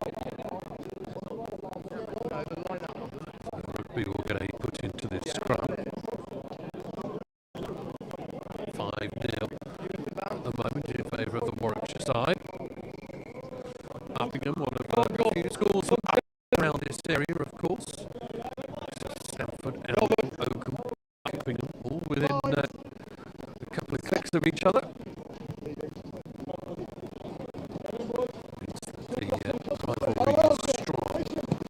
Rugby.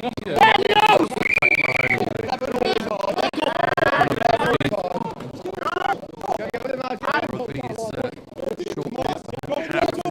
rugby team sheet, so that's make it a little bit more difficult for me to identify who's who, but who cares when you have speed like that? And I think it's number 7, Leo McLean, who is flying forward.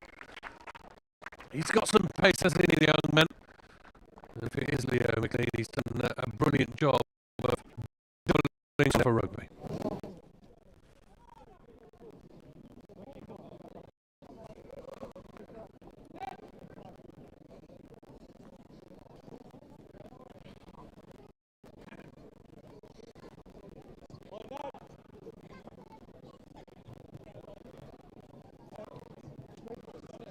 Conversion across the front of the post again.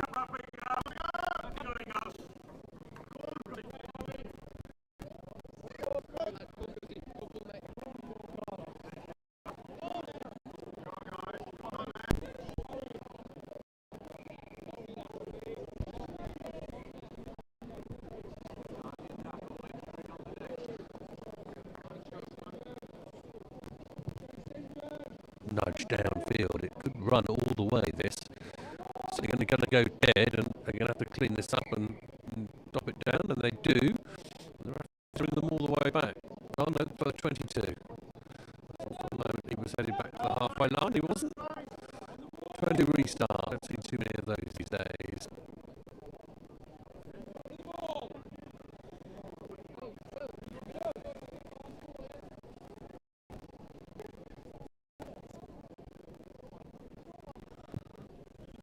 Restart, little dink over the top, and they got hold of it. Spilsbury.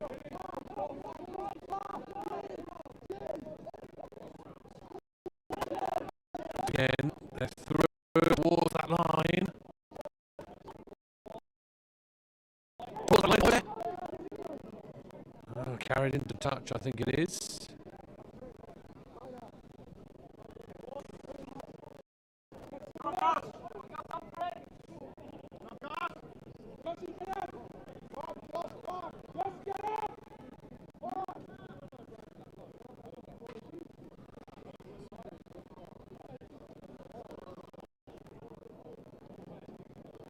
Going to come away with it now. Going to try and break from try and get the outside arc, and they do so.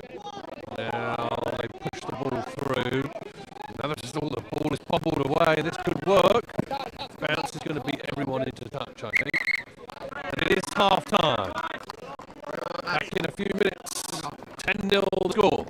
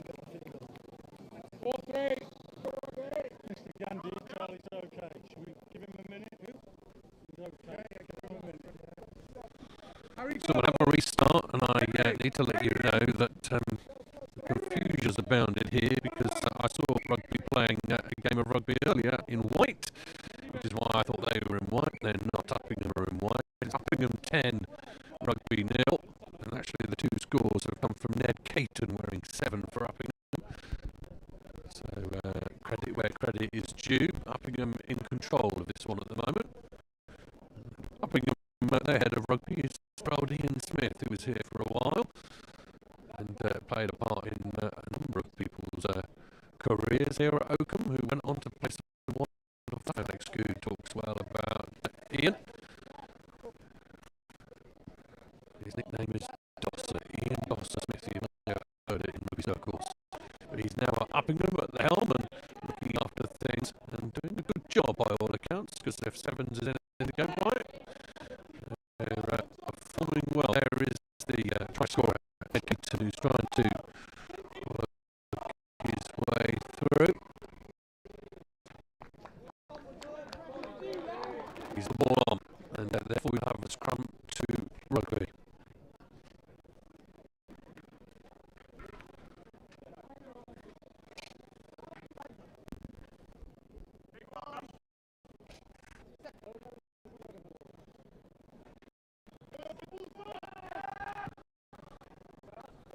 Pressure being applied here, back of the scrum, Rugby all over it. Uppingham are going to pop the ball out with basketball style. That's the try scorer, Peyton. Caton is away again. Caton has unleashed his teammate. And way Uppingham again. Really good display of fast attacking rugby from Uppingham, which is making Rugby pay.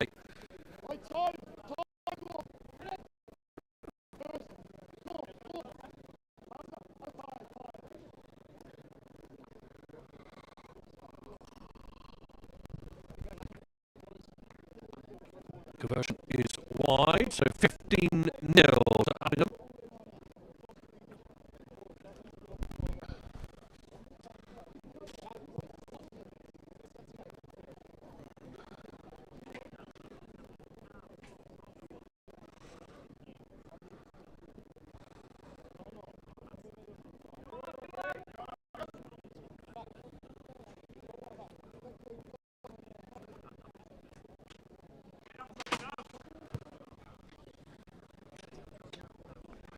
Restart is gathered by Rugby rather nonchalantly. Tap with the foot to control the ball, a little bit like a football player. Inside pass is a decent one, but the tap comes in well. Ball is away, Uppingham have stolen it. And we have a break on the right hand side, and a big fend from Castray. Castray is going to run away with it. Uppingham are really starting to show their style.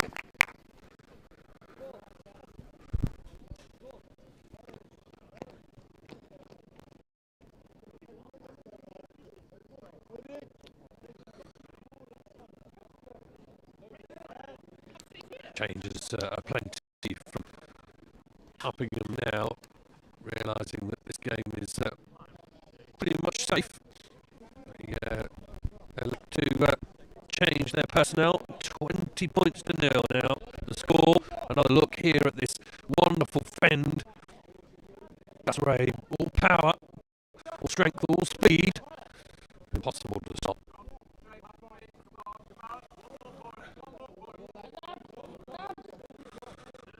One more point is the call from perhaps those more knowledgeable than I about the group stage and exactly where they need to be. These two sides in Sedbergh group as well, so we're probably wanting to put a good score in.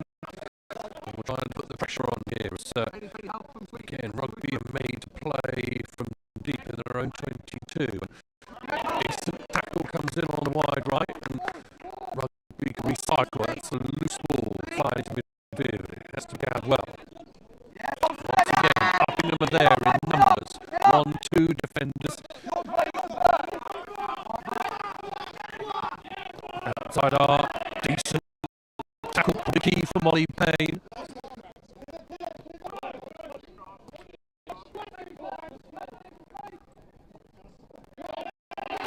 Once again, more good tackles rain in, and the Uppingham subs bench cheer their support. It's a knock on, and more opportunity for Uppingham which to try and build. They will want more points. In a group that is hotly contested and has a lot of points being scored in it, I want to make sure that it works well.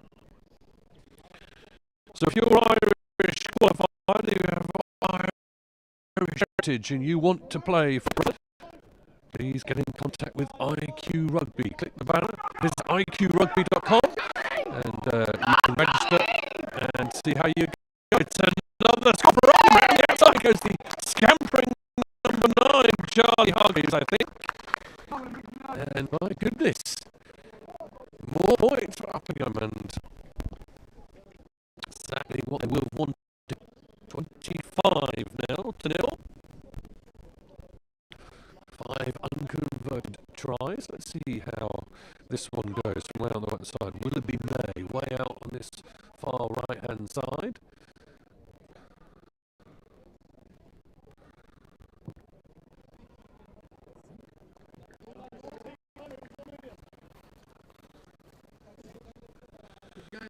Another look at this try, and look at the speed off the base of the ruck, and a good fend in the heart of the chest. Scampering home, the stuff that dreams are made of for young scrum halves.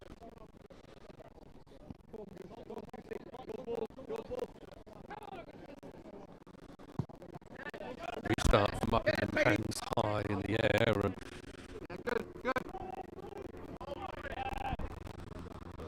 ball is loose and bouncing for Rugby. They have precious little to cheer about so far, but now there's a bit of space down this left-hand side. I think it's way on that left-hand side. I was about to have a look at my sheet, number 14. I think I don't have a 14 on my sheet from Rugby, so it's a bit difficult to tell you who that is, but I know that they are attempting to try try and get back into this game in a big way. Uppingham have all the answers at the moment. They force them one way than the other. Bit of space. There's a miss. Then the fend. Eventually he's pulled down, not held, so he's able to go again, but the second man in manages to pin him down, and Rugby then do eventually cop the ball. And that is it. That is the full-time score, and it's a good win for Uppingham. 25 points to 0. Uppingham definitely in with a chance as we head towards the playoffs and the finals. Final score, Uppingham 25, Rugby 0.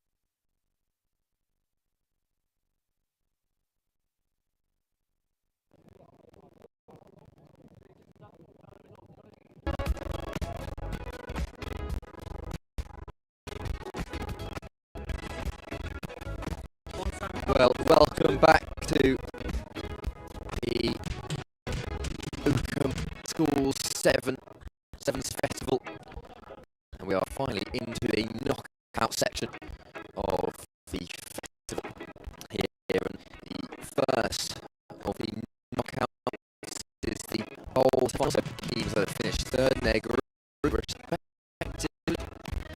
No two teams that start off is So School versus St Edward's here in this main pitch at Oakham.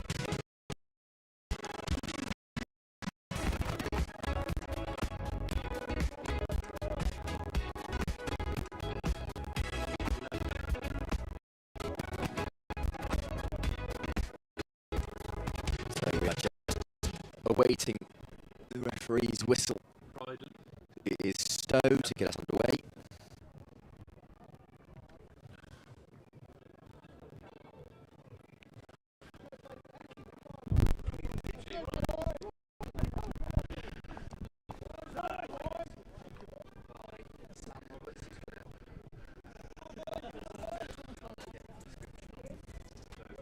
I'm also going to shout out to White, who's just helped me with the team sheet. He's just been updating the SO team sheet to make sure that we try and get the names right. It's so difficult on a day like today, to get the teams right. But we've just had an updated team sheet shouted at me by Pete White. Oh, hello, very close. Go on, are they there? Well, it's certainly a good start for Stowe. 9 seconds on the clock, and it is George Turner, the scorer. Head boy, the first 15 captain. Well, to score first says it all. And it is 5-0 to Stoke. That will be linked towards this conversion. That is Verstappen. Conversion unsuccessful.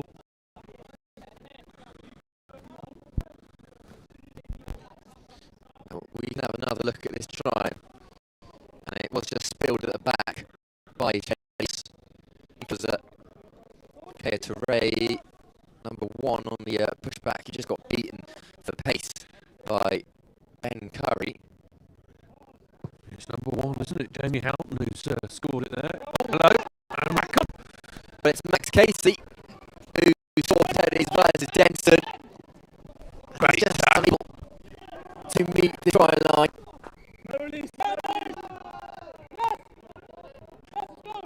And the referee's unhappy with something. It's going to be a yellow card. A yellow card, a sin bin. Is that still a 2-minute sin bin? It is indeed, and that looked like really good work from Stowe, but actually the referee penalises him. Well, play continues here for Teddy's. It was a pull out of the ruck and go for the strike. And Stowe's early score matched. I don't know what they've given that actually, and they've been pulled out, so the referee said no try. It's a touch. That's TV in that corner, I can't quite see. Yeah, I was going to say, we were in a bit of a difficult position to see because of the setup of the buildings here, but I think that was pulled into touch. They still get away with it there. Yeah, well, we know.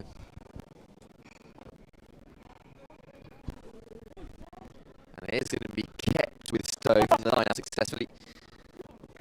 Almost. Interception is, well, it's not going to go through. The knock on will.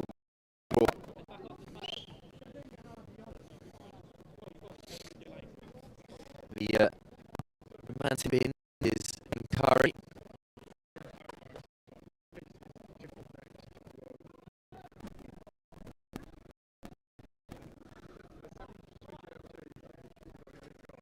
Well, a replay of earlier events. Ruck. And, well, yeah, apparently he pulled into touch.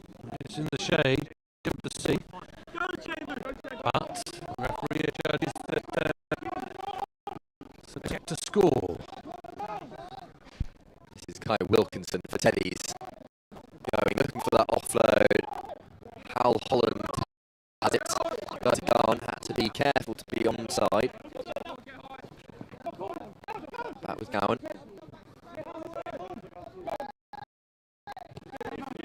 in defensive shape at the moment from Stowe.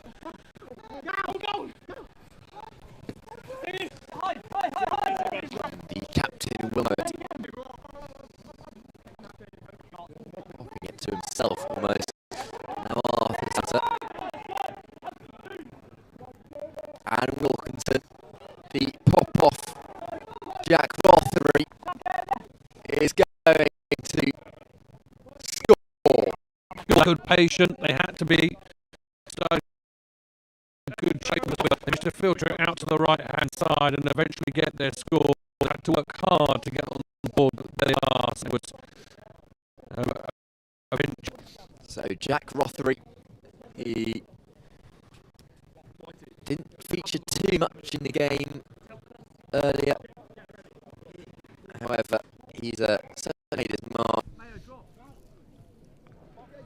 Yeah, as I mentioned before, absolutely perfect conditions to play Sevens rugby in, especially as we head towards the latter part of this afternoon. The sun is going down. It might be a little bit tricky as it gets in people's eyes, but at the moment it is absolutely perfect underfoot.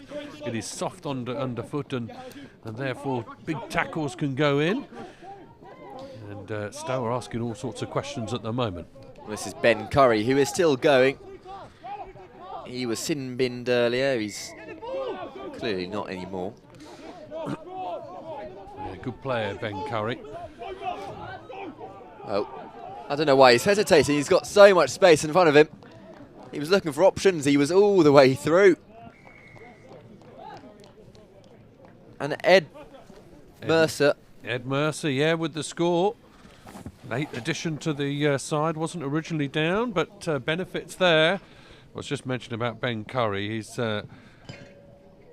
won the Academy League with Saints, and has been a big part of what they're doing. And just have another look at it here.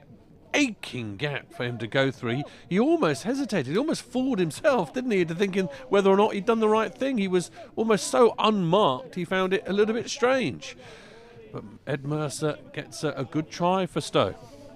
Well, and the conversion, on the other hand, from that angle in range, it's unfortunate it hit the post, and with a clink, Ed Mercer found himself unsuccessful with the conversion. So still, both these sides are yet to kick the ball through the poles, as it were. And the tries are the only things, only reason for points so far. And it is 2 tries to 1, and straightforward in terms of maths because it is 10-5. Again, good setup from Stowe, just almost allowing Teddies to come on to them.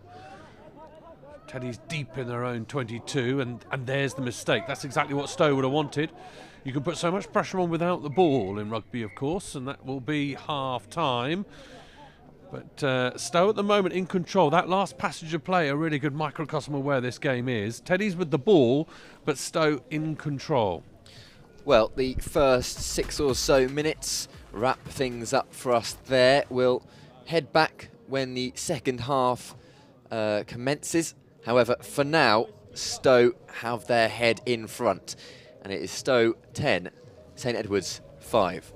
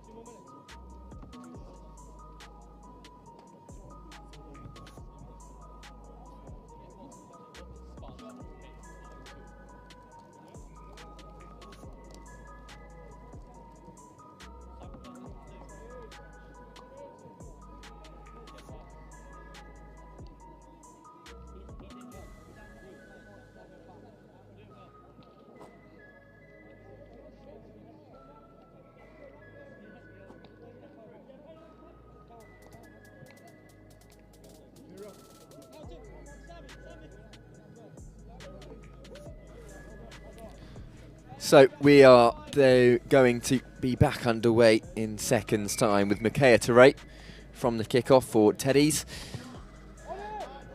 Teddies need to force the issue really a little bit. They are behind on the scoreboard, but also physically they just seem to be playing against a very well organised Stowe defence. As we can see here, they make their way over. Tackles come in. One miss there. And forcing himself further up that pitch with the surrounding swarm of yellow and black shirts. Kai Wilkinson there.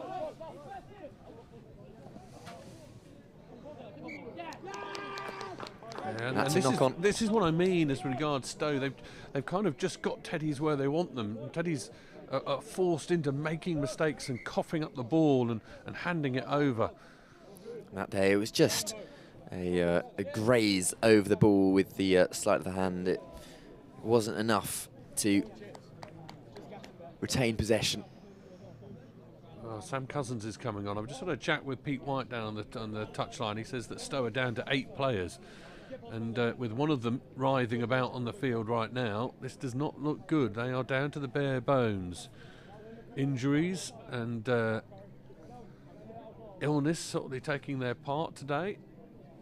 And Stowe just about have enough players to continue, which is tricky because if they win this game, they've got another match in the final. So they've got to find some sort of Lazarus reappearance from a couple of their players. Otherwise, it's going to be tough for them. Well, in the timeout, we can deliberate about future few minutes between these two sides. It does look as though Stowe are getting exactly what they want out of this match, subduing Teddies where they're best, and so far it's worked. They're only 1 try ahead, so things can change and at a rapid pace if Teddies play their cards right, but for the time being Stowe look to be in control, although that scrum is wayward. Yeah, and scrappy it is scrum. Teddies who take the advantage, and this could be Kai Wilkinson's moment. Yeah, aching hole, and again it comes down to the fact that Stowe are stretched. With men out injured, you've got potentially people playing out of position, and Kai Wilkinson, is it? He knew exactly what was in front of him and very quickly got away. Let's have another look at it here. Just a little bit of a mismatch. People over egging on the outside, coming too fast, and Wilkinson makes them pay. Well, we're all square, and then the conversion to come, which makes it St Edwards are in front. Well, it might have been my fault. Commentator's curse. I started talking about how Stowe were in control, and that's exactly what happens. It flips the script. So yeah, it was, but you were right to do so. But I think those injuries and going down to 7 just means they've got some difficulties here. And look at the way that suddenly St Edwards are playing with a whole different impetus. How can Stowe go about it? Well, this is the Saints Academy League winner himself, Ben Curry, who just came out of that ruck there. Famous rugby name, of course, Ben Curry. Not spelt the same, I-E at the end of his name. But nevertheless, doing a good job of impressing himself on these things here. Here comes Stowe again. And Curry could be through. The offload is necessary. And what a challenge to Brilliant bring tackle down Sam Cousins. But it's not going to be enough. Now that's fantastic support play. First and foremost by Cousins, who was caught himself at the end, and then on hand Jamie Bryden, recently representing the Lambs as Bryden, but a brilliant last ditch moment there to just be on hand. What a crucial try that could be for Stowe. Well, that could be the difference there. The way this game is shaping up, it's now 17-12. The conversion was successful.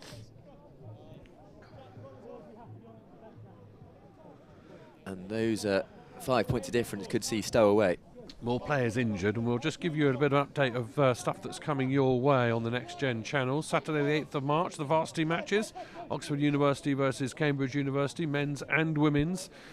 Seaford College is hosting a netball tournament for the under-18s, and then there's the Bucks University Touch Championships next Saturday as well. Next Sunday, West of England Sevens, down at under-18s down at King's College Taunton, and the under-16s at Taunton School. So lots more rugby coming your way next weekend as well. It is 17-12 now to Stow. To 8. Good evasion. This is Tino Maketwa. And picked up the perfect time. This is Curry. The offload is spilled. Yeah, he was fighting his way towards the floor and just spilt it as he went down. Unfortunate, trying to do a lot, Ben Curry. It's going to be deemed a knock on. And scrum down will take place at 22.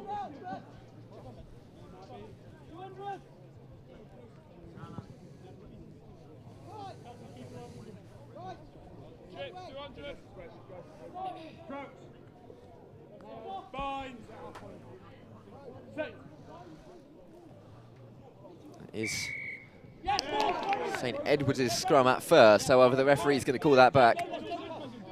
It's a free kick for Stow. And Cousins.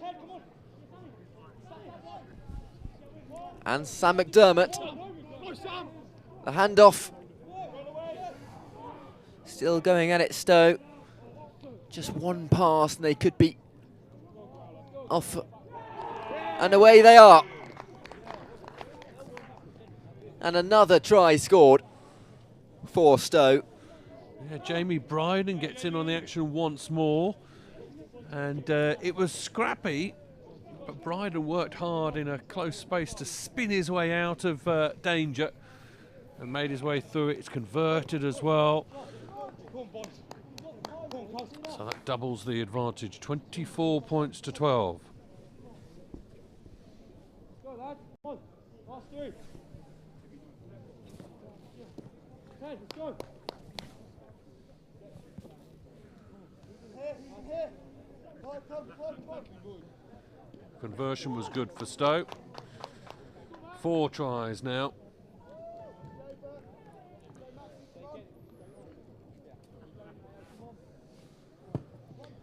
So the restart from the kickoff, and it's been collected a little awkwardly by Teddies, and eventually that's gone out for a line out.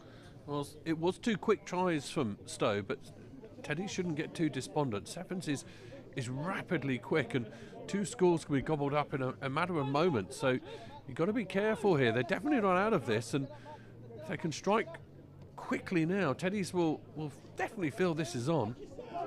Well, we've seen that in previous fixtures here to date, where a game has been turned on its head, not only in the boys under 18, but in the girls as well. Although Stow might not want to get rid of that lead as they continue to push here. The referee has called a Teddy's ball. Offside, an unfortunate one at that. Matekwa, he's got legs on him. It looks like Tina Matekwa could be the start of something for St Edwards. Quick conversion as well. He knows exactly what it is. No, it wasn't enough. Consolation from St Edwards at the end, but it's Stow who marched towards that bowl final. Well, Tino Matekwa wasted no time, but it was all futile in the end, as unfortunately it stays Stow's game. And the final score is a difference of 5. As it's Stow School 24, St Edwards Oxford 19. We get to have a look back at these tries.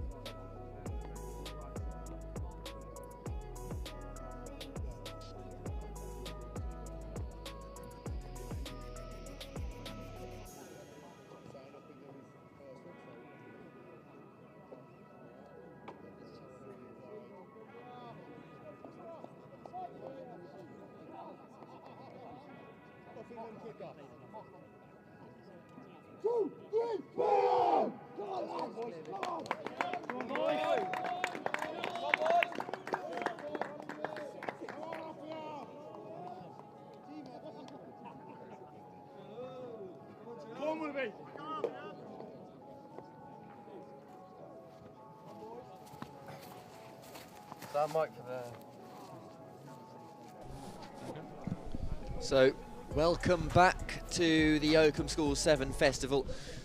Now we have the Cup semi-final, so the first place from each group respectively facing off in a tournament now. And this is the first semi-final, which has started with a knock-on. It's Finborough versus Uppingham. So Uppingham going left to right as you see it in white, and Finborough in a red and blue, going from right to left. Yeah, they've been two really good standout sides. We saw them in the group stages. Both won their respective matches on this pitch really, really well. So it'll be interesting to see how they go against each other. This is Alfie Spilsbury, who was goaded on.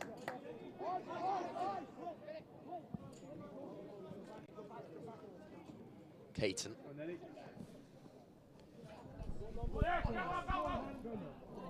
Rushing through, but torn down. And torn down again is Willoughby May. And Ned Caton clattering players as he goes. And thrown away. And it spills out. Yeah, Ned Caton played exceptionally well in the earlier game for Uppingham, the one just before we went into the final stage. When they needed to win big, Caton stepped up. He's a really, really good player. But that ball, just a little bit of urgency, meaning that the accuracy wasn't there, and Uppingham spilled the ball. So scrum down, and a Finborough scrum.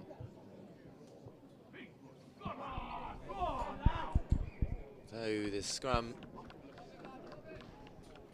isn't legal and will in fact be called back to replay. Yeah, that scrum spiralling round, the referee not happy with it, but just resets it rather than seeing any infringement. Scrum at Sevens, of course, a little bit haphazard, just a way of kind of almost restarting. Certainly nothing like the scrum that Sevens that the full 15 aside of the game does. Well, that was a great body feint, using his arms well to take his opponent out, and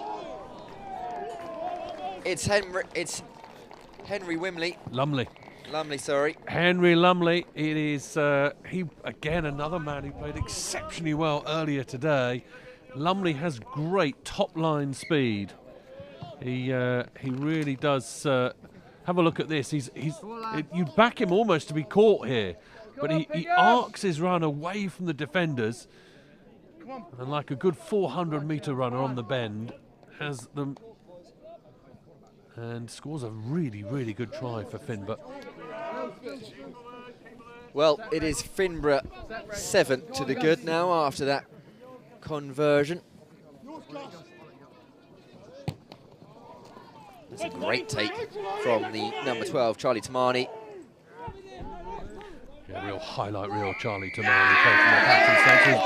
He's actually infringed there, but he's a man to watch. Definitely keep an eye on Charlie Tamani wearing 12 for Finborough.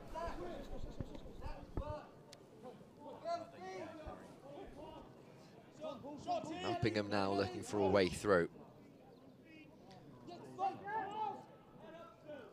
Really good goal. A little bit of deliberation, hesitation. Ned Caton, who will blister through. In tracked. Is he going to be caught? No! Yes! He just gets there. Ned Caton has emptied the tank. Well, he looks absolutely knackered on that try line. I'm not even sure he's able to celebrate.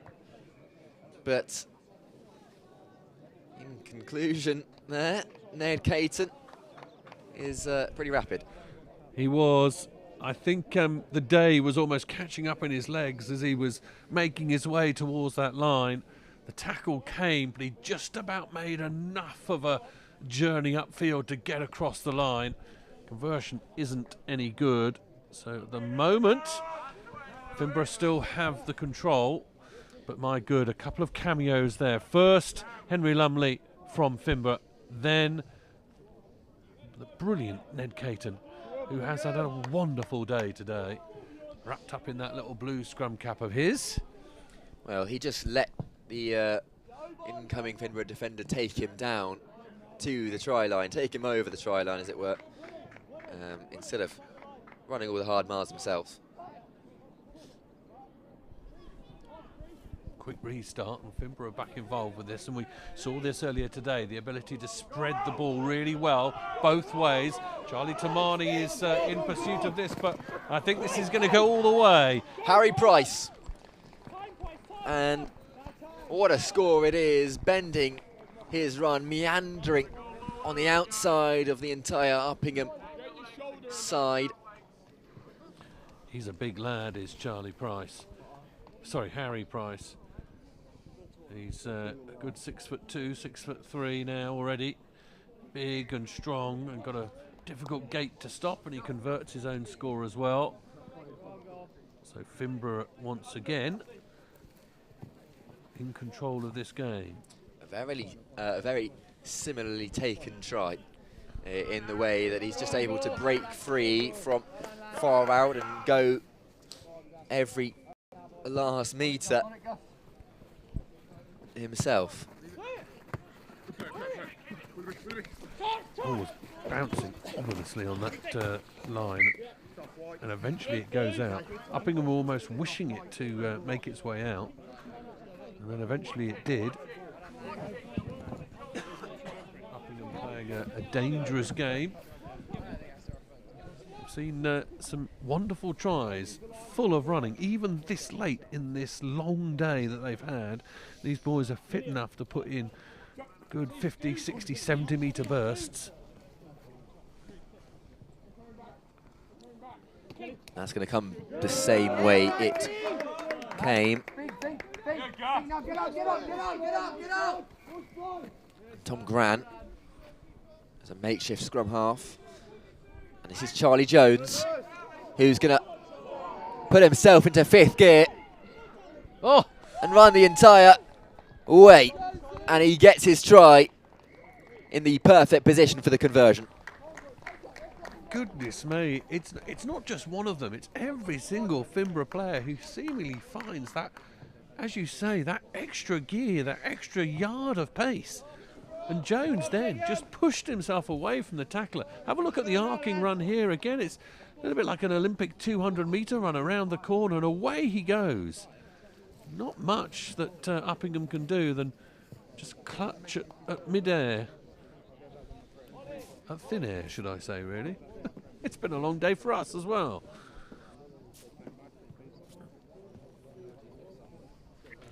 It is 21 to Finborough and 5 to Uppingham.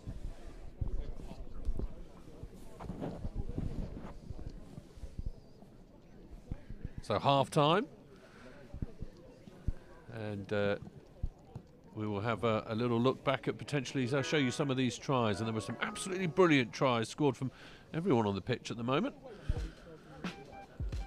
A lot of tries from way out.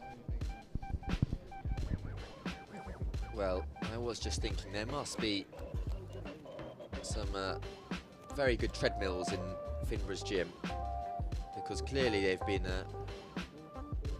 nurtured into a good amount of pace, good burst of energy. So saying that, Ned Caton might have had a go on them, because he too has that energy in him. Though he was shattered after it. This was the first one from their very impressive Henry Lumley. He started it all off, but everyone seems to have, for Finborough, just they're galloping like horses down the field. Uppingham are finding it incredibly difficult. Another look at this Jones try again. They just seem to be running away with this. What can Uppingham do? Score tries. Well, they're going to hope. That's a great kick to start Finborough off. Tristan Harwood is forcing himself through. No, the referee isn't happy with Uppingham. Not rolling away is the call. Just a little bit of... and a run that continues, and it's the strength of Charlie Tamani once again. He is buffeting off players as they come in, and he is a very, very strong individual, and he can not only has he got the speed, but he's got the power as well, and he is doing some excellent work. Have another look at it here. He gets the ball and he knows that he can just put pressure. He steps off his right foot. 1, 2, 3, 4, 5. None of them can stop him. well, and that is the amount of points he'll get for that try as well. Charlie Tamani, who has already made an impression with Saints, and it's clear he's doing the same for his school. Another brilliant take from Harwood on the left-hand side as well. Took that on the run. This is brilliant from Finborough. And Jones. Tamani's waiting. Jones won't use him. And Lumley.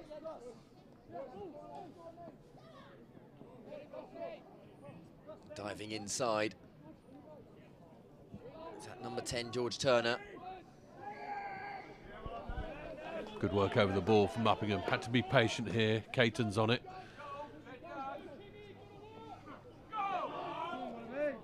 Well, there could be a little bit of fight. He will have to push off Tristram Harwood. He wasn't able to do so. He was trying to break free. I was going to say, in defence, they are just as strong, Finborough, as they are in attack. The way that he chased him down there was brilliant. Well, and they're Tristram Harwood was a ball and chain. And here, Finborough will show their attacking prowess too. And lethargically, nonchalantly as possible. Yeah, slowing the game down, taking some time out of it as well, taking their time. They're allowed to do that, of course. And it is that man, Tristram Harwood, who is having a proper game for himself too. Well, this is tough on Uppingham. They were so dominant earlier. The referee gets a ball on the top of his head. They were so dominant earlier, Uppingham. But Finborough are, to a man, every single one of them seems incredibly dominant in every facet of the game. And every time they get the ball, I mean, it was almost an Uppingham score there. And in the blink of an eye, Finborough have gone the length of the field and scored one themselves. It is dominant.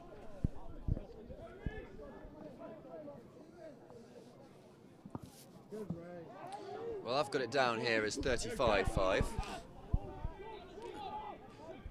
was never good at maths, but I'm pretty Well, sure. either way, whatever the score is, I think we definitely have Finborough well and truly on top, don't we? Though Uppingham this time can break, and he just needs to keep his wheels going here. It's Ollie Payne. I don't think we've had a try scored that didn't start from inside their own half. Every single one of these tries seems to be scored from at least 50 metres out. It's extraordinary running. It really is. Conversion good as well. Have another look at this. Straight through. A couple of missed tackles, but then, yeah, he's breaking from 50 metres. These are long, lung-bursting efforts that have to be made here on both these sides. Well, he, unlike Tristram Harwood, couldn't really put the brakes on until he'd passed that try line. Charlie Tamani has been cut down. Really good tackle that, but again, Finborough recycle the ball so quickly. Uppingham have got so many difficulties because it's coming so fast and so quickly. And Jones.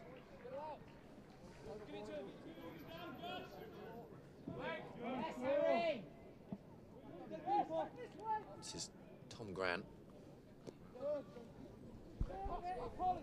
Slowing the game down is Charlie Jones. Yeah, it's a statement and a half from Finborough. And what about this for a statement from Reece Cairns? Yeah, such is the dominance now that unfortunately we're starting to see Uppingham just lose the will a little bit. One-on-one moments are going astray, and with the sort of speed and accuracy that that they have, I think this is curtains. Well, just have a look here. Just a slight misstep, missed tackle, bit of over-exuberance on the defensive line. Yeah, Finborough well and truly on their way to the final. So 30 points separate these two sides with now not minutes to go.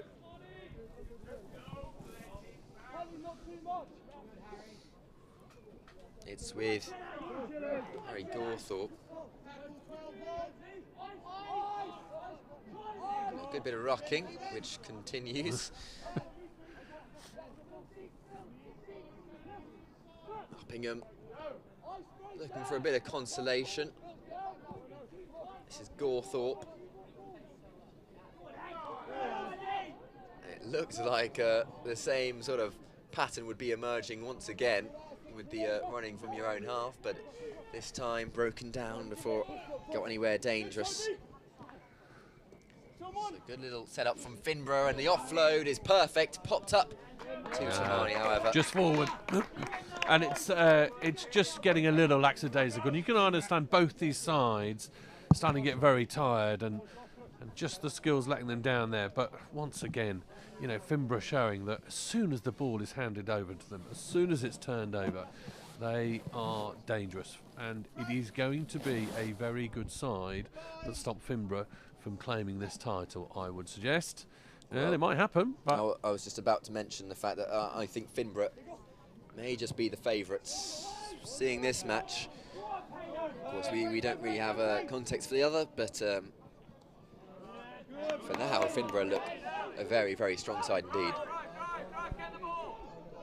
Turnover ball, and Uppingham are through, and all of a sudden they're going to get a consolation score. And it is going to be Harry Gawthorpe, who has worked his way all the way from the back, and it's a hands on thighs kind of moment. I think it's tough. It's tough on them because it doesn't really mean much now at this late stage, but unfortunately that will be it, and there we go. Well, 15 minutes on the clock, which means we have finished this game between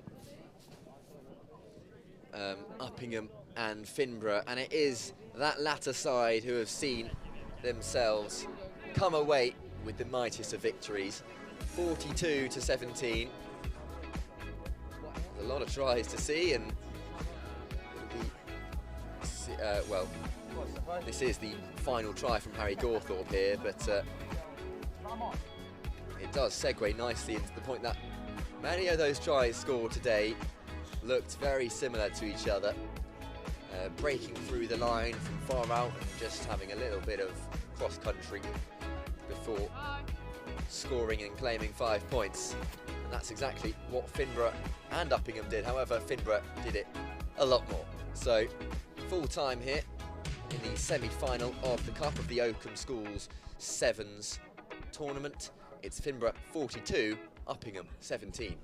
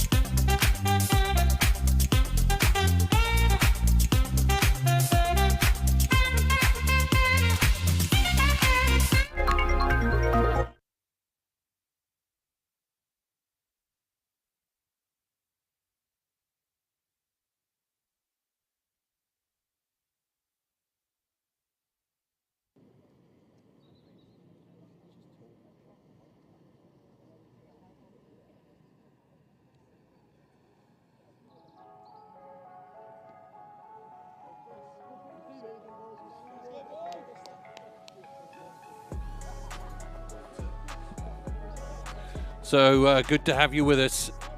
It is a final of the Oakham Sevens tournament for 2025. We have Bromsgrove away to our left as we look out on the pitch wearing white with the maroon colouring, and Finborough in the blue and the red striped outfits, and it should be a really, really good final. Both of these teams have played phenomenally well, and it will be no holds barred. A lot of good running, strong running, good offloading, as we see there. Bromsgrove quick and to the double. Look at them go. Bromsgrove in and behind. I think that's number 2, Tom Tansley. Mistaken, apologies if I am mistaken, but there we go. Tom Tansley away and going. Bromsgrove double quick time. And then Ollie Hewitt with the conversion. So it's an immediate start for Bromsgrove, and that's the probably the best outcome you could have wanted this early on. Yeah, scorching down the left-hand side. They are away and running, but we know one thing for absolutely certain about Finborough is they can score from anywhere too, as they did in the semi-final a few moments ago. If you were with us, I think all of their tries came from at least 50 metres. And I think the try scorer there was Josh Horton, number 11. Thank you for the correction. That's all right. Yeah, Josh Horton on the left-hand side.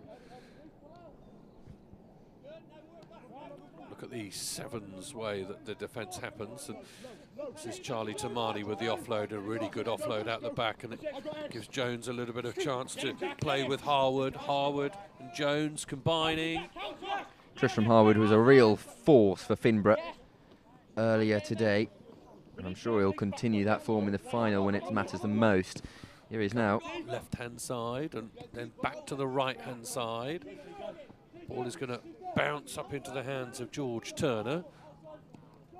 Again, excellent tackles, brave, strong tackling of Bromsgrove. Get the reward. Holding on is the judgment from the referee.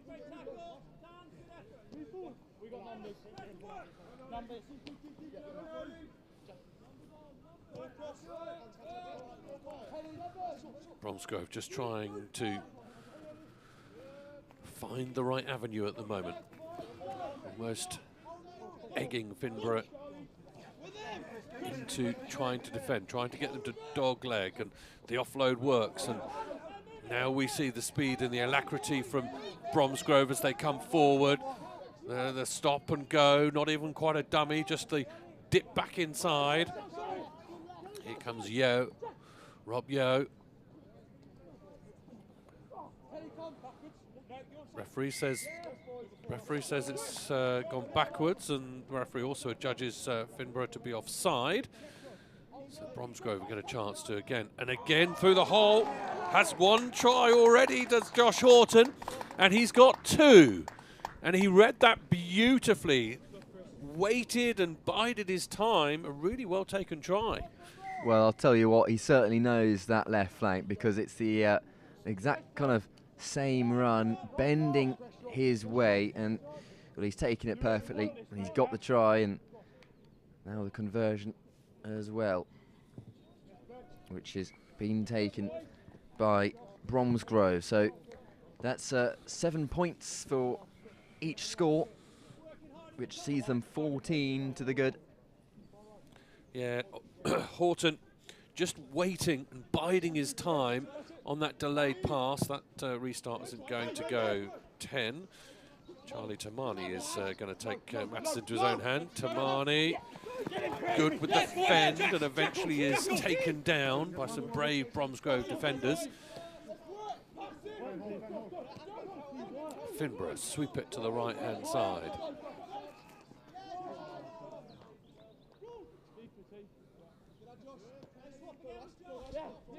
Just a slight delay as they come again onto this left-hand side. They'll try and create a bit of space.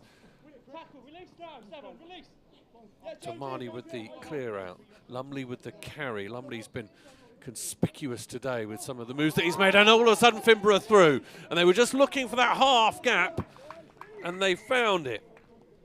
Well, that's going to be a really important try. Bromsgrove certainly looked as though they had the momentum for the rest of this game, but that is going to be a doorstop in the entire shape of this match, because now Finborough are showing they are not out of this game at all. And was that converted? I didn't quite catch that. I think it was. Alex Kelly was the try scorer. Just have a look here. He's waiting and waiting and waiting, and then just seeing where the tackle drops off. And that's brilliant. Brilliant opportunism. He didn't panic. And this is even though these are short-sided games, time-wise as well as personnel, there is still a lot of time in which to get back into it. Tries can be scored so quickly. 1 or 2 try deficits aren't really much to worry about. If it perhaps gets to 4 or 5, then maybe. But in this format of the game, certainly with the speed and power both these sides have got, you can really make the difference. And Finborough strike back there. So the score: Finborough 7, Bromsgrove 14.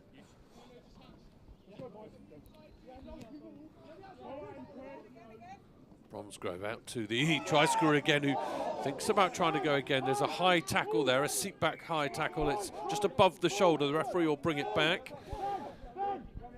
Score: Finborough 7, Bromsgrove 14. They make their way out to the left-hand side. And again, Horton is away and will have the requisite pace. Just looked at his opposite number there as if to say, are we going to have a bit of a dance? And they declines, but gives him the points anyway. So a hat-trick of scores puts Bromsgrove again 2 out, 21 with the conversion to come. It might not be done yet. So 19 points at the moment. The conversion is going to be steered through. It's a good one. 21 points to 7 at half-time. This is a good final, isn't it, Ben? Well, so far it has certainly been Bromsgrove's game, specifically Josh Horton's game. 3 really well-taken tries that are similar in nature. A little bit of deja vu, I'm sure, for the Finborough defenders, because as he's bearing it down upon the try line, he's coming from the left. It's the same kind of run every single time, but it's worked its magic, and Bromsgrove are ahead. Yeah, half-time score: Bromsgrove 21, Finborough 7.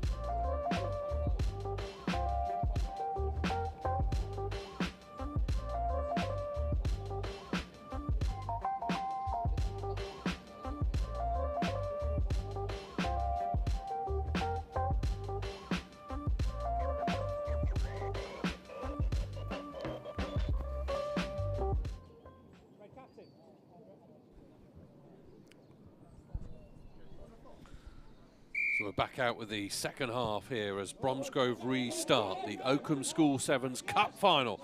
Finborough behind. Bromsgrove 3 tries to the good thanks to Josh Horton's left wing play.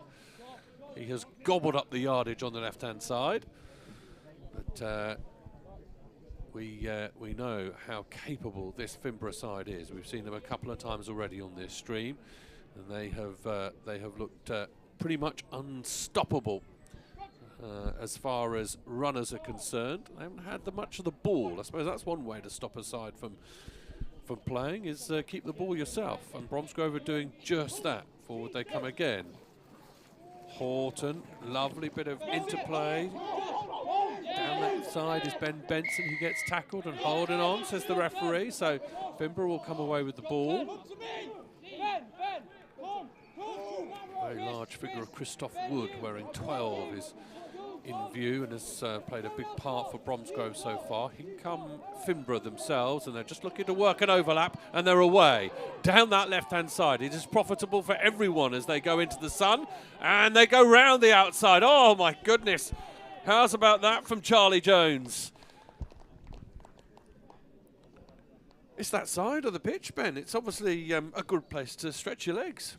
Well, it's certainly looking as though that is the case, and Charlie Jones this time gets his little bit of spotlight, and the conversion is successful as well from an angle that isn't always guaranteed, so that's good on him as well. Have another look at it here, just the mismatch being worked, the 2-on-1, and then Jones a little dalliance to almost draw the defender in, and then the afterburners, and around he goes.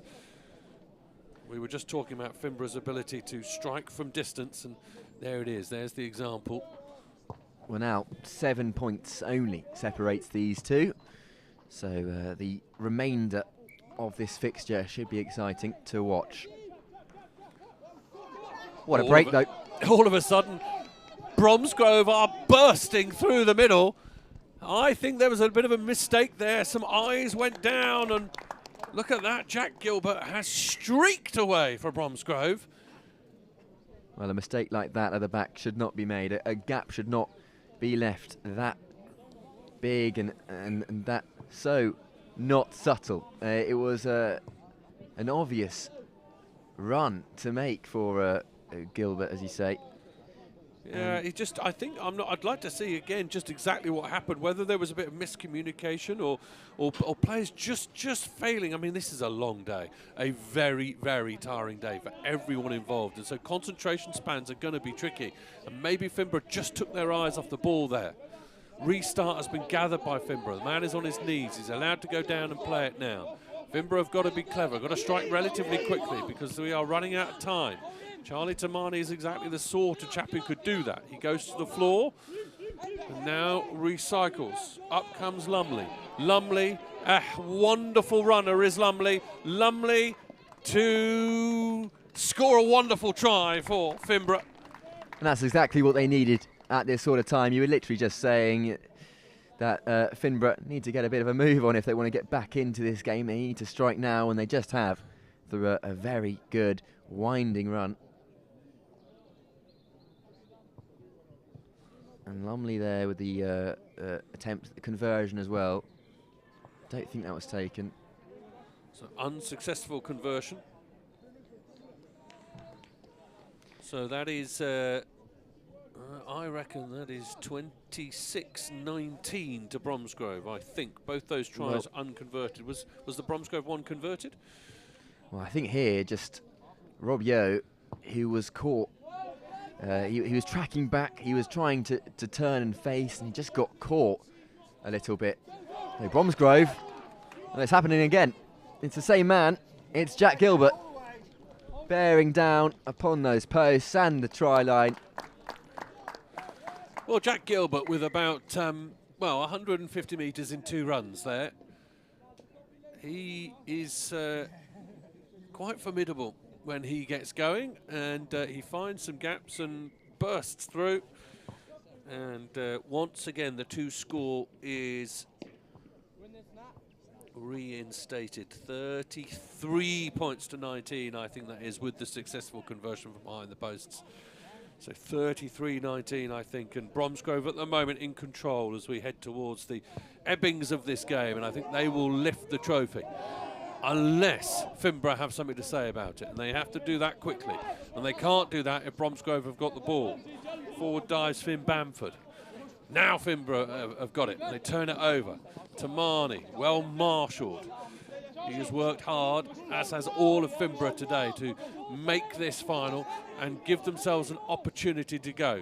Now again, through goes Lumley. Lumley once again, ball in the outside arm. He's going to try and push his way towards that line. He's going to score again.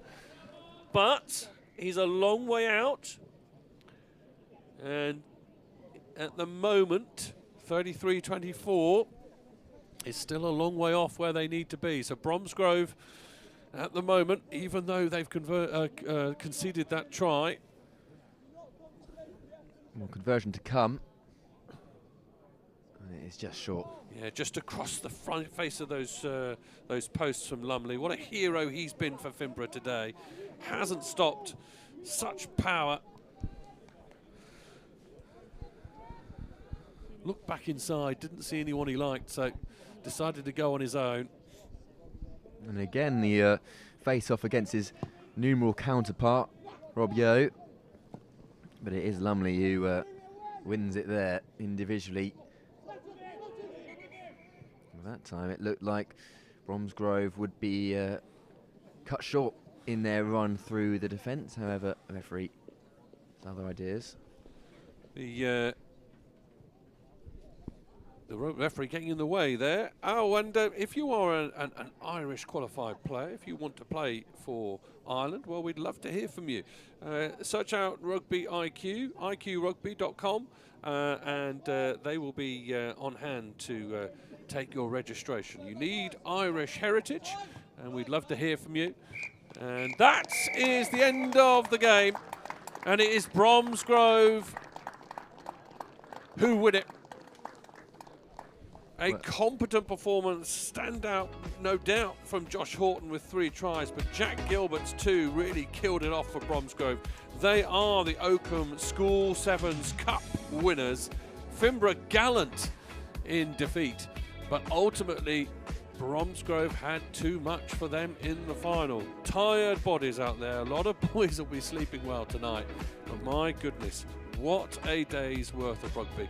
On behalf of Next Gen, my name has been Sam Roberts, alongside me Benji Roberts, and all the whole team at Next Gen who have brought this to you. We'll have another look at these tries as they come through, and you'll see some very similar tries happening from Josh Horton on the left wing. You'll see the way that he takes the ball and scoots in every single which way. He's done exceptionally well, and that is the full-time score.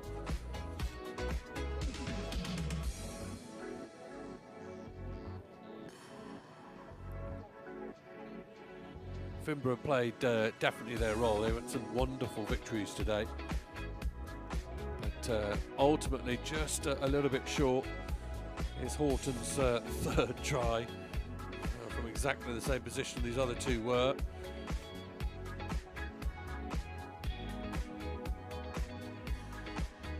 Yeah, I thought Charlie Jones had turned the tide here. This was a crucial moment,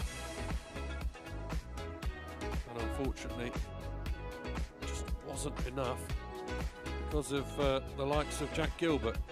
Yes, a little bit of mistiming there from Finborough, just taking their eye off the ball.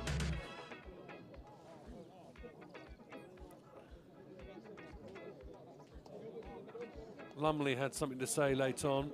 Standout player, certainly, for Finborough today, Lumley.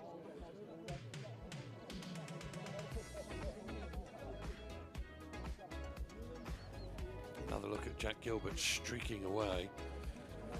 A lot of that later on in the afternoon. Tired bodies out there, and a lot of people being beaten and not being able to catch up again. And this was the final try that went to Henry Lumley, but of course all in vain, because Bromsgrove had really been too powerful throughout the game. And there are the winners of your Oakham School Sevens title, the cup winners, Bromsgrove.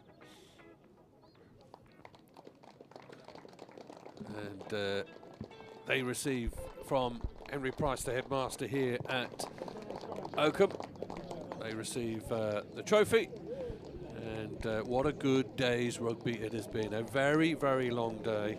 And Benji Roberts, a final word. Really good passages of rugby throughout the day. Well, of course, from the wide range of games that took place today, it's really exciting to watch all sort of age groups, and of course you've got the girls and the boys, so it's really impressive to see this kind of showing of rugby, and the quality very rarely dipped across the entire day, and it can get tiring nearer the end, so it's all good. And just on behalf of me, I'd like to say thank you very much for watching. I've been dipping in and out of games in terms of commentary, and I'm sure Sam will share the same sentiment. Yeah, 100%. We've got so much for you on Next Gen. Least of all, towards the end of this month, the Howden Rosslyn Park Sevens. If this has whet your appetite for Sevens rugby, then please join us for that at the end of this month. The showpiece of English Rugby Sevens, if not World Rugby Sevens for schools. It's a really good occasion, and I'm sure these two sides will see themselves as potential pretenders to that throne. Thank you very much, look after yourselves, and until next time, a very good evening.